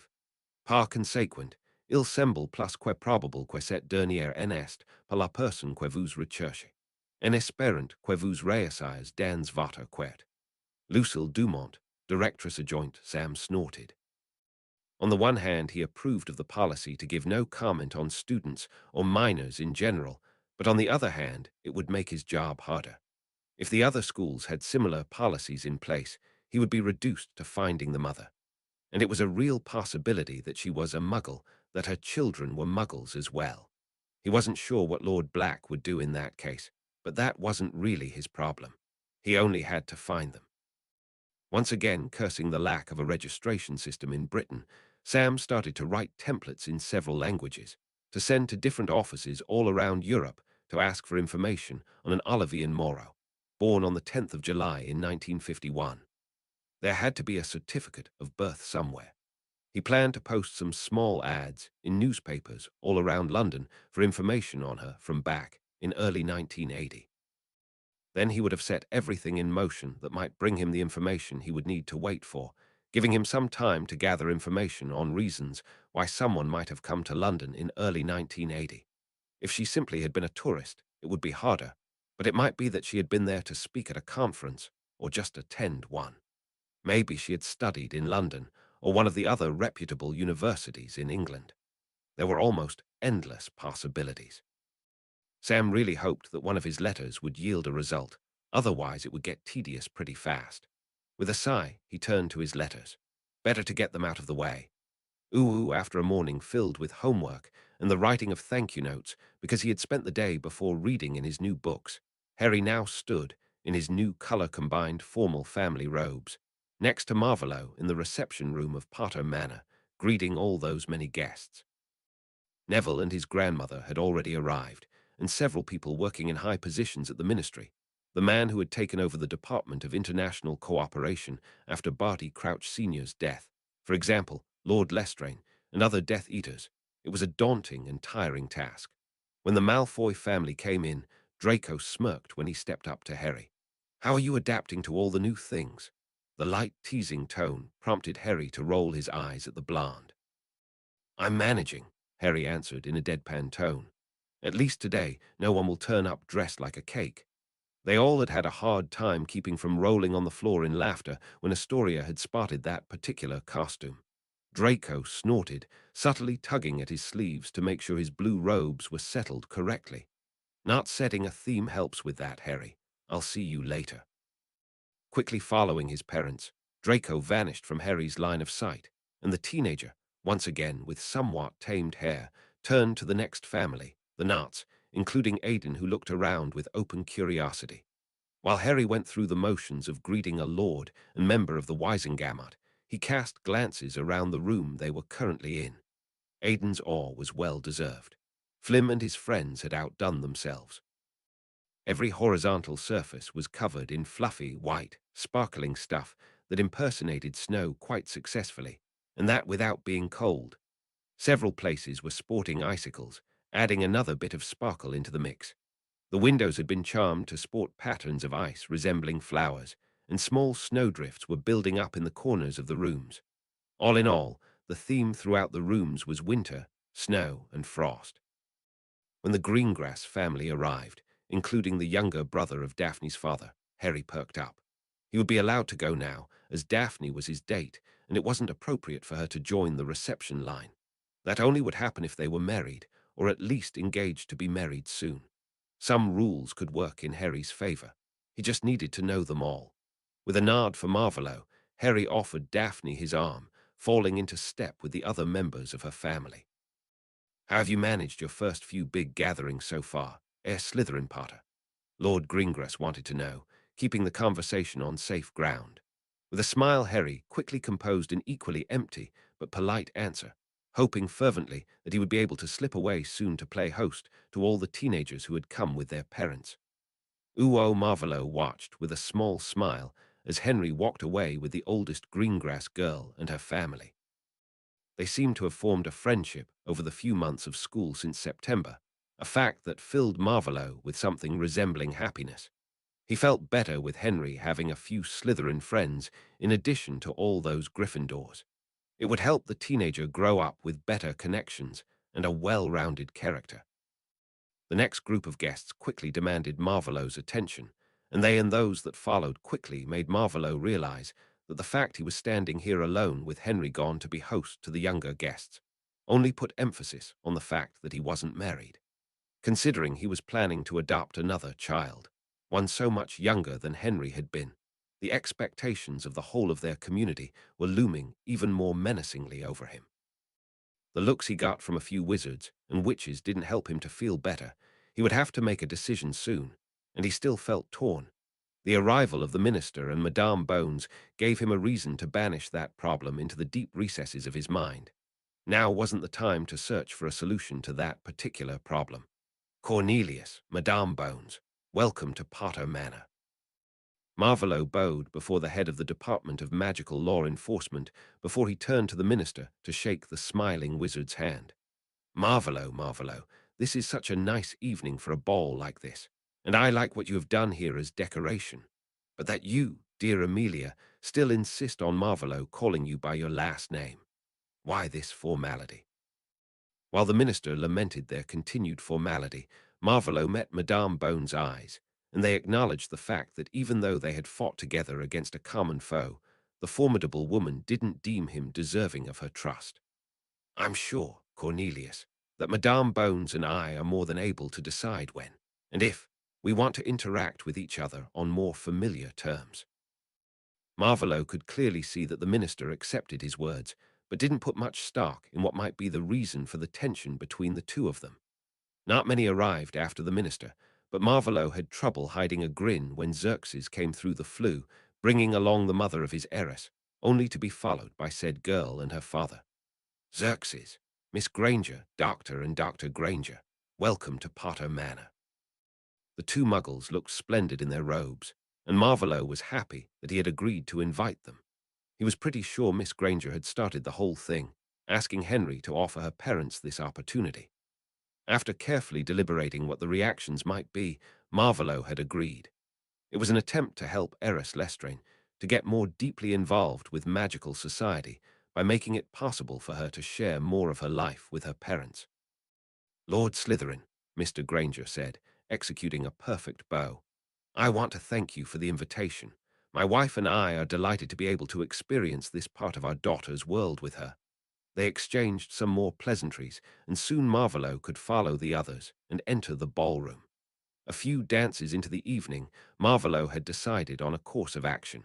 He needed to marry for more than one reason. First, to get rid of all the unwanted attention now heaped upon him by those seeking a way to advance in the world, and second, to secure their, Henry's and his, situation and claim on adopting Marcus. The second reason was much more important than the first, of course, but as he now was pretty sure that he never would be interested in a sexual relationship with anyone, regardless of who that other was, or were, he needed to make sure to find the right person. Maybe he should try to make contact with those living up to the imposed expectations, but who secretly followed their true desires. It was possible that he might find someone, witch or wizard, who felt the same as he and would be happy to find someone to spend their life within platonic harmony. Of course, he needed to take his time and speak with Henry about this. It was much more important to keep their home in balance than to get matchmaking mothers off his back. There were still so many days to the new year and the end of the season of excessive gatherings. With a sigh, Marvolo walked to the next group of people, bracing himself for more conversation and a few more dances. If it hadn't been so sad, he would have laughed over his longing for an evening in his study taking care of paperwork. Uwo outside of the manor, and outside the wards, the ground was covered in real frost and snow, branches groaning under the weight of snow and frozen water. From a perch high up in one of the sturdier oaks, Fenrir inspected what he could see of the brightly illuminated windows. The binoculars he had brought allowed him to watch the witches and wizards in their fancy robes, made for no other purpose than to boast, dance to music he wasn't able to hear from where he was sitting. The only sounds he could make out were the wind in the plants all around, a few small animals scurrying around or sleeping nearby. When he suddenly heard the sound of careful steps on frozen leaves, he shrunk his binoculars, placed them in his trouser pocket, and started his descent back to the ground. Report, Fenrir demanded in a whisper from the sentinel who had returned from his foray near Potter Manor. No people outside the house. Couldn't find a breach in the wards. No way that we can get in there without making them all run. Several low growls of displeasure followed that proclamation, Fenrir's among them. It had been a long shot to come here today. After their relatively successful invasion of the Bones Party, it had been to be expected that the Dark Lord would not make the same errors. The fact that the weather wasn't all that pleasant, with the wind howling now and again, only helped in not looking paranoid. Retreat. Get back home. I'll inform you of our next steps, Fenrir barked out over another gust of wind. The few wolves still loyal to him nodded their acceptance and made their way home. Fenrir stayed a few more moments before he too took his leave. Another failure. He would need to have a success soon, or the last of his people would run away to the continent. With a mood as dark as the clouds chased over the sky by the fierce wind, Fenrir made his way home. Ooh, translation of the letter. Dear Mr. Jacobs, we write this letter in response to your inquiry from the 22nd of this month.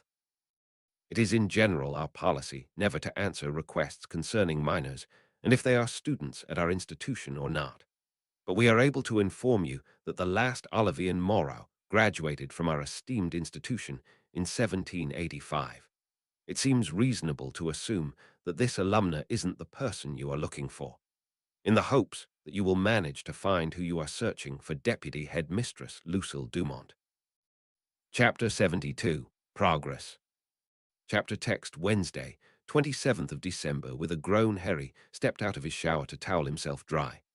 Apparently standing around, walking and dancing, used muscles flying on a broom didn't, because he was stiff all over. The hot shower had helped, and it was likely that Marvolo would have a muscle relaxant potion at hand, which would take care of all the rest of the tension. That thought stopped Harry in the door from his bath to his bedroom, momentarily dumbfounded. When had magic become so normal? Before this, he would just have lived with the small aches. He had done that thousands of times after a hard day tending to the garden at Privet Drive. Living with magic constantly around him and so casually used, outside of a classroom setting, seemed to be having a slow effect on his perception of it. As there was no function Harry needed to attend today, he slipped into one of his simpler trousers and tossed on a sweater and a casual robe. A few steps brought him to the easel standing next to his desk. Harry carefully removed the cover to take a look at what he had done so far. The painting looked good, even a day later, so Harry guessed he had managed to finish it in time to give it to Marvolo on the man's birthday. Once he had covered the painting, Harry strode from the room, a big smile on his face. Today was the day he would visit the burrow, and Ron, as usual, Marvolo was already seated at the table, reading the paper, a cup with steaming tea standing right on top of his plate. Good morning, Harry yawned. When one was host of an event, there was no way to leave early. It had been a late night. Good morning, Henry, Marvolo greeted with a slightly distracted tone. Anything interesting? Harry sat down, smiled as a fresh cup of coffee appeared next to his plate, and started to place his favorite foods on his plate. He quickly downed the nutrition potion. Hopefully, he would be rid of that soon, and started to eat. Nothing new, but I hadn't expected anything interesting. I hope you remember that Healer Greengrass will be here after breakfast. He needs to repeat the diagnostics to see if you still need to take the nutrition potion. Harry groaned. He had totally forgotten about that. But that will take ages. Harry knew he was whining, but he didn't really care. He couldn't go over to the burrow and meet with Ron when he had to sit still and wait while the myriad of diagnostic spells was cast. Marvolo chuckled. The ritual wouldn't take as much time. You're the one who decided to insist on charms for the diagnostics, Henry. Harry frowned. He remembered that conversation, a ritual that was quicker than the method currently used by the healers in St. Mungo's. And as far as he now understood, the only reason the ritual wasn't taught anymore was because rituals were considered conspicuous, too close to the dangerous magics that were forbidden to be used comfortably. Most patients wouldn't consent to be part of a ritual when there was another way. Harry had taken part in a ritual for Aiden's adoption.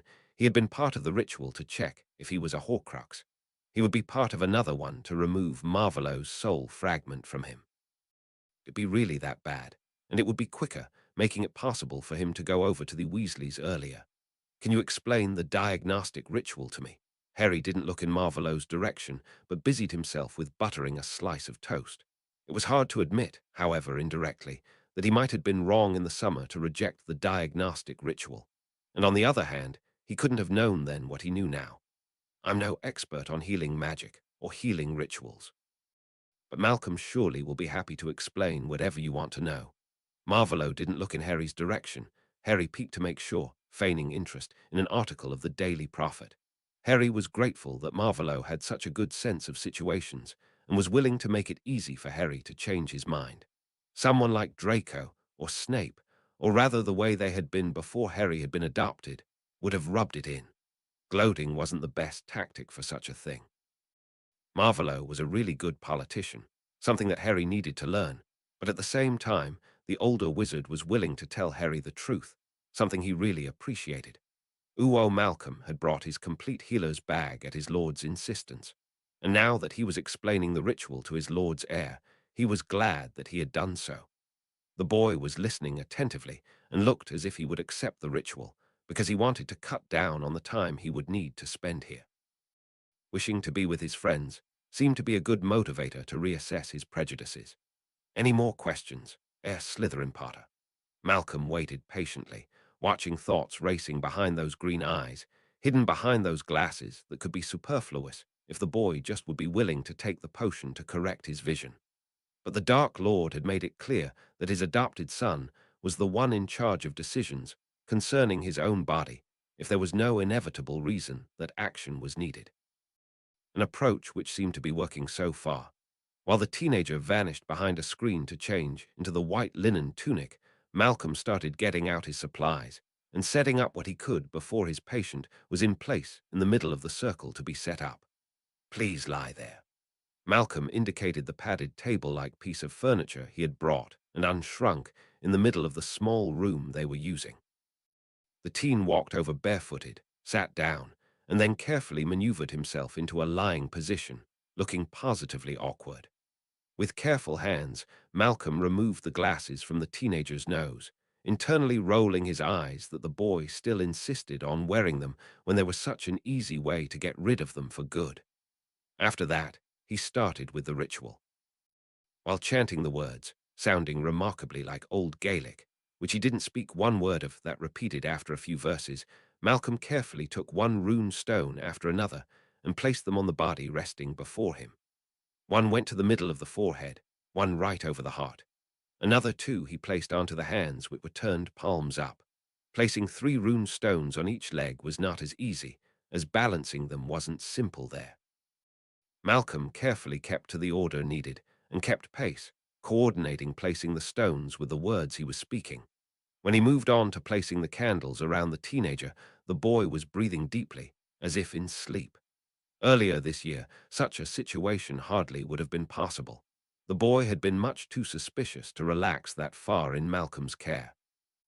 Carefully lighting the candles placed in a circle around the table, Malcolm walked in measured steps until he reached the place where he had started, right next to a small stone table with a piece of parchment and a never-empty quill set up ready to be used. The last step was to link the ritual with a quill and parchment to record what was about to be discovered. With a few precise gestures, Malcolm did just that, and then sat down on a stool monitoring the procedure.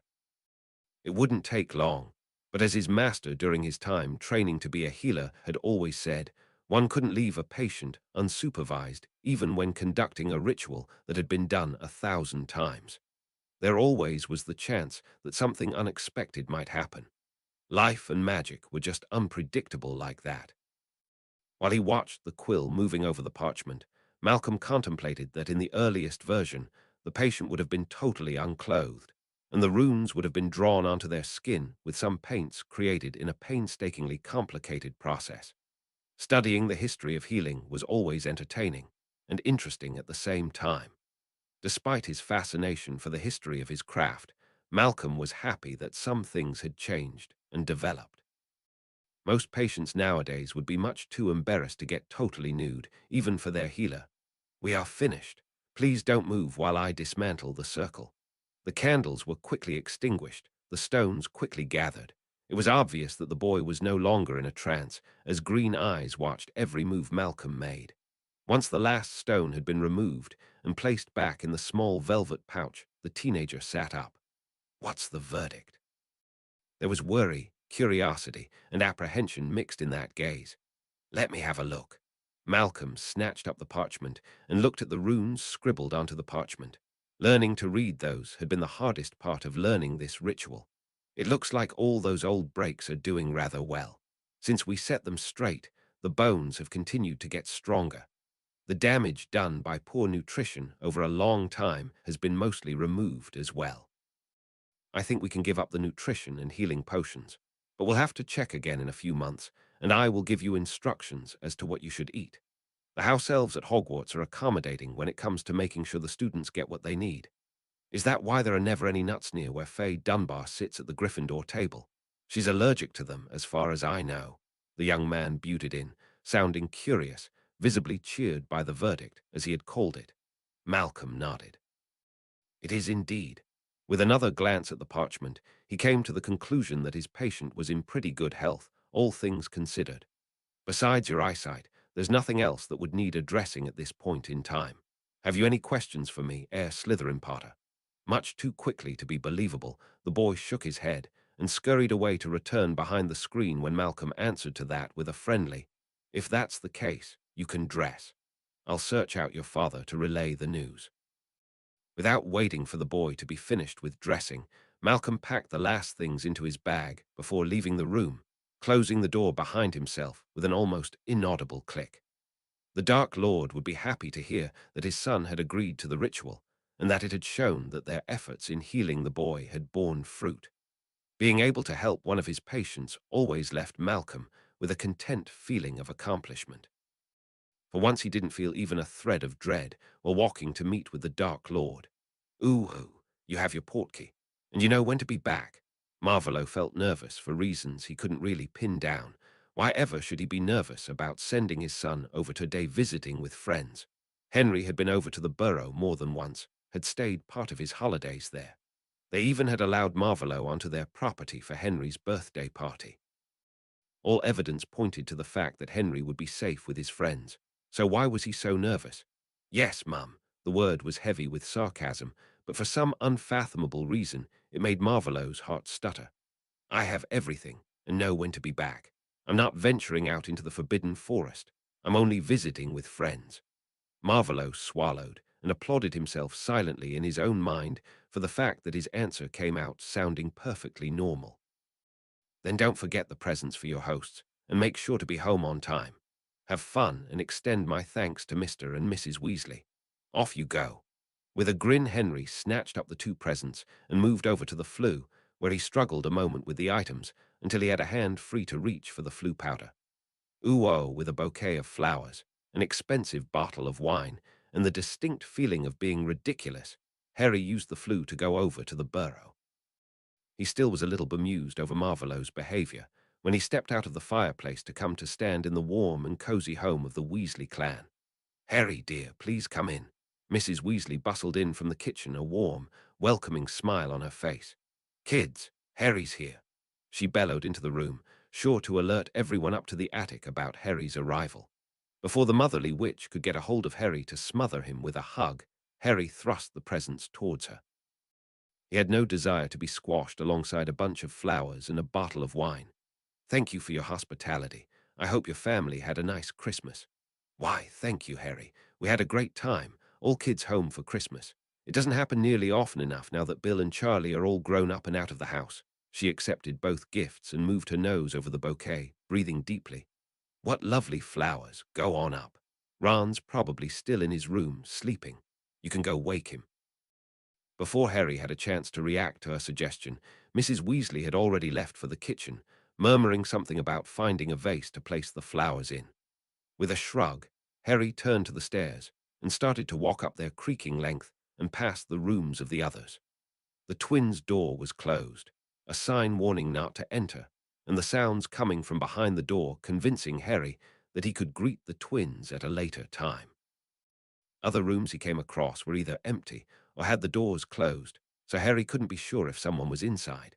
When he finally reached Ron's room, the snoring coming from inside made him grin. Ron obviously was taking advantage of the opportunity to sleep in over the holidays. Quickly opening the door so it slammed into the wall covered in Quidditch posters of the Chudley Cannons, Harry strode into the room with heavy steps, calling out in a cheerful tone, "Wake up! Ron, come on. It's time to eat. A low, unhappy, growling sound came from the mound of blankets that were hiding Ron on his bed. Harry laughed and picked his way through the stuff, littering the room's floor. It was a good thing house elves cleaned the students' dormitories. Otherwise, there would be a lot of accidents due to students tripping over the stuff on the floor. Come on, Ron. I'm sure you don't want to miss out on the breakfast your mother is keeping warm in the kitchen. Harry felt a grin stretch his face, and his good humor was easily noticed in the teasing tone of his voice. Harry, a bleary-eyed Ron sat up, peeking up from just beneath his blanket. You're early. Harry laughed. I don't think so. Even had a healer appointment before I came here. No, you're sleeping in late. Harry could pinpoint the moment when the realization that Harry was there had made it through the haze of sleep to Ron's mind. Suddenly his friend was awake, bolting out of bed, searching the floor for clothes. Did you bring a warm robe? We could go flying. I'm sure you can borrow a broom from one of my brothers. You know they're all here. It's sad that you have so many stuffy parties to go to. With a permanent grin on his face, Harry listened to his friend prattling on while he searched for something to wear, putting the articles of clothing on as he found them. It felt almost the same as before Harry had been adopted by someone Ron couldn't stand. Maybe the rocky parts of the way were behind them. They made their way down to the kitchen together, tossing ideas for the day back and forth, when Ginny stepped out of her room, just to stop in her tracks the moment she saw them on their way to breakfast. Good morning, Ginny, Harry greeted with a smile, and then frowned when the red-headed girl turned on her heel, walked back into her room, and closed the door with some force. Bewildered, Harry turned to his friend, who only shrugged. Don't ask me, mate. I don't understand girls, but she's been in a tiff for some time now. No idea what happened. The last time she was this morose, the twins had sheared the hair of her favorite doll completely off. Mum magicked it back, of course, but she was plotting revenge for a while. Seeing that his friend didn't want to discuss his sister and her strange behavior, Harry let the topic drop. Did Ginny still fancy him? He dearly hoped not. Even though he had noticed girls with a much greater frequency, his friend's little sister didn't make the list. She was pretty, there was no doubt about that, and he was fond of her. But more like she was his sister as well, not like he wanted to take her on a date. Cho Chang, the Ravenclaw seeker, was of greater interest to him, or even Daphne. Even though it couldn't lead to anything serious between them, she had appeared a few times in his vague and confusing dreams. A few of those charms from the book Marvolo had given him for his birthday, and which had made its rounds through the dorm by now, really came in handy when he was woken by some of those dreams. It would be too embarrassing to get out of bed to clean himself up, even with a room to himself. Harry. How nice that you could come. Let that sluggard eat. We want to show you something. The twins had come down too, looking excited, both obviously eager to talk to their silent partner. A quick glance at Ron assured that his friend had no problem with Harry talking to Fred and George, while he devoted all his attention to his breakfast of scrambled eggs, hash browns, sausages, and grilled vegetables. So Harry followed the twins over to a corner of the living room where Mrs. Weasley wasn't likely to spot them and sat down. The logo you sketched for us is great, Harry. We've been searching for something like this for a while. Look, we made a few packaging mock-ups, have changed a few of our older designs. What do you think? Pieces of cardboard, parchment, and even a few boxes were pulled from various pockets and held in Harry's direction. The colors were glaringly bright, but as all the stuff was prank material for children, that was exactly the right choice. Soon, they were deep into a discussion over what the best packagings would be and what they needed to include in warnings on the outside. Harry laughed and soon had forgotten all about Ginny's strange behavior. Uwo, on his way back from the loo and to the kitchen, where they had commandeered the table to build a card house from several decks of exploding snap cards, Harry suddenly found himself cornered by Ginny. An angry-looking Ginny, her eyes sparking dangerously. While he tried to keep a calm and friendly facade, Harry's mind was furiously going over all their interactions in recent times to find the reason for her anger. But he came up blank. Can I help you? He needed to remind himself that he was capable of defending himself, but the fact that she was really good with some of the nastier hexes they had trained with in the defense club made it harder not to flee to where the others would be witnessing their discussion. How could you ask a Slytherin girl to those balls? You could have asked me. I would have loved to spend more time with you. Vicky and Isabel were sure you would at least invite me to the ball at Potter Manor." She clearly was distraught and angry, sweeping gestures, only accentuating her obvious agitation. "Am I too poor for you all of a sudden?" Vicky explained that you clearly had to be careful to not make my older brothers angry at you. They are very protective. And the way you dismissed Romelda made clear that younger girls aren't interesting for you. But how could you ask that Slytherin ice princess bitch? Well, it seemed as if those two girls, Vicky and Isabel, had fanned the flames of the crush Harry had hoped was finally dying back into a roaring flame. That was an awkward situation he now was in. He needed to make clear that Ginny probably never would be his girlfriend, or even more, but without hurting her feelings. She was still the little sister of Ron and the twins, and despite that crush, he liked her. First, Daphne asked me, not I her, and I had dancing lessons with her this summer. Going through all those events with the pressure to make a good first impression on the whole society, I'm happy she's there to help me navigate all the possible pitfalls. And if she hadn't asked me, I probably would have asked Hermione. Harry took a quick breath, eager to continue to speak before Ginny could start on an even longer rant. Once she got going, it was almost impossible to stop her. "I like you, Ginny, but only like a sister, nothing more. And there is no other reason to that than the fact that I just feel for you what I feel for Hermione. Where she is like an older sister, constantly nagging at me to study more. You're like the little sister one can play Quidditch with. I know neither Vicky nor Isabel, so how did you come to the conclusion that they would be able to interpret my feelings?" Ginny's face was assuming a steadily darker expression, and Harry felt his heart beating faster and faster. "Hope nothing I did projected an illusion of feelings I've never held. You're a beautiful, intelligent witch, Ginny, but I would never date my sister." Before Harry could make the situation any worse, I was speaking with furious witches not part of his training. Ron's head poked around the corner into the corridor. The two of them were standing in. "Harry, what's taking you so long? Hermione and Luna arrived just a moment ago, and we want to start building. Do you want to take part too, Ginny?" It was a miracle to Harry that Ron hadn't heard a word of what his sister and friend had been speaking about, because Ron simply wasn't that good an actor. Harry had just turned to answer Ron in the affirmative, when Ginny huffed and stormed away. The eyes of both boys met, and with two shrugs of confusion, they moved to the kitchen, where Harry greeted both Hermione and Luna with warm hugs. He felt really happy about seeing Luna here so unexpectedly. She always was a refreshing presence with a unique outlook on the world.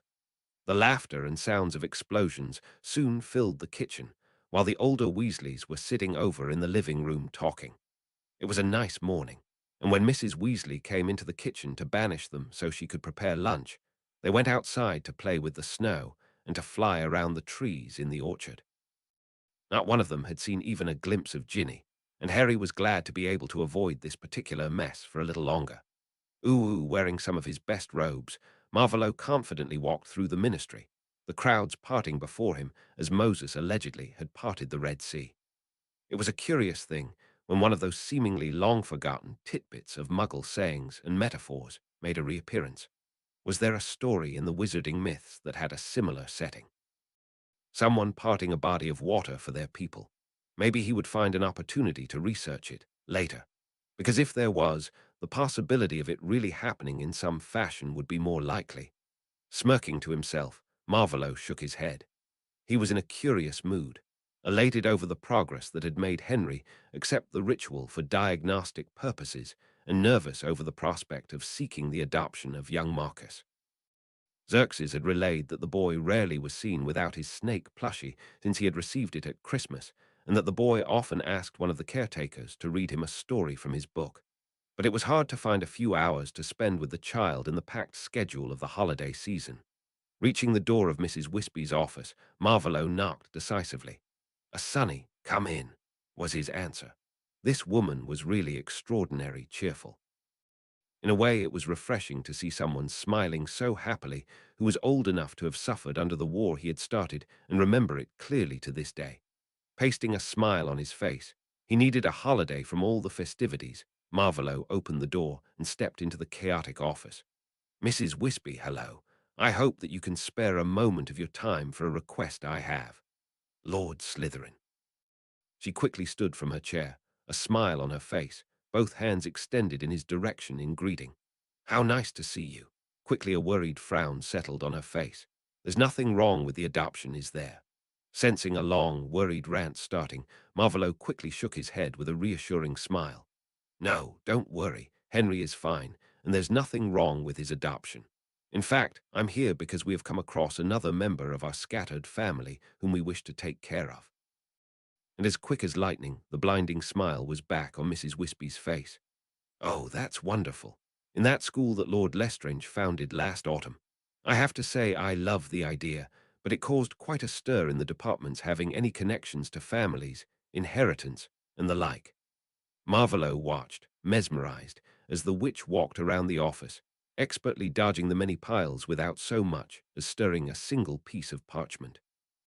He briefly wondered if shifting one of the piles, even a fraction of an inch to the side, would be enough to trip her up.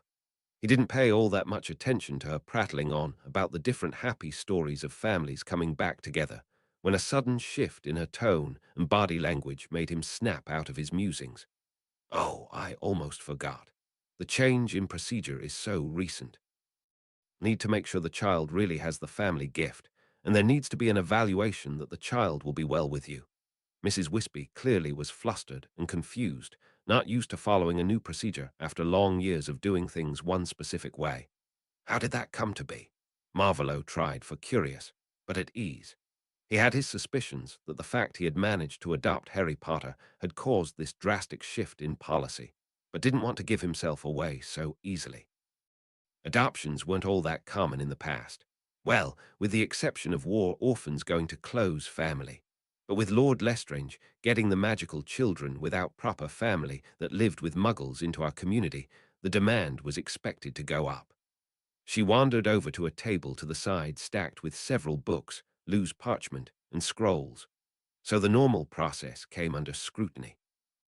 And someone aware of how the muggles do things like this pointed out that we had no methods to decide who would get custody if more than one family wanted to claim a child without as obvious a proof as a well-known family gift, or to be sure that the family taking in the child would treat them well. I fear I'm not yet familiar with all the details. She started to pick through the paperwork on the desk, clearly in search for something specific. It made sense to change the procedure for adoption. Memories of situations came to Marvolo's mind, scenes of yelling matches between Tobias Snape and his wife Eileen, a small boy running to hide from his father. Scenes of a small boy watching how his mother Wahlburger punished his bigger brother for daring to be sorted anywhere but Slytherin. Some parents didn't even manage to treat their own children with decency. Making sure a child going to a new family would be treated well seemed like the right thing to do. In theory, it was a good idea, but it was inconvenient. In fact, such measures hadn't been enacted till now because all those who might pass a measure like this thought the same. One day such rules might get in their way, so they all preferred the rules missing. The fact that someone had made sure to enact them now meant only one thing. Someone had more to gain by making adoptions harder than by leaving the rules lax, ensuring fewer problems in the future if they should wish to adopt at a later time. But who would gain from that? He would alert Xerxes, Lucius, and the others to those changes. They had been enacted so quietly that they all had missed their addition.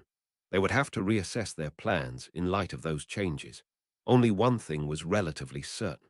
The headmaster hadn't had anything to do with this.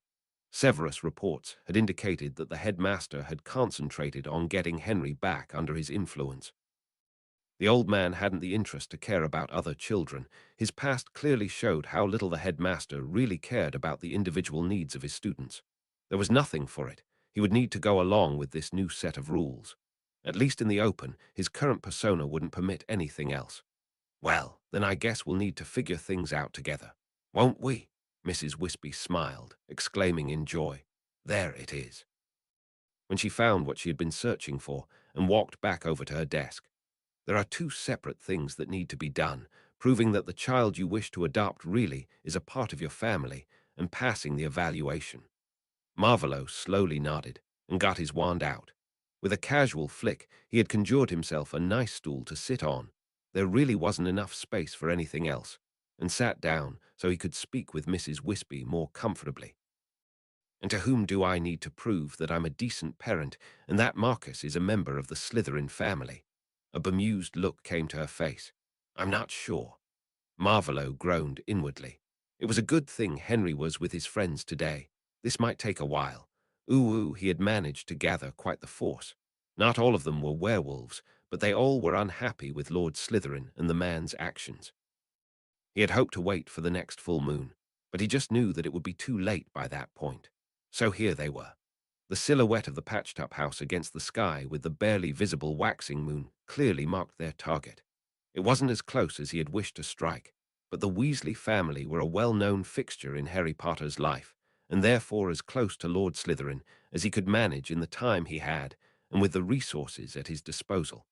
I'll break the wards. Stevens, take those good at offensive spells and place them around the perimeter. Keep an eye on the windows and the doors. If they try to flee or get too close to one of those, target them. No prisoners. Kill them all. He turned to the smaller group holding beater bats, knives, and other weapons of that kind. Make sure to attack everyone who comes close enough. Get them down, take their wands, kill them. Any more questions? Shuffling and shaking heads were his only answer. Fenrir nodded. You'll see when the wards fall, or someone comes out of the house. That's the signal to start attacking. Go. Harry, and Luna stood outside of the burrow near some of the trees in the orchard, looking on an enchanting sight. Before they had gone inside for tea, they had left various fruits, dried cherries, fresh apples, and pears, out there as an offering to the fairies, and it had worked. Now the air above the fruits was filled with the high-pitched chattering of fairies. Harry wasn't sure if one could call it chattering when the beings didn't actually speak, but it sure sounded the same as a conversation between humans did if you were far enough away not to be able to make out any actual words. Aren't they pretty? Luna asked in a dreamy voice, rubbing her arms under her pretty, but rather thin cloak. Yes, they make interesting patterns when they're quarreling about which of them get to eat the cherries. It looks as if those are their favorites, don't you think? They had made their escape when Fred and George had pulled a prank on Ginny, turning her hair and skin a glaring shade of purple. With a frown, Harry watched Luna shiver in the cold, for a moment distracted from the colorful and lively display of the little winged creatures. Come, we can share my cloak, he offered, already opening the fastenings. The cloak was made out of an excess amount of warm silken velvet fabric, covered in embroidery of different kinds of leaves. Thank you, Harry. That's a good idea. Did you know that sharing warmth can save your life when 2 or more people are snowed in and have to survive in a hollow dug into a snowdrift? Blinking at the cheerful manner she shared this observation, Harry slung his cloak over her shoulders, placing his arm around her so the fabric would stay put. It was really nice standing so close to her, and it had been a good idea. He could feel her shivering. Hopefully now they could stay a little while longer. With the moon getting bigger, the light wasn't blinding, reflected from the snow, but cast everything in a nice glow. They stood there in companionable silence when something caught Harry's attention. Startled, and with his hand on his wand, Harry turned his head slightly. Had there been someone? It had been too big to have been a bird or a fairy. He suddenly felt on edge, looking around carefully. It felt a little like when Dudley and his gang had crept up on him in breaks at school.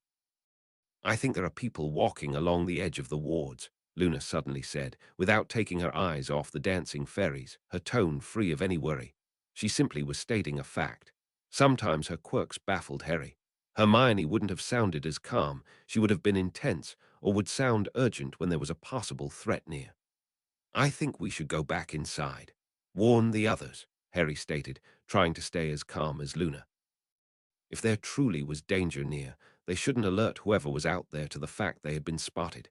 It would give them an advantage. Strolling back to the house, unhurried and arm in arm, still sharing a cloak, Luna and Harry took their time. But Harry was tense, his wand in his hand, ready to cast a shield should something head their way. Even now, with the threat of Voldemort gone, his senses were screaming at him that there was danger. And it always had served him well to heed the warnings his instincts were sending him. Harry, Luna, there you are. They were greeted enthusiastically by Mrs. Weasley once they had stepped into the kitchen. Want some hot chocolate? She was grinning at the two of them, but Harry really didn't have time to puzzle out her reason for beaming at them. Harry quickly let his cloak fall onto one of the chairs, turning to see if Mr. Weasley was anywhere near.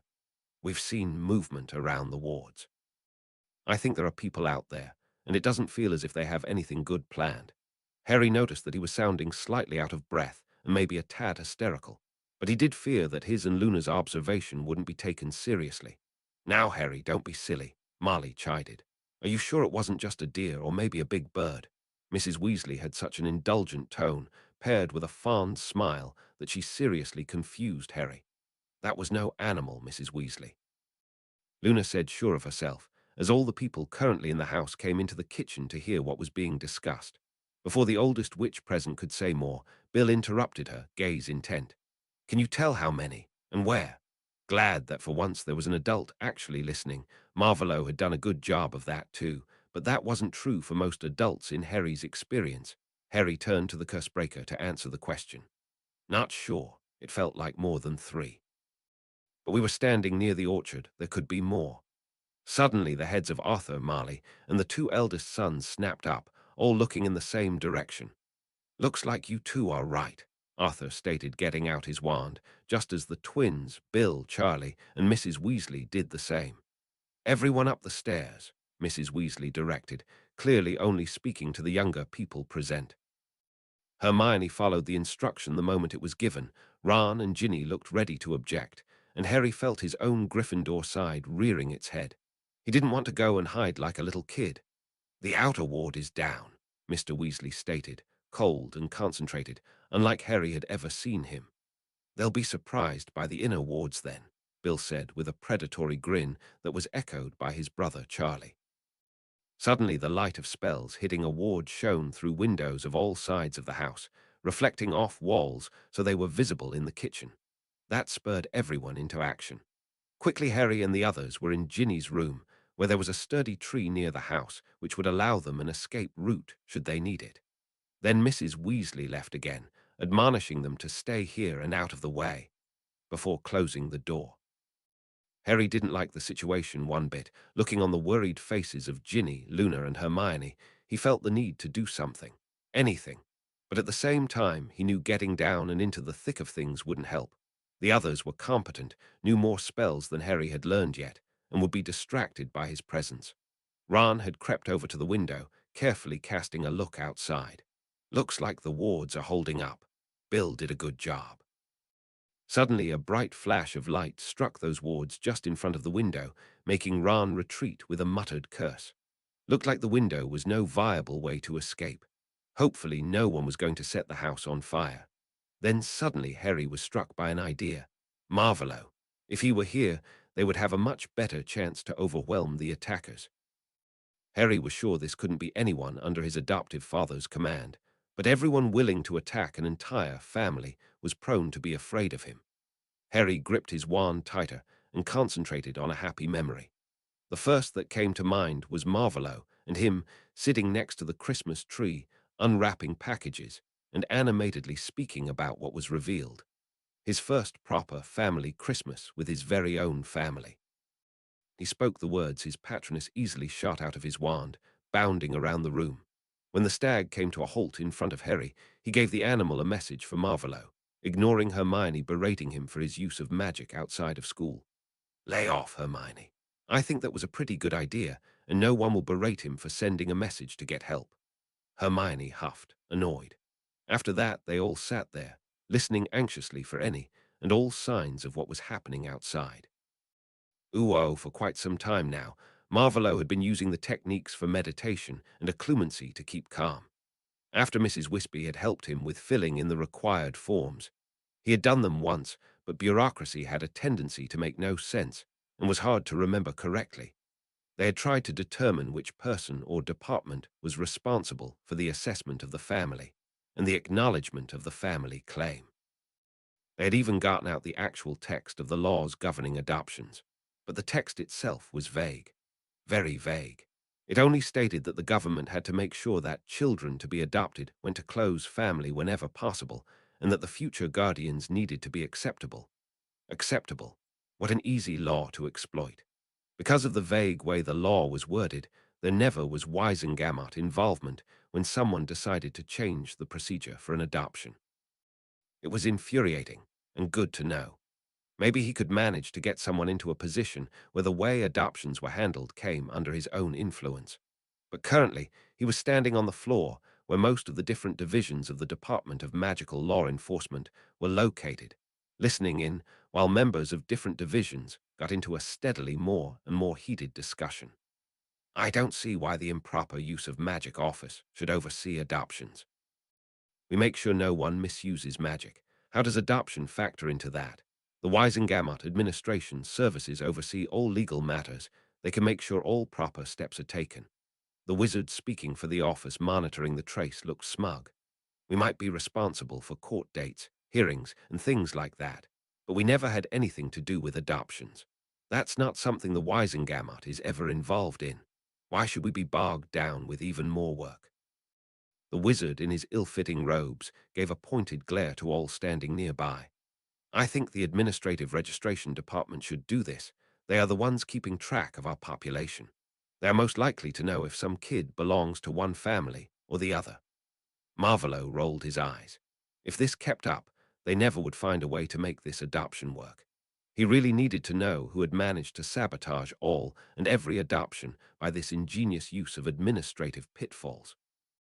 The person either needed to die or be recruited. Maybe ruining their reputation would be enough. Just because we have the Animagus registration doesn't mean we should keep track of adoptions. You know that most kids that are adopted either have close family in our community or none at all. Marvolo looked up from the red faces and angry gestures when he noticed a person stepping into the corridor between the different divisions. Madame Bones was walking towards the escalating discussion, a look of annoyed anger on her face. It looked like one of the auras currently on duty had informed her of this disaster. When her accusing gaze fell onto Marvolo, he held up his hands in an imitation of surrender, shaking his head. He hadn't had anything to do with this. Well, he had asked a question, but that had been all. I just asked who was conducting the new steps needed in an adoption process. How was I to know that it isn't clear whose job it is? Marvolo shrugged and kept a smile off his face at the annoyed sigh the formidable witch gave to that. Before she could start sorting everything out, everyone's attention was drawn by the silvery shine of a patroness breaking through the far wall, heading in their direction. That's Henry's patroness. Marvolo murmured, suddenly feeling as if he was about to go into battle. The stag came to a skittish halt in front of Marvolo, and his son's voice hastily spoke. There are wizards attacking the burrow. Mr. Weasley and 4 of his sons are fending them off, but there are more than 5. I'm pretty sure we need help. Then the patroness faded from view, its message delivered. Madame Bones took action on the spot, ordering the auras on duty to prepare to defend the house of Arthur Weasley and his family against an unknown number of attackers before turning towards Marvolo where he stood, his thoughts whirling.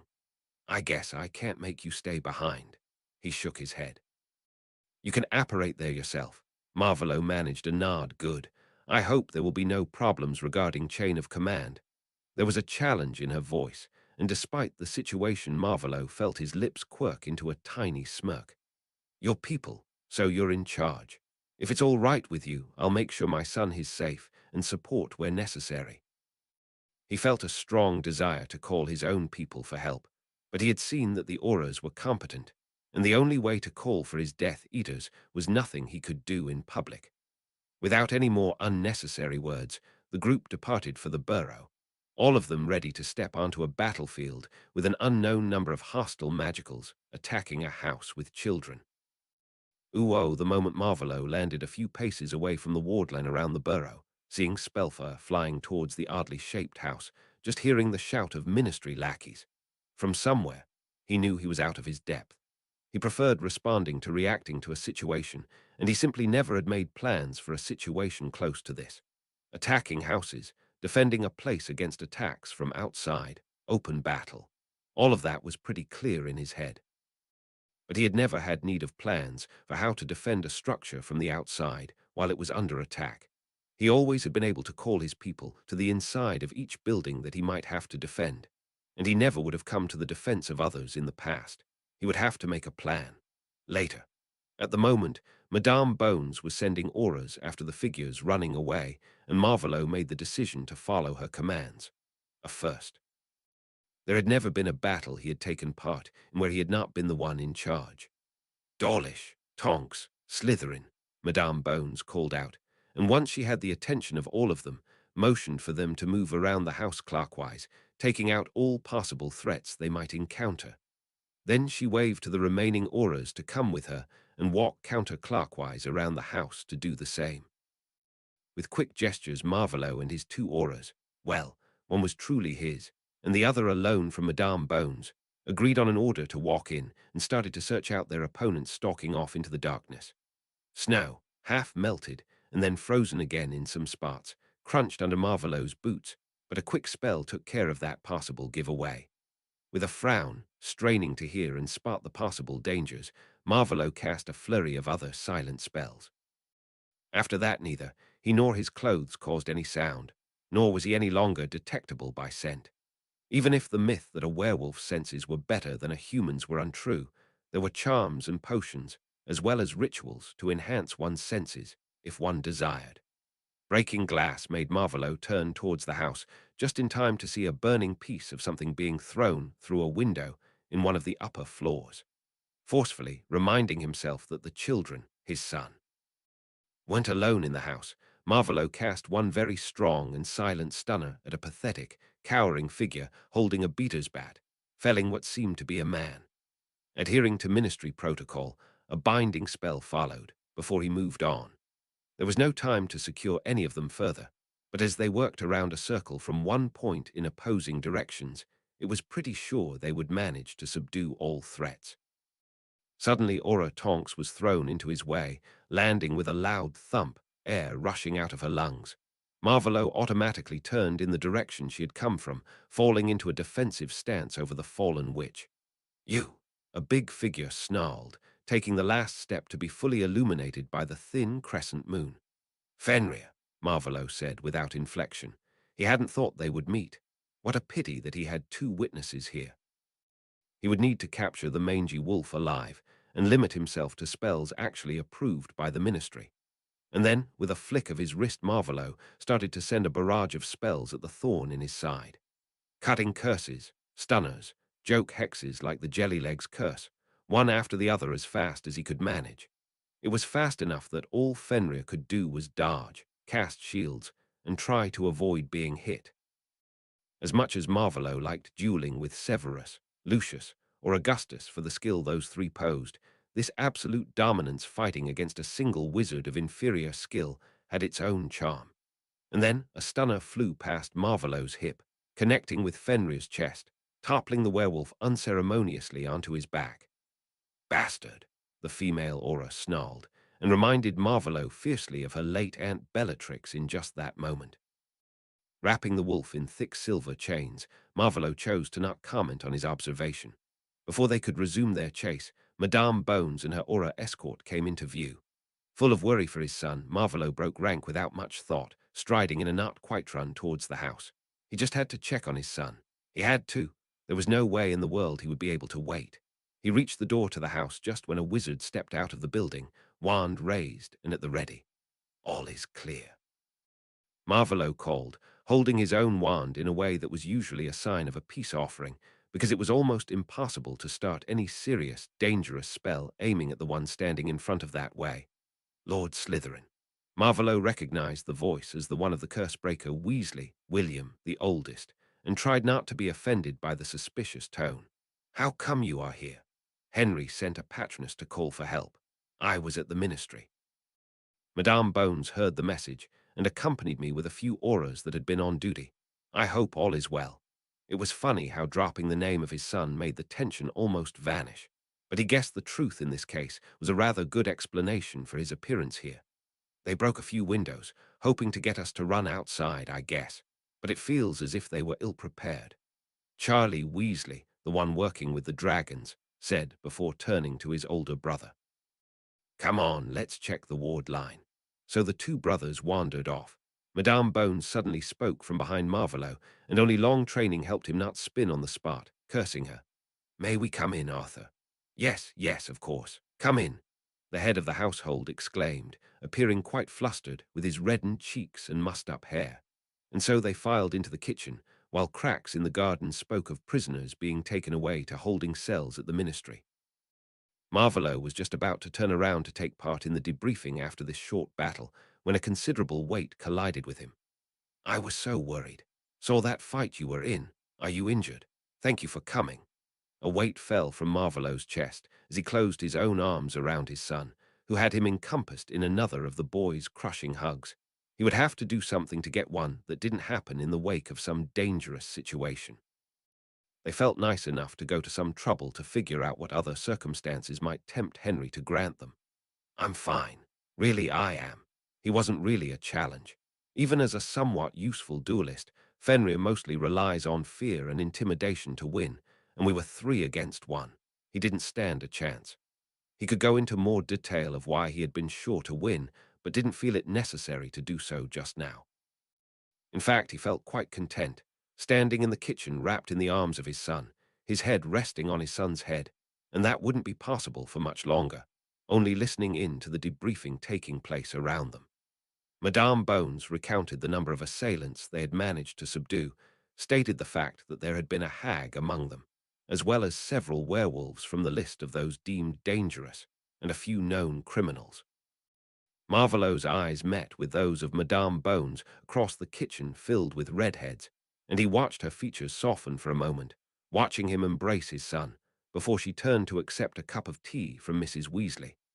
What strange turns his life had taken since he had regained a body, and somehow it felt as if the strangeness wasn't about to stop any time soon.